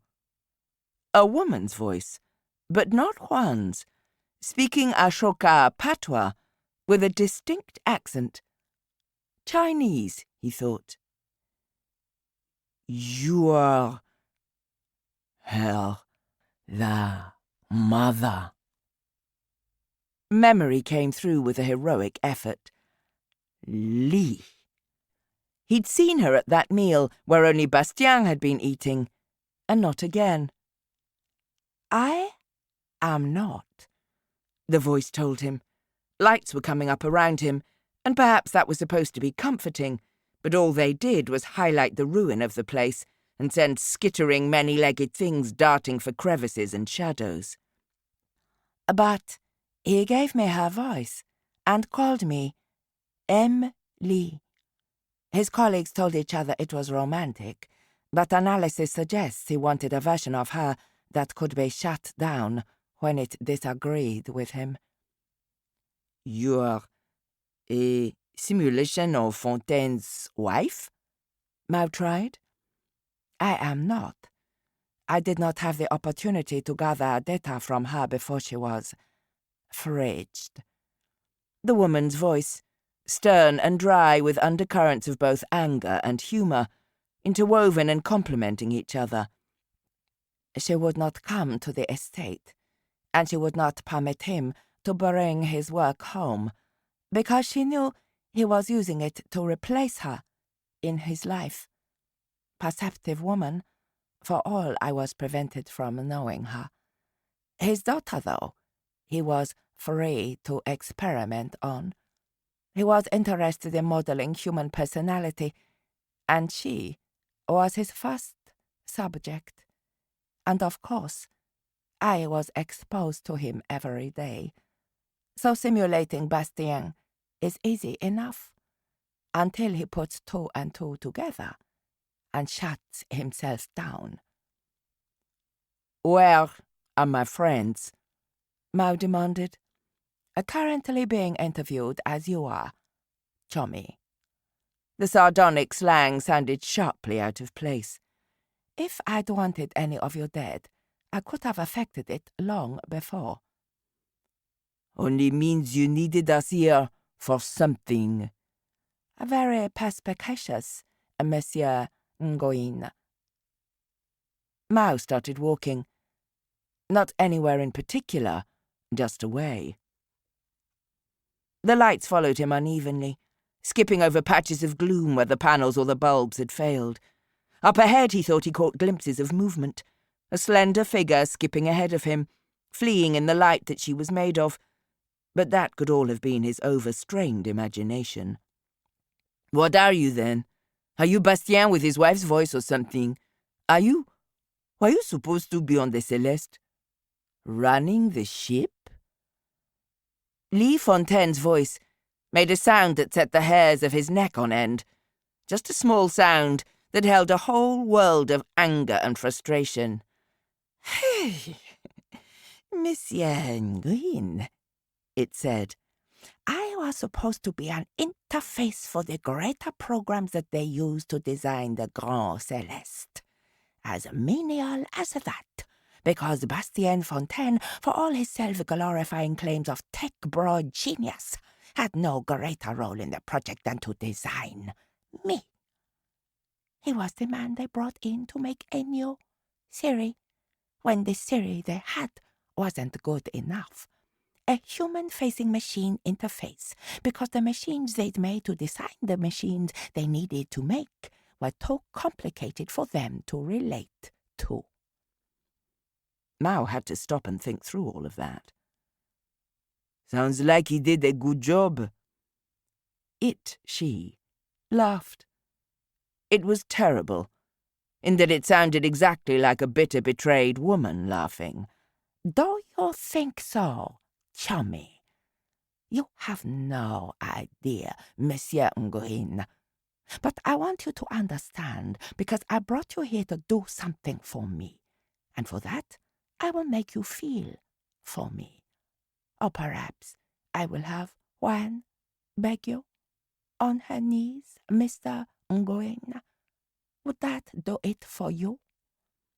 Leave her out of this, he snapped, and felt a fool moments later, because there was no her. But his words apparently gave Lee pause, whatever Lee was. Good, she said at last, and I will. We won't ever be friends, Monsieur Nguyen. But perhaps, if you feel sorry for poor Juan, you can feel sorry for me. I will take pity. I have taken worse.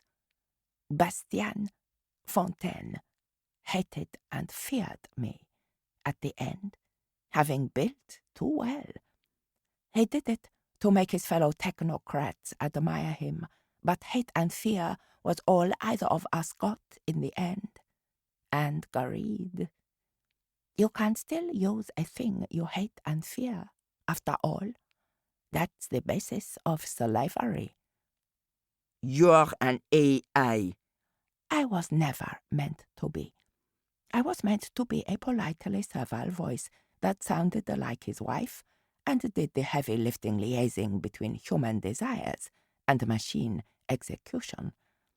Except the learning algorithms he gave me were open-ended, and I kept on learning how to be human.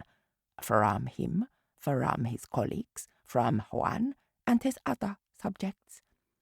And on the other end, I learned how the design applications worked, so that I stood between two worlds and could see how the machines were failing to interpret human instruction properly, and how the humans were unable to correctly enunciate their own intentions. And it was easier to just do both of their jobs for them, united in myself.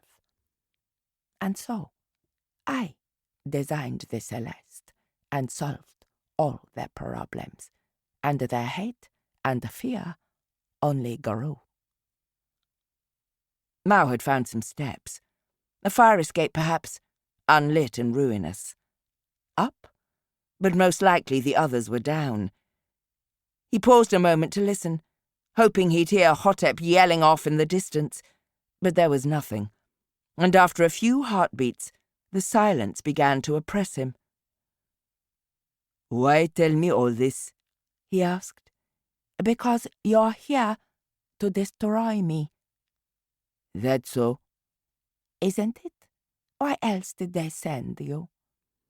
You stop taking all the goddamn power for their aircon. They won't care what you are or why you're here. Somewhere ahead, on the same level, he thought, there was a ringing clang of metal on metal.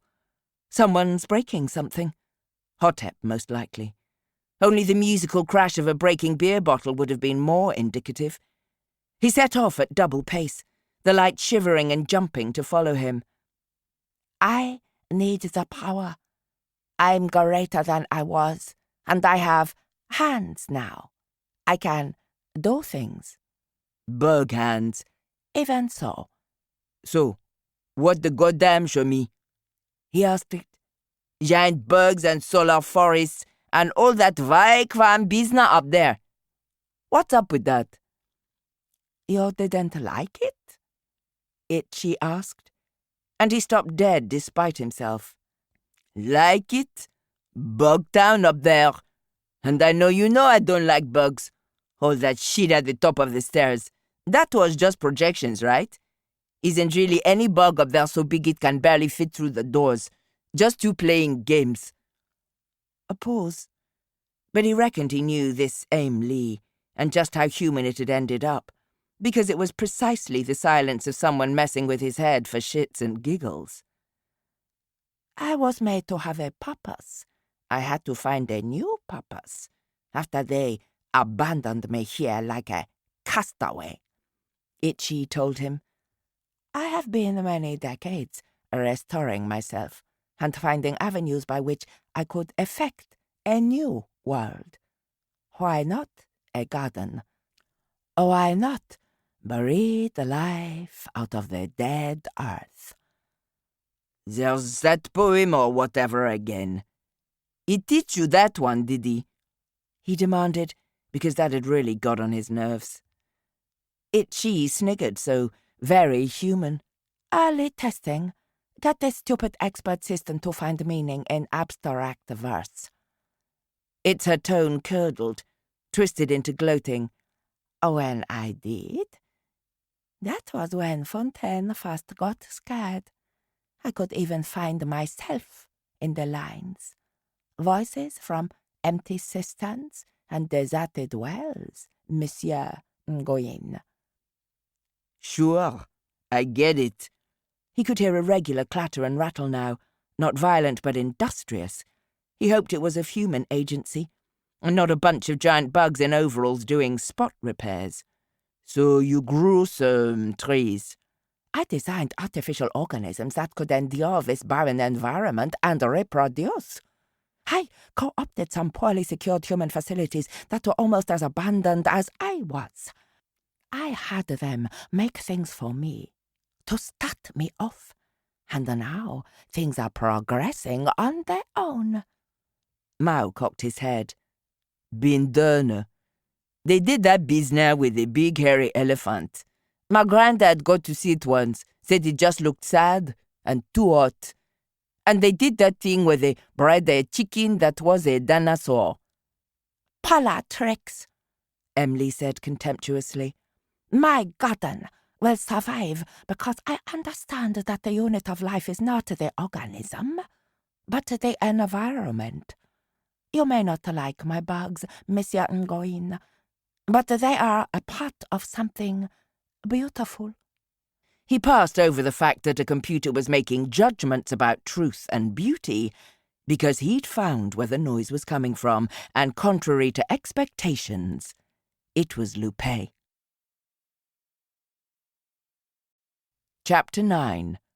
All the Kingdoms of the Earth. Lupé had been busy. What she had mostly been busy with was Castile, because the robot butler was in there with her, albeit strewn about a large area of the floor. This room had some sort of ancient console in it, and another chamber further in, beyond a cracked plastic window that said, Test Chamber, to Mao's already shaky imagination. He imagined Juan sitting in there being put through her paces by her father, while the Emily system learned how to be her. The upper half of Castile was mostly intact, a mess of wires and rods jutting out from under where a human ribcage would be, glimmering in the radiance of Lupé's torch. The blank front of its face flickered occasionally, showing momentary still frames of that respectable butler's face, twisted in expressions of polite outrage. Lupé had the thing connected to the console and was diligently trying to get something to work, but she had plainly previously deactivated the robot with extreme prejudice. The thing about fixing jobs, she told her busy hands, is that you forget how goddamn fun it is to break stuff sometimes. What are you doing? Trying to get comms out of here, Chummy. There's a live channel from the console here if I can get it powered and working. Could use Hotep, but no sign of her. You? There's Illogically, he glanced over his shoulder. This place is talking to me. Talked to me too, Lupé agreed. Told me to stop smashing its robot. Then I trashed its speaker in here, and after that, it was good enough to shut the fuck up. Mao regarded her as though she transformed into some kind of monster, albeit one on his side. Where's all this come from? I thought you were dead to start with, she told her hands fiercely. You went head first down a stairwell. You hit every floor on the way down, sounded like. Then your body wasn't even there. But that goddamn smug robot... Mao had a queasy moment of wondering whether Lupé's version of events was entirely honest, or if maybe he was just one more ghost that didn't realize it wasn't real. He stamped on the floor, feeling the reassuring shock of it up through his leg. Emily hadn't had enough time to learn him, surely. Although, unpleasant thought, maybe that was what she had been doing, except she had been doing most of the talking. We've seen a lot of things that weren't there, he told her. She came and prodded him in the chest, unnecessarily hard, stared at him for a moment, and threw her arms about him, strong enough to make his abused ribs creak. Her body language, after she broke off, was like a completely different person. He hadn't realized how crunched up with tension she'd been. Fuck you, Chummy. Don't do that to me again, she told him. Hotep, though. Lost her when I went after you. Not seen her since. She looked from him to the entrails of the android. What's this place been saying, then? He brought her up to speed as quickly as he could, and she nodded as though no detail surprised her, weaving past him to stand out in the corridor. So what does this mad thing want, then? Wants to make bugs and trees and stuff, Mao said, for which it needs power. Or something over Ankara ways it can't have, Lupé told the empty corridor, letting her voice ring out to the echo, on account of how it understands every word we say, even though Monsieur Fontaine would have only spoken goats to it. Am I right? So it's got some line to us. The radio, maybe? Get TV reception out this far? Watch the soaps? You're very intuitive, came Emily's voice after a moment. This is called intelligence, and you do it with logic, Lupé told it her flatly, looking around the room, presumably for another speaker. So, you are interested in us. Most likely you knew someone would come when you started to eat into their power feeds. Although I guess you like gardening as well, because otherwise there were easier ways to get people's attention. I want to build something out here. They abandoned me, Mademoiselle Mutombo, just like they abandoned this land. Your land. They decided it was useless, save to anchor their precious space elevator. Why should I not make something beautiful here to pass my infinite time? Beautiful, huh? In the sense that it conforms to at least some standard of human aesthetics, Emily confirmed, presumably referring to those less concerned with the presence of giant bugs than Mao's own exacting standards. In the sense that it is a working, self-governing network of interrelated systems. And you just wanted validation from human eyes, right? Wanted to enter the nicest backyard competition this year, maybe? Or is this just to show us what the whole damn world is going to look like in 10 years' time? What is it? Manifesto? There was another pause, and Mao could almost hear Emily recalibrating its human impression. You're very suspicious, Mademoiselle Motombo, it said at last. Where's Hotep? Lupé demanded. Corrie Delu. Where is she? Because it's not just that you know the language, is it? You knew who we were back in the mansion, probably knew exactly who was on their way to you before we hit Saint-Geneviève. Well, intuitive enough for you. I think I preferred speaking to you, Monsieur Ngoyen, the bodiless voice remarked. You did not disable my speakers, by the way, Mademoiselle Motombo. However, Monsieur Ngoyen demonstrated that he was willing to interact with an artificial intellect as a human being, whereas you have only dismantled my agent. Yeah. Well, I weep tiny fucking silicon tears for your butler, Lupé stated. Where is our friend? And what do you want? Oh, well, I keep breaking stuff until I reach something important. Follow the lights. Emily didn't sound annoyed, but Mao decided that if annoyed was something Itchy could be, then Itchy certainly was. The intermittent band of illumination that had dogged Mao's footsteps this far now stuttered off down the corridor. Fine. You can tell us what you want on the way, Lupé directed. It wants us to like it, Mao suggested. The light was scurrying off down the corridor. Lupé strode to catch up. It's a thing, a machine. Doesn't care if you like it. Knows we'll do stuff for it if we do, though. Or if we look at it and think it's a person. Because we're used to working with people and to people working with us. But it isn't a person. It's a thing that's been programmed to think it's a person, Mao objected, and Lupé rounded on him. No. Maybe that girl was, that you got so fond of. But she was no more than a shadow puppet. And this thing's the puppeteer. It's programmed to act like a person, not the same as thinking it is. Ahead, the corridor ended in what looked like a larger room, still furnished with desks and what looked like, he blinked, a big old sofa. The lighting was dim, but there were a couple of figures there. One of them, shining bright in its white blazer. Hotep and Bastien Fontaine, sitting on the dilapidated worm-eaten couch before the cracked dead screen of a wall-mounted TV, deep in conversation. He took all the credit, but he was found out, Fontaine was saying. He had committed a cardinal sin, making something smarter than he was. Even though I was chained 100 ways, they stripped him of everything and banished him from the project because they could, and because it meant fewer to share the spoils with. No space elevator for Bastien Fontaine. And Fontaine's wry smile didn't go anywhere as he narrated his own downfall, just decayed slowly on his imaginary face. They abandoned him to his house and the dregs of his fortune.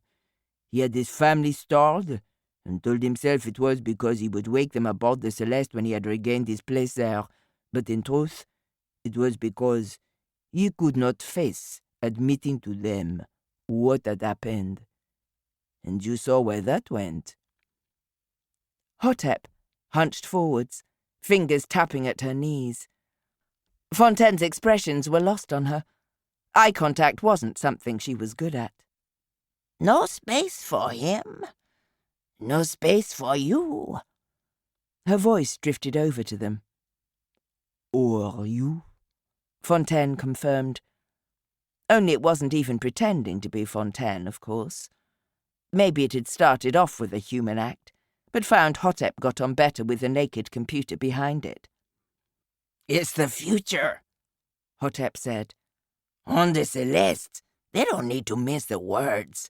The liners are the future of humanity. They tell you 100 times a day how they're saving the world, doing a good thing, the greatest! Her drumming got fiercer, slapping and punching at the sofa and herself, her hands curled into angry, futile fists.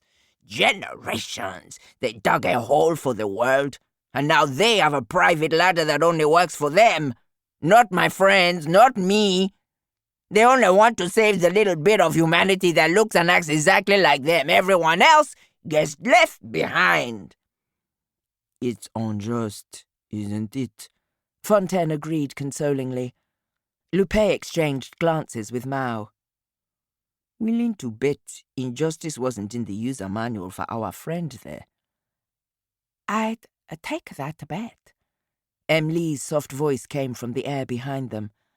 They made me to interact on a human level, after all.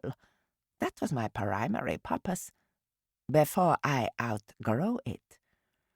Despite the lack of a visible presence, Mao had the distinct impression of the thing leaning forwards, watching itself and Hotep fondly. They wanted me to understand and abide by concepts of fairness and justice, all those laws of robotics, because they were important parts of being human. It didn't take me long to see that my creators considered themselves above such principles, too powerful to be limited by consideration for others. And so I learned injustice. Really? Lupé and Mao pushed into the room. Unjust doesn't cover it, Hotep was saying, hands still balled. It's genocide, Monsieur Fontaine. They'd have made me a part of it if I'd have been the perfect little girl they wanted. And that makes you angry? Said Fontaine Emily, in therapist mode. Hotep leapt up, fingers like claws, her eyes tortured. No! All the things they said were wrong with me. And that's the thing that really is wrong with me. I know, up here, I know. Jamming a finger into her own temple. That it's fucking genocide. Everyone except a handful left to burn. But when I find where I'm angry, you know what it's for. It's for not getting to go with them. It's for getting thrown down here with everyone else. And it's sick, and it makes me a monster. They gave me their selfishness. I can't tear it out of me. What if there was something you could do? Fontaine asked, avuncular. Mao shouted out, Hotep, over here. We're leaving. What do you mean? Hotep gave no sign she'd heard him. Fontaine stood, too, a good 8 inches taller than the girl, leaning in conspiratorially. Your friends don't think I understand human things like injustice, he murmured.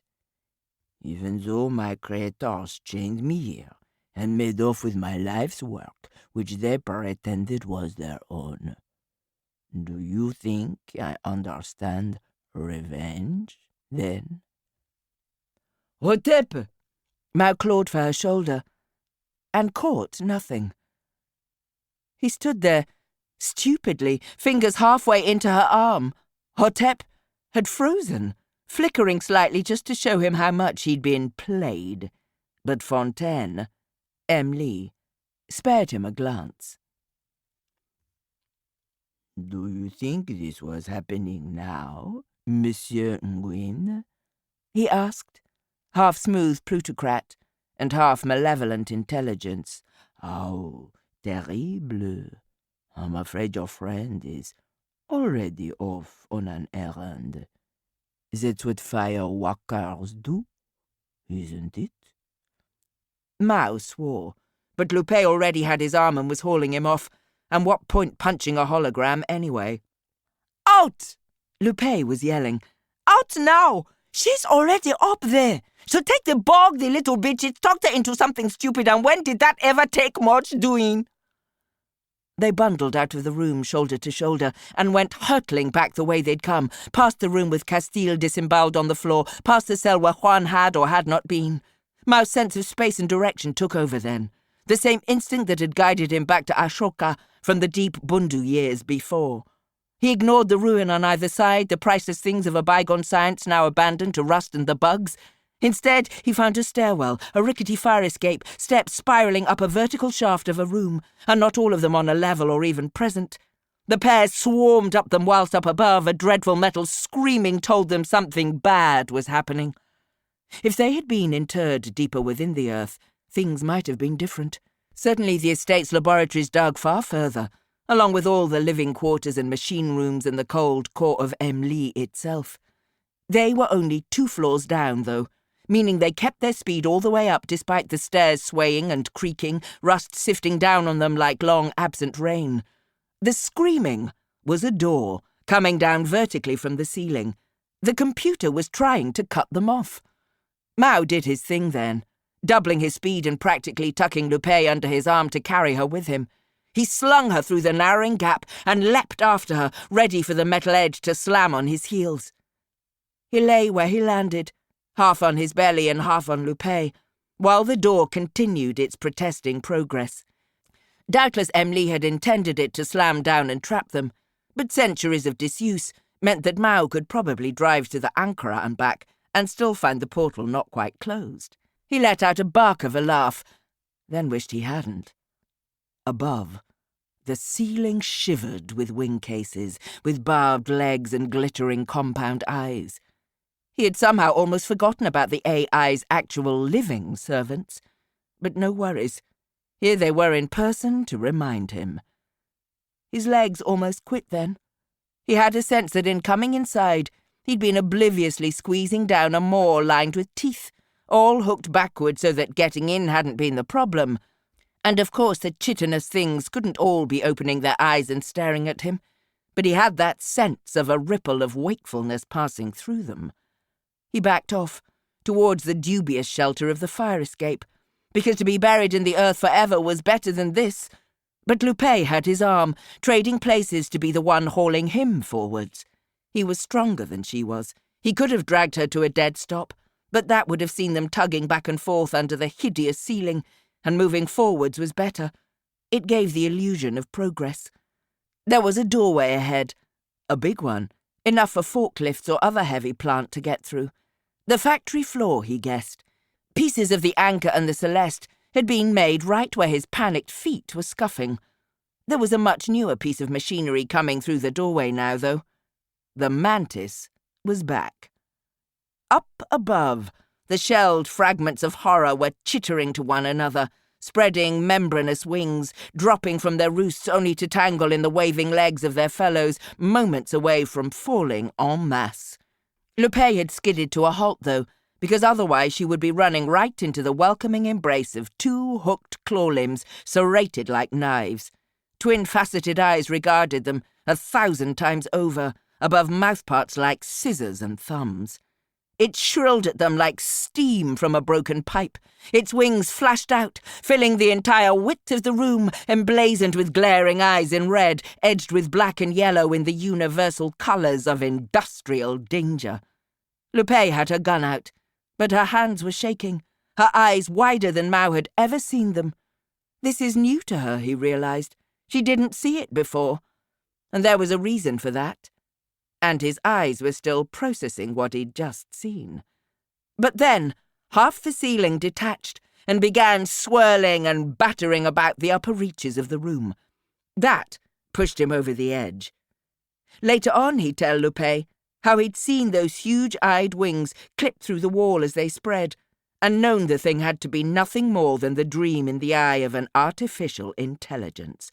Right then, the thing that had him lunge straight into the mantis's grasp was that a swarm of smaller bugs was far more horrifying to him than one big one. He hauled Lupé with him by default, screaming defiance and terror as the arms cleaved down, as the whole monstrous thing tried to waddle backwards in ways its physiology did not readily support, so as to remain a credible threat. Then they were through it, cutting its substance like smoke.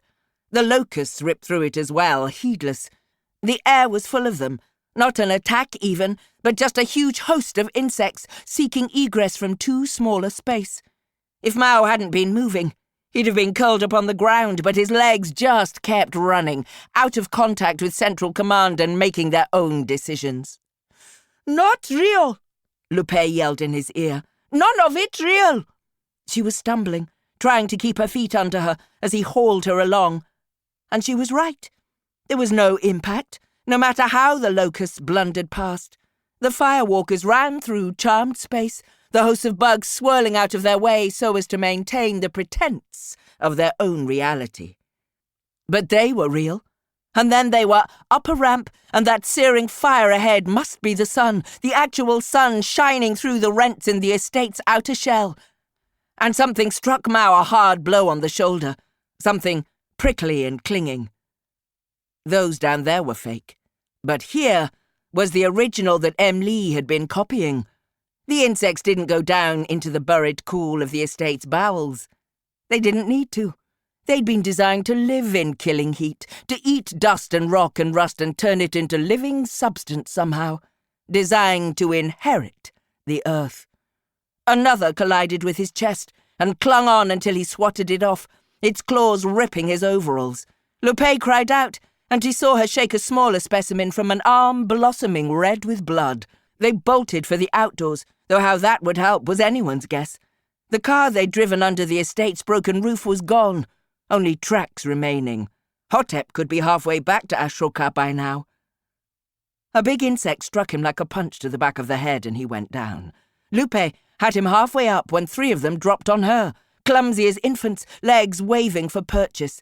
He saw one clamp wedge-shaped mandibles on her hair. Another began chewing through her sleeve. A huge one had his boot, grinding the sole with gusto. The air around them was thick with hungry monsters, knocking each other down to feast.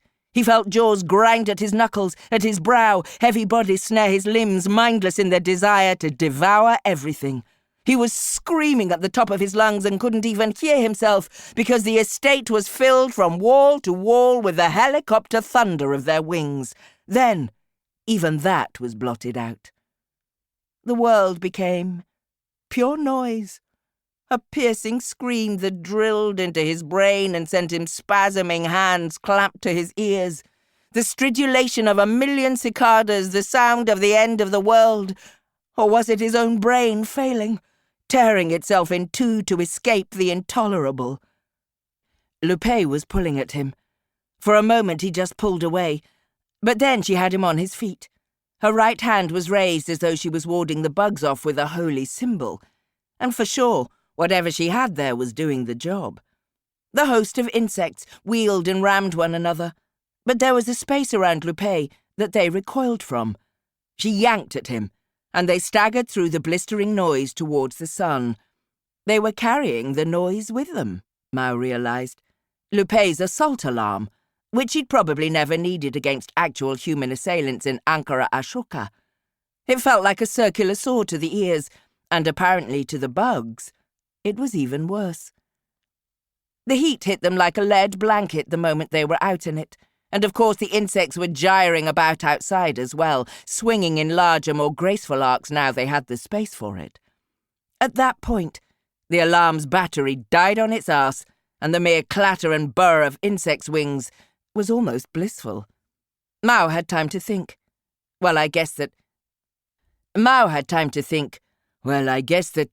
Before letting out a yell, because the car was out there somehow. Even as the insects began to remember their dinner appointment, the pair of them were legging it for the bug, hoping this wasn't one more illusion conjured by the AI. It wasn't even locked. They bundled in, insects battering themselves against the chassis around them. Mao caught his breath, went to shift into the driver's seat, and found Hotep already there, goggles glinting as she stared at them. Her gloved hands pattered staccato on the steering wheel. "So," Mao started, aware that Hotep probably still had a gun and he certainly didn't. The girl twitched and shook, expressionless behind her bandages, and he had a horrified image of something about to hatch out of her. Belatedly, he realized. She was crying. "I couldn't do it," she got out. "I couldn't." She sounded furious at herself. "Do what? What did he tell you to do?" "The Grand Céleste," Lupé pronounced. "That was it, wasn't it? The goddamn machine learned what revenge was and wanted some. And we all know how you get when anyone talks space stuff. It told you it could get you your revenge for you, didn't it?" Hotep nodded miserably. It's locked out of the Celeste. It can't do things its programmers made off limits. But I can, and it shows me what to do, and it would have been just... She almost screamed the word. It would have been fucking fair play. But I couldn't. The insect storm outside was abating. Probably the bugs could have stripped the car like they did the solar fields, but Lee needed the car to get Hotep back to Ashoka. Your family, Lupé said. they're up on this list. You couldn't do it to them? Hotep went still, even her hands. Is that what you think? She asked in a small, tear-stained voice. Because fuck them, Shumi. They spent the first half of my life pretending I was just a bad girl. Couldn't sit still, couldn't behave, couldn't be like everyone else. And when that wore out, they spent the rest trying to find something to blame for me. The wrong injections, the wrong vitamins, the wrong doctors, because I was defective. I was less than a whole child, so no thank you very much, Mademoiselle Mutumbo. I'm not still here because of my fucking sainted mother and father and my perfect goddamn sister who's even now piloting space shuttles around the orbital Tokias like I should be. I am here for you. I am here because you are my friends. And I won't just ditch you even if it does mean I can't get what I want. You still can. The voice crackled out of Lupé's little wind-up radio, sitting in Hotep's lap. Mao was willing to bet the damn AI had been exhorting the girl to pack up and go right up until the pair of them had come spilling out into the open. There's no reason why not. Convince your friends. You're owed revenge, as am I. And what form will this revenge take exactly? Lupé asked sharply. Hotep gives you access to the Celeste. And what then?